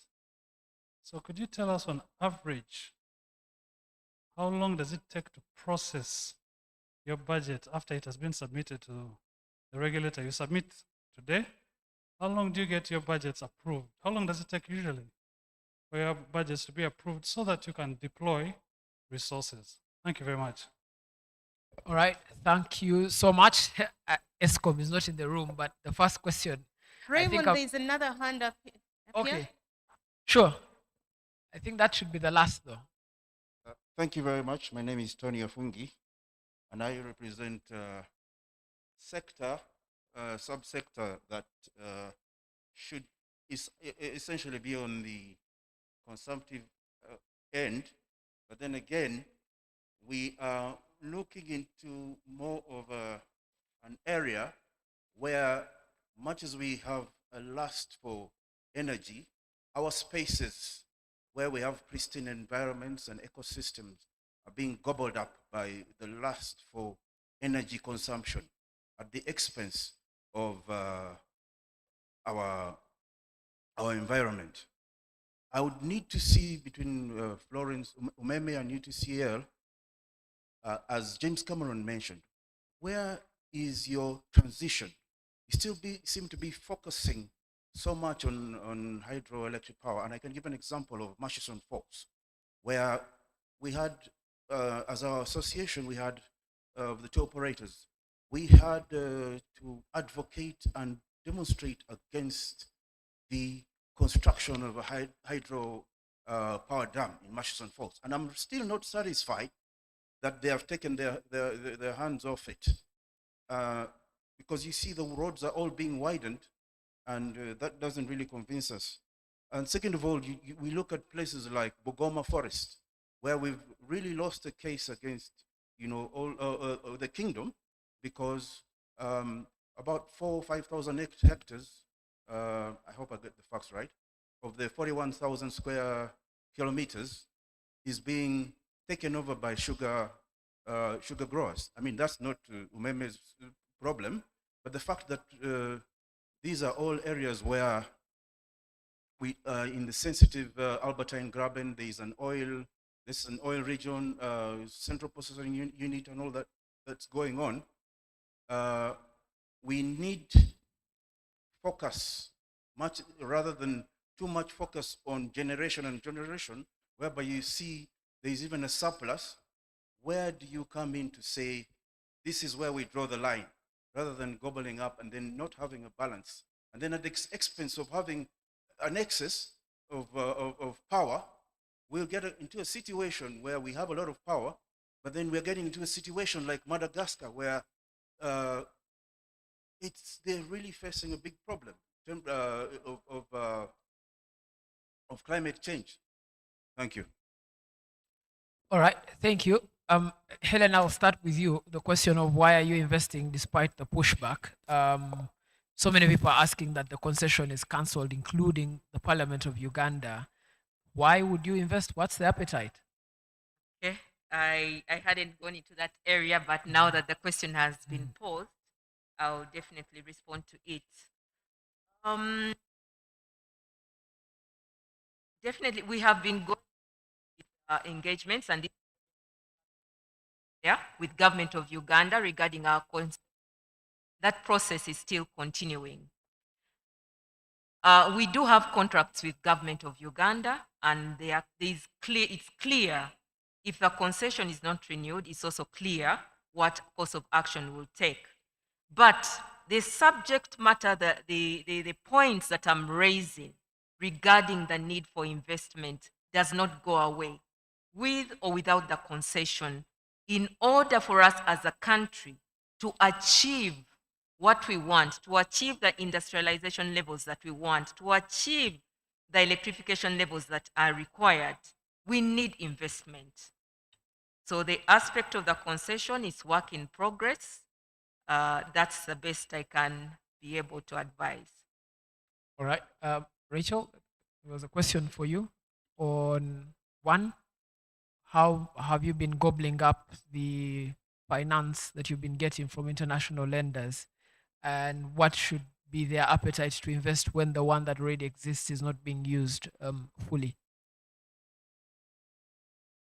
For that question, that's accurate information that as much as we are getting investment from development partners, there is a portion of money that needs to be put aside by government of Uganda. In this case, not UTCL per se, but government of Uganda.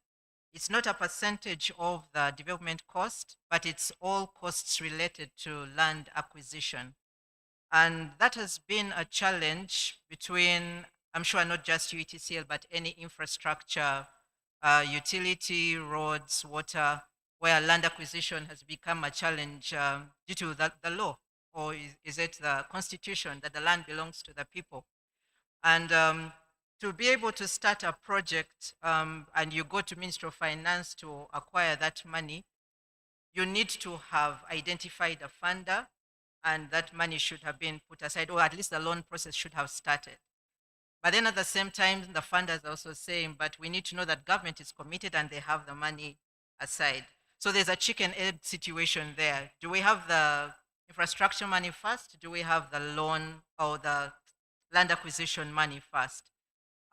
Because to be able to absorb the money that we receive from the development partners, we actually need to have gone ahead, acquired the land, so that the project, when the project starts, it's a quick job. But that's not what is happening. But government is finding a middle ground to that.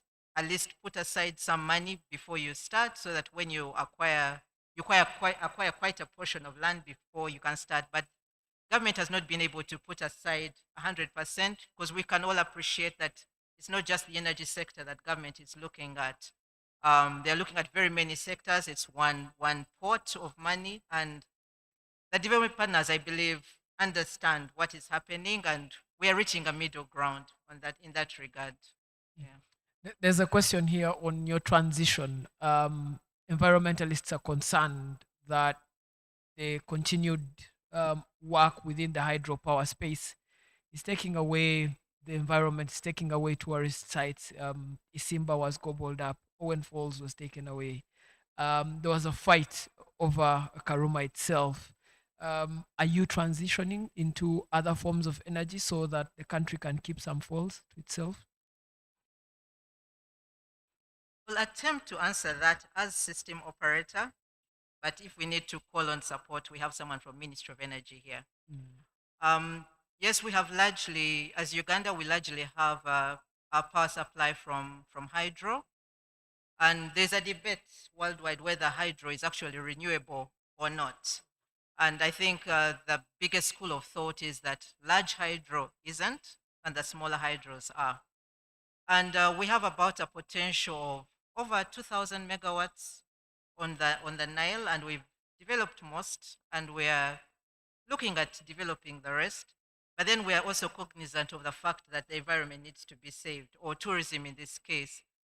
From my understanding in the past, for us to go ahead and do one of the large power plants, government had to agree to an offset, and did not develop Kalagala because of that. Yeah, Maction Falls came up, and yes, there was an uproar, but I'm not aware on how far that has gone with the regulator, because the application was put out by the regulator. But before any power plant is done, there's an environment impact assessment that is also carried out. There's no power project, be it transmission, be it generation, that will not have an EIA done. So all that is taken into consideration, and where the mitigation measures, they're implemented.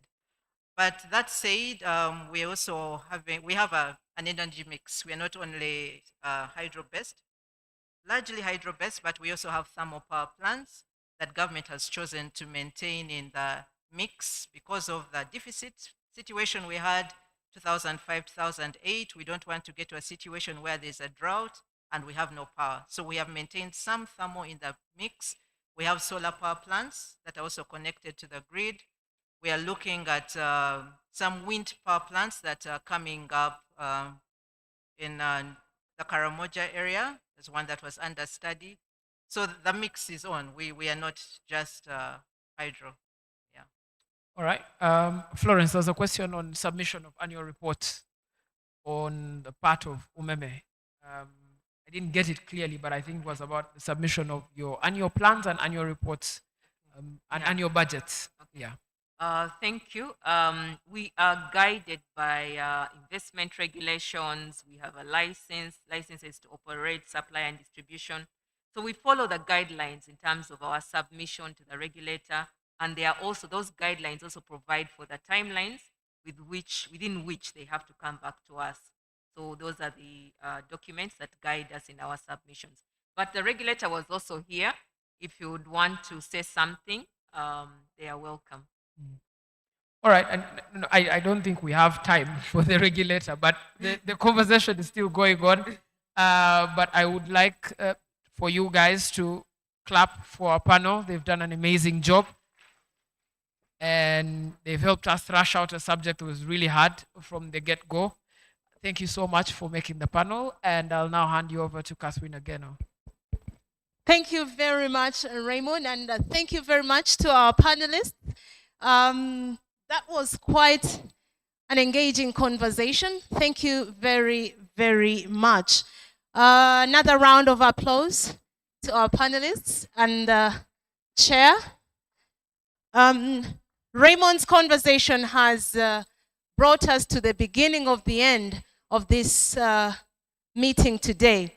And earlier on, I don't know if Raymond, you're also avoiding the hashtag like I did earlier today. The hashtag has very interesting letters. I was tempted to initially say NMG, and then after the N, there's an R, and then naturally you would be tempted to add an M. So I was going very, very carefully. But well, our hashtag is NRG Mukutano 21. And as we wrap up this conversation this afternoon, I know we're all eager to hear from the team that was downstairs in the deal room, just as that team is also eager to know what transpired in the plenary sessions. So, ladies and gentlemen, kindly join me in welcoming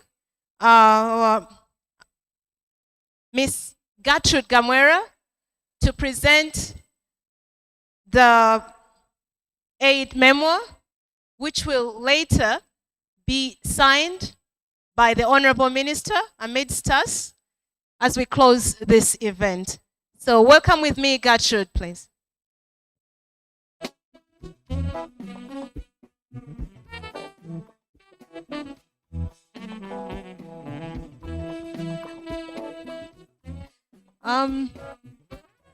Gertrude, just hold it right there. I'm sorry.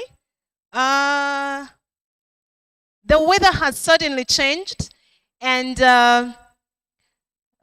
there's been suggestions that we first grab a cup of coffee out here for about 10 minutes, and then probably warm up a bit, and then come back and hear from Gertrude. Ladies and gentlemen, kindly help yourself to a cup of coffee or tea outside. Can take a 10-minute break before we hear from the rapporteurs. Thank you very much.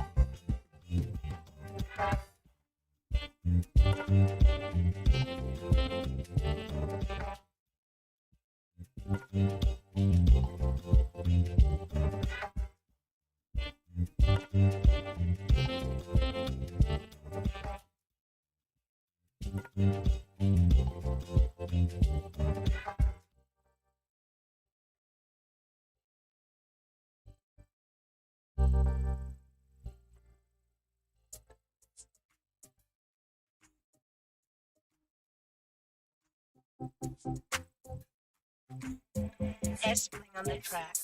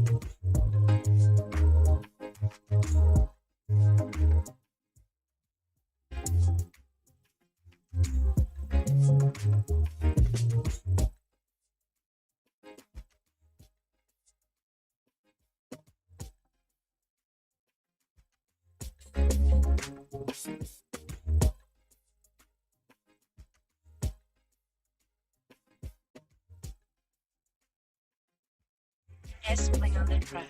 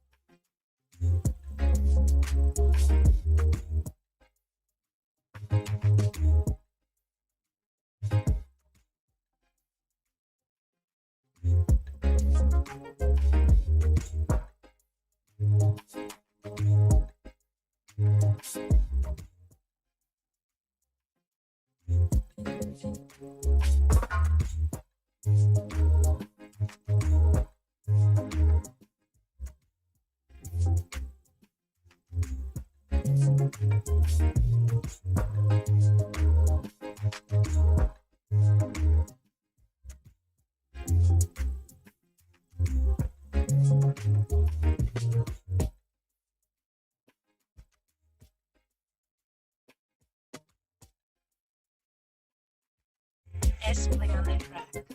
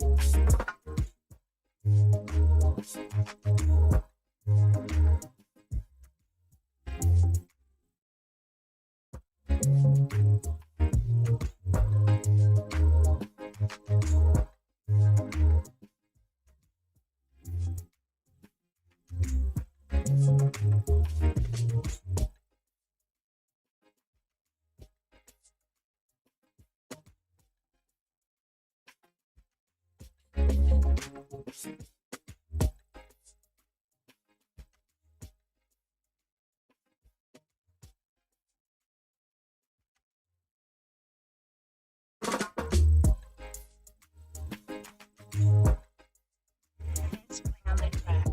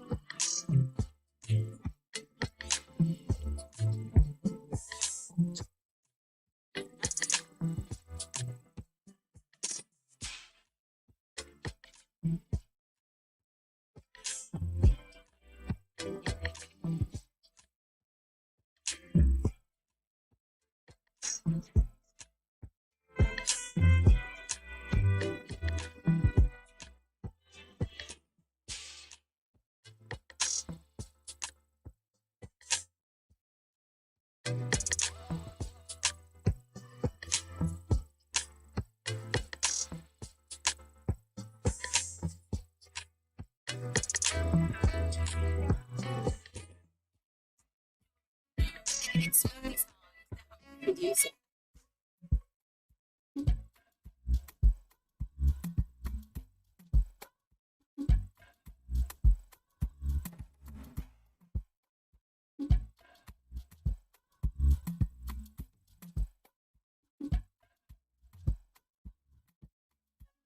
Silas, the marvelous producer.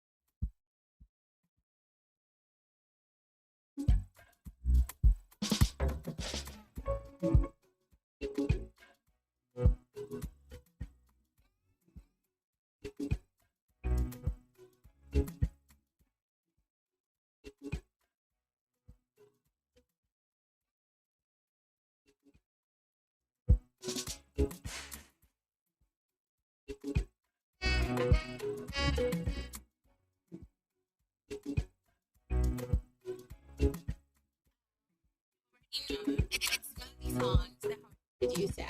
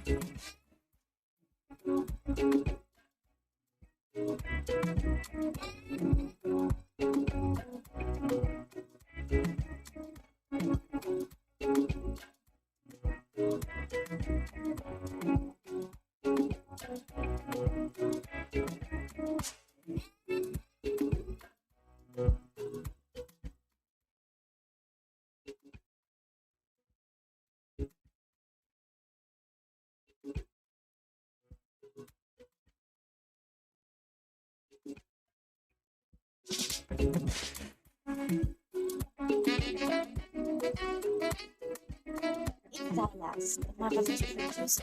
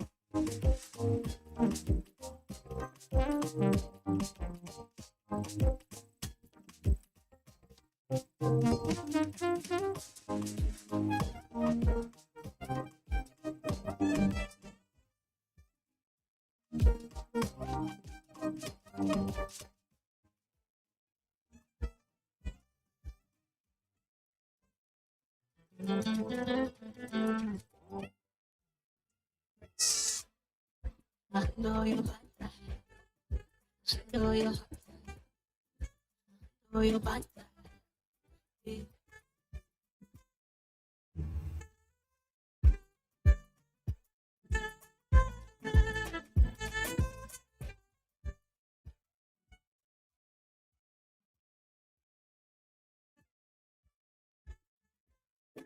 Twende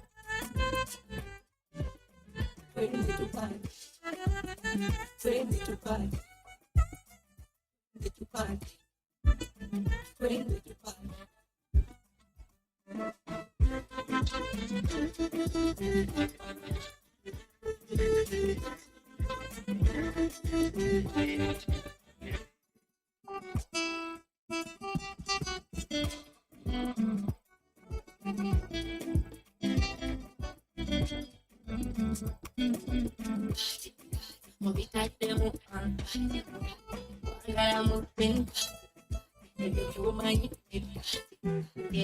Twende tupande, twende tupande, twende tupande, twende tupande.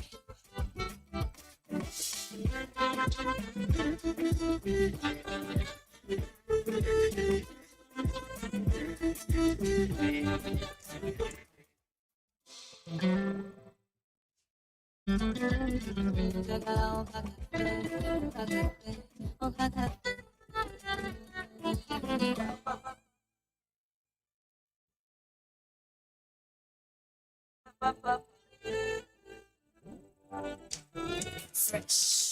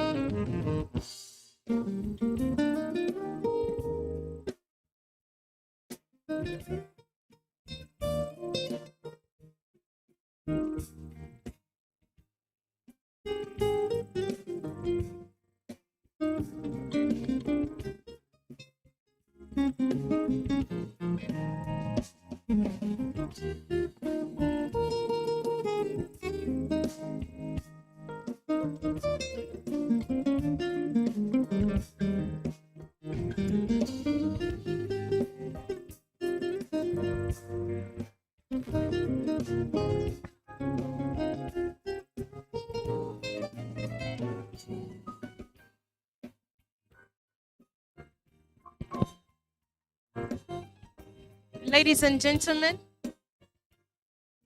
gentlemen that are still outside, will you kindly step back in? Ladies and gentlemen, those that are still outside, kindly grab your tea or coffee, and please let's get back in here and have this conversation. Actually, the most important part of this event is what we are going to handle or what we are going to do right now. And before we went for the health break, we were just about to hear from our rapporteurs. They captured everything that happened during the meeting throughout the day, in the morning, and throughout the afternoon. And Gertrude, if you're ready, we will hear from Gertrude. She has all that came out of the deal room downstairs, and also what came out of the plenary this afternoon and in the morning. It has all been captured, and so we will have her present that to us in a very short while. But as she walks up the stage here to present the memoir, I'd like to thank our partners, Power Africa, USAID, Stanbic Bank, UNCDF, NSSF, Umeme, Power for All, Uganda Green Enterprise Finance Accelerator, and Mandalis Energy. Thank you all very much.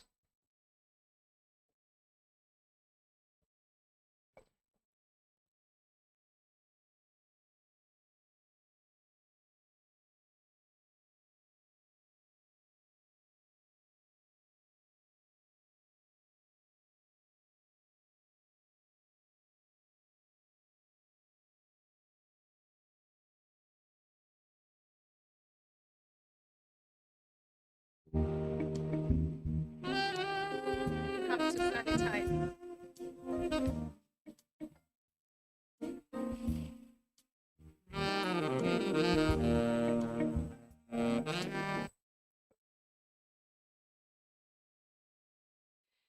So the Honorable Minister for State for Energy and Mineral Development, the representative of the Permanent Secretary, the curator Mkutano, Energy Mkutano 2021, delegates, representatives of stakeholders and actors. My name is Gertrude Rose Gamweda, and we have been in charge of the rapporteuring for this event, for which we thank the Mkutano company for entrusting us with this responsibility. Thank you very much. We do hope that we've been able to capture most of the deliberations that have taken place since morning, as well as those that have taken place in the deal room. And I'm sure that within a few days, the Mkutano company should be able to share a detailed report, as well as a copy of the aid memoir. Now, my responsibility here is to take you through the aid memoir, which is a set of outcomes of a set of recommendations, as well as commitments that have arisen out of the discussion and which have to be acted on by all sector, energy sector actors and stakeholders to make it real in terms of the objectives and purposes of this sector. So quickly, I will read the document for you, and I'll try to catch up with the time, noting that we don't have much of that left. So it states that the delegates at the policy dialogue held at Mestil Hotel, Kampala on 21st September, and convened by the Ministry of Energy and Mineral Development, with partner support provided by Power Africa, USAID, UNCDF, that co-hosted the Project Deal Room as a Project Deal Room partner, Umeme, Stanbic Bank, Mandulis Energy, Power for All, UGEFA, and the anchor partner NSSF, but curated under Energy Mkutano, are committed to work jointly and in partnership to the objectives of the recommendations of this dialogue.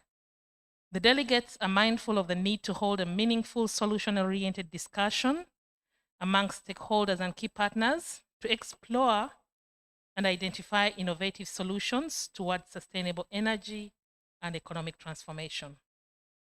With that said, the delegates hereby reaffirm that by the theme Sustainable Energy and Economic Development, which ties in nicely with the SDG 7 that speaks to the need for universal access to affordable and clean energy, it is noteworthy that renewable energy has a bearing on the target to promote sustainable industrialization, which is SDG 9, and that this is especially timely for our country, for which a sustainable energy mix is structurally possible, but yet per capita consumption remains in the lower percentile globally.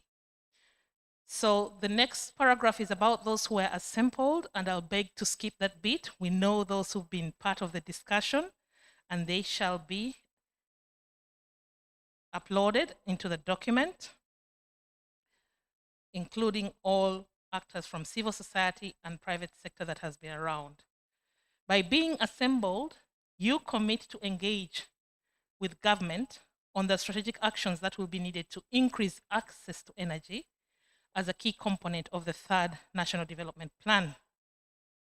The MOU gives a little bit of background about Uganda having pioneered in instituting sector reforms, which we all know, and I will beg that I skip that element because it is detailed in our concept note and brief for the Mkutano. I will go straight to the elaboration of the actual commitments and recommendations. And the first one that is set forward is government commitment for the sector, which are laid out, 8 of them. That is renewing the energy policy of 2007, working on the electricity connectivity policy, securing parliamentary approval for Electricity Act 2019, which has been passed by Cabinet, finding other energy sources for sustainable supply and reducing the tariff, which are extremely high, prioritizing construction of transmission lines, connection for regional balance and interconnectivity and tourism sites,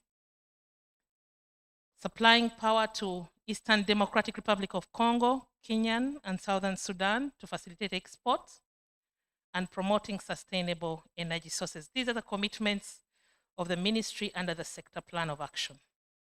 But from the dialogue, the stakeholders and delegates today have agreed and recognized and recommended that it is important to address affordability in Vision 2040 so that the target should be tariff computing and not affordability, whose figures should be factual and reinforced in what we refer to a rural person. They should be able to afford the tariffs.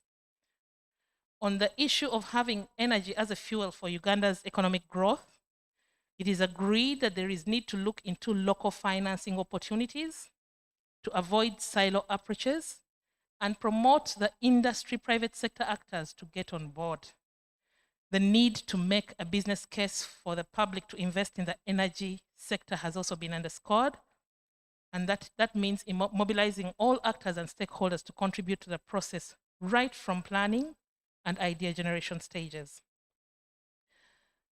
The delegates also commit together to work around strengthening policy, legal and regulatory frameworks for promoting off-grid consumption and ensure that consumer protection remains at the forefront. There is also agreement around the need to optimize tariffs and manage mini-grid tenders to maximize efficiencies in access and consumption of energy. Working with stakeholders, government commits to empower consumers and users to access affordable financing and provide incentives as well as invest in capacity building for energy entrepreneurs. There's also a recognition for the need to increase investments in renewable energy so as to power agriculture and rural livelihoods. There's also been major highlights around the importance of stakeholders to harness meaningful partnerships to tailor energy solutions to energy service companies. And the discussions in the deal room have clearly highlighted the existing appetite for this access and the existing appetite and availability of financiers to grow these partnerships. There is need to build capacity for existing financial service providers like the commercial banks and the microfinance service providers, but also equally put in place vehicles built for purpose. Strong recommendation has been made for access to financing instruments responsive to capital markets to be configured to serve the purpose of the beneficiaries or intended beneficiaries as it is. In addition to the outcomes emerging, it is also recognized that because energy fuels the economy, whether off-grid or on-grid, stakeholders should grow both and deal with the pricing from subsidy to full cost reflection. The dialogue further recognized that obligations rest with the need to address and work on ensuring reliability of the grid through continued investment and maintenance of the grid through various funds with low returns. Given that energy is a cross-cutting issue, it has been recommended that it must be addressed in the parish development model approach for it to influence the economic growth that we seek as a country. And for the case of surplus and deficits along the grid power value chain, this dialogue has taken note of the fact that there is need to promote provision of market data and feasibility studies to encourage increased investments.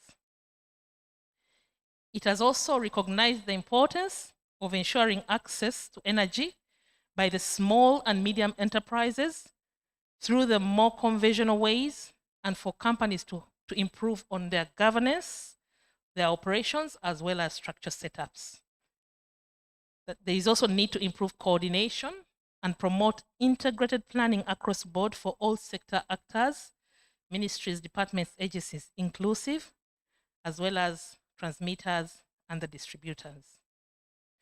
And lastly, this Mukutano agrees to put in place a task force to work on the roadmap and implementation action plan, which will respond to the commitments and recommendations of this aid memoir. And so this document sets the roadmap of action under the convening power of the Ministry of Energy for this Energy Mukutano. The partnering institutions commit to support the ministry in transforming these recommendations into actionable policy reforms. And the signatories to this aid memoir include the Minister of Energy and Mineral Development, the Permanent Secretary for the Ministry of Finance, Planning and Economic Development, the representative of UMEME. We shall have private sector foundation on board as key signatories who will be witnessed by Power Africa USAID, UNCDF, Stanbic Bank, Mandulis Energy, UGEFA, NSSF, and of course, the Mukutano Company. I submit. Thank you very much.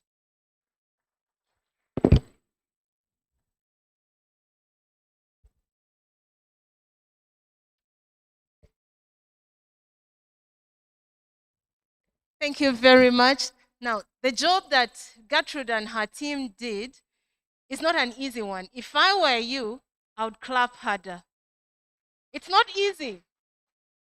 It's really not easy. Thank you very much. And thank you to the team. Now, I'd like to invite Dr. Geoffrey Okoboy, who will then, he's left. Oh, okay.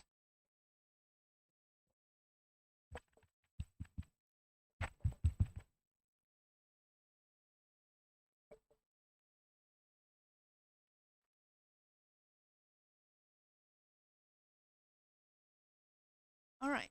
I guess I should stand right here. My mic, please. Help me put it up here. That's the reason I stood here, so that I give you space to put the mic up there. Okay. I'd like now to invite Mr. David Birimaso. He is the Senior Energy Officer, Energy Efficiency at the Ministry of Energy, to then invite the Honorable to, first of all, sign the memoir, and then, okay, and give the closing remarks and close this meeting. Mr. Birimaso, please.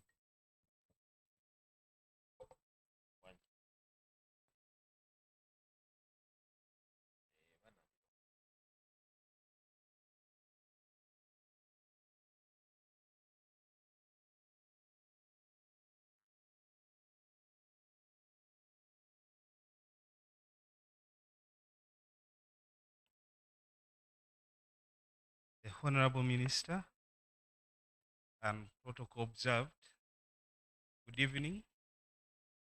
After a very long day, I've been given a very simple task to invite the Minister to give closing remarks for today's Mukutano. Honorable Minister, you are very much welcome. And we thank you for being with us since morning. Please come and give us the closing remarks for today. Thank you.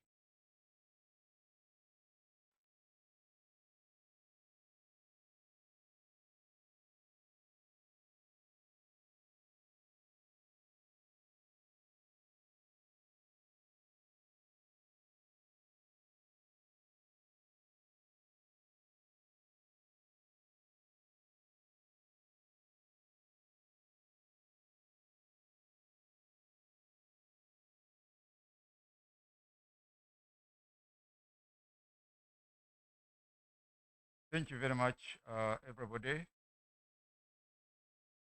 The organizers of the Energy Mukutano 2021, participants of this Mukutano, members of the media fraternity, ladies and gentlemen. First of all, I wish to thank the organizers as well as the sponsors in your different names, Stanbic Bank, Umeme, USAID for Africa, and all of you. I wish to thank you for organizing Mukutano 2021 and for having brought all of us together here in this room, as well as online, to discuss energy issues of Uganda. I wish you can give Obugalo to the organizers and the sponsors.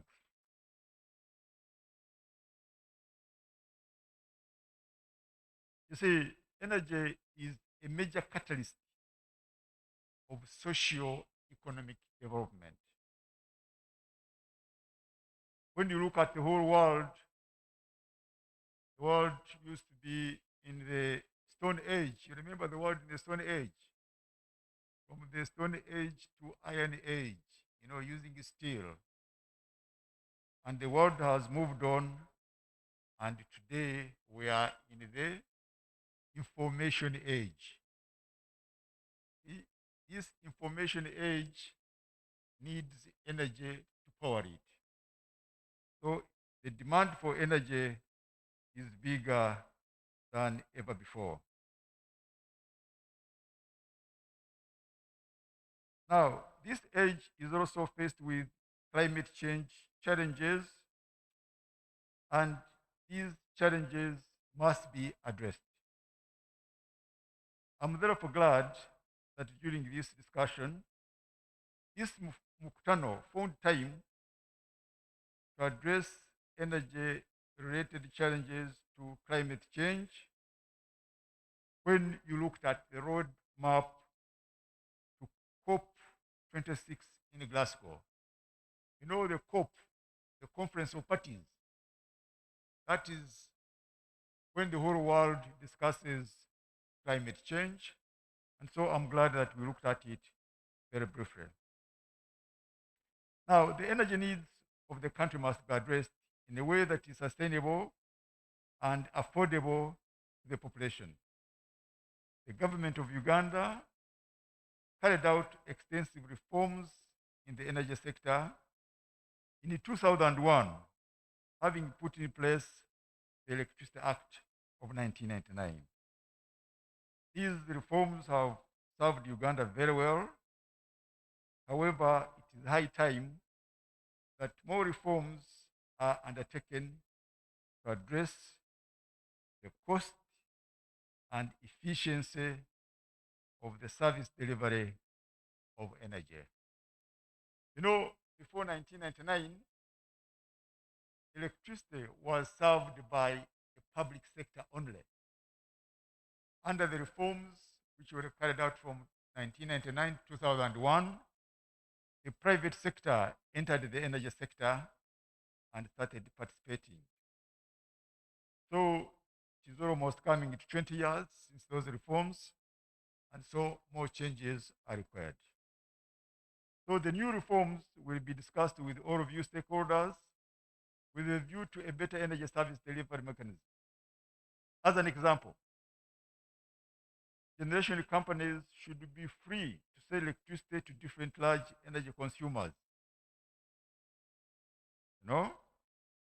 People who generate excess solar energy at their homes should sell excess power to the grid through a net metering system. These things are happening in the rest of the world, in the developing world. That is, if you put a huge solar system on your roof, you should be able to use part of that energy, and the excess should be sold to the grid. So these are the proposals being made in the new reforms. These energy trading mechanisms are currently not allowed in Uganda under the single buyer model. Because under this single buyer model, the transmission company buys all generated energy and then sells it in bulk to distribution companies. The sector therefore needs to mature and open up for more energy business. Through these discussions, we need to see better service delivery in the energy sector. We need to accelerate access. We need to accelerate access to modern energy. That will be through the main grid, through mini grids, through solar home systems, and so on. So I asked the question, what else should we do to cause this acceleration? I have seen it in the proposed ADMMR that a task force is to be put in place to continue supporting government with the new measures to be undertaken. And that will be very, very welcome. So once again, I wish to thank you all for having very actively participated and also for observing the COVID-19 SOPs. Keep your masks on, keep a safe distance. COVID-19 is a killer.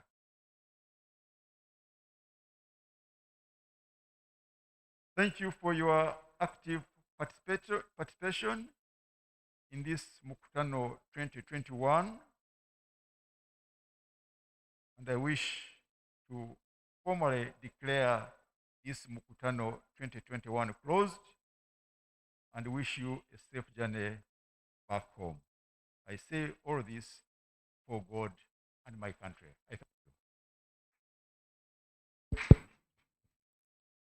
you. Thank you very much, Honorable Minister. I'd like to kindly request that we have a group photo right outside here before you leave, Honorable, plus our partners here present and all participants. Let's kindly join in the group photo, but also give a very, very big round of applause to the Mukutano Company and to all our sponsors, the organizers of this great event. Thank you very much.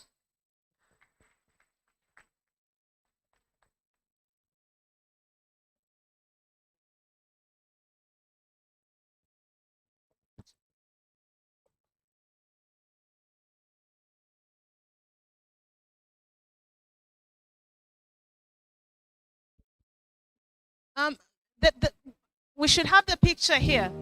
I think it's best. Let's just stand here.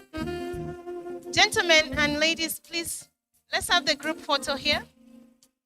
Right at the front here. Gertrude and your team, kindly join the picture. Sorry? Okay.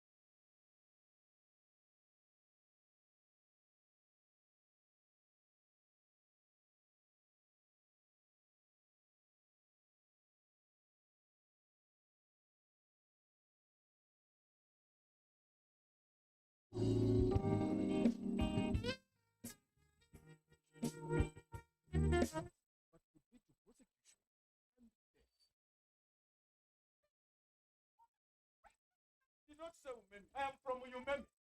At Umeme, your safety is our top priority. Report.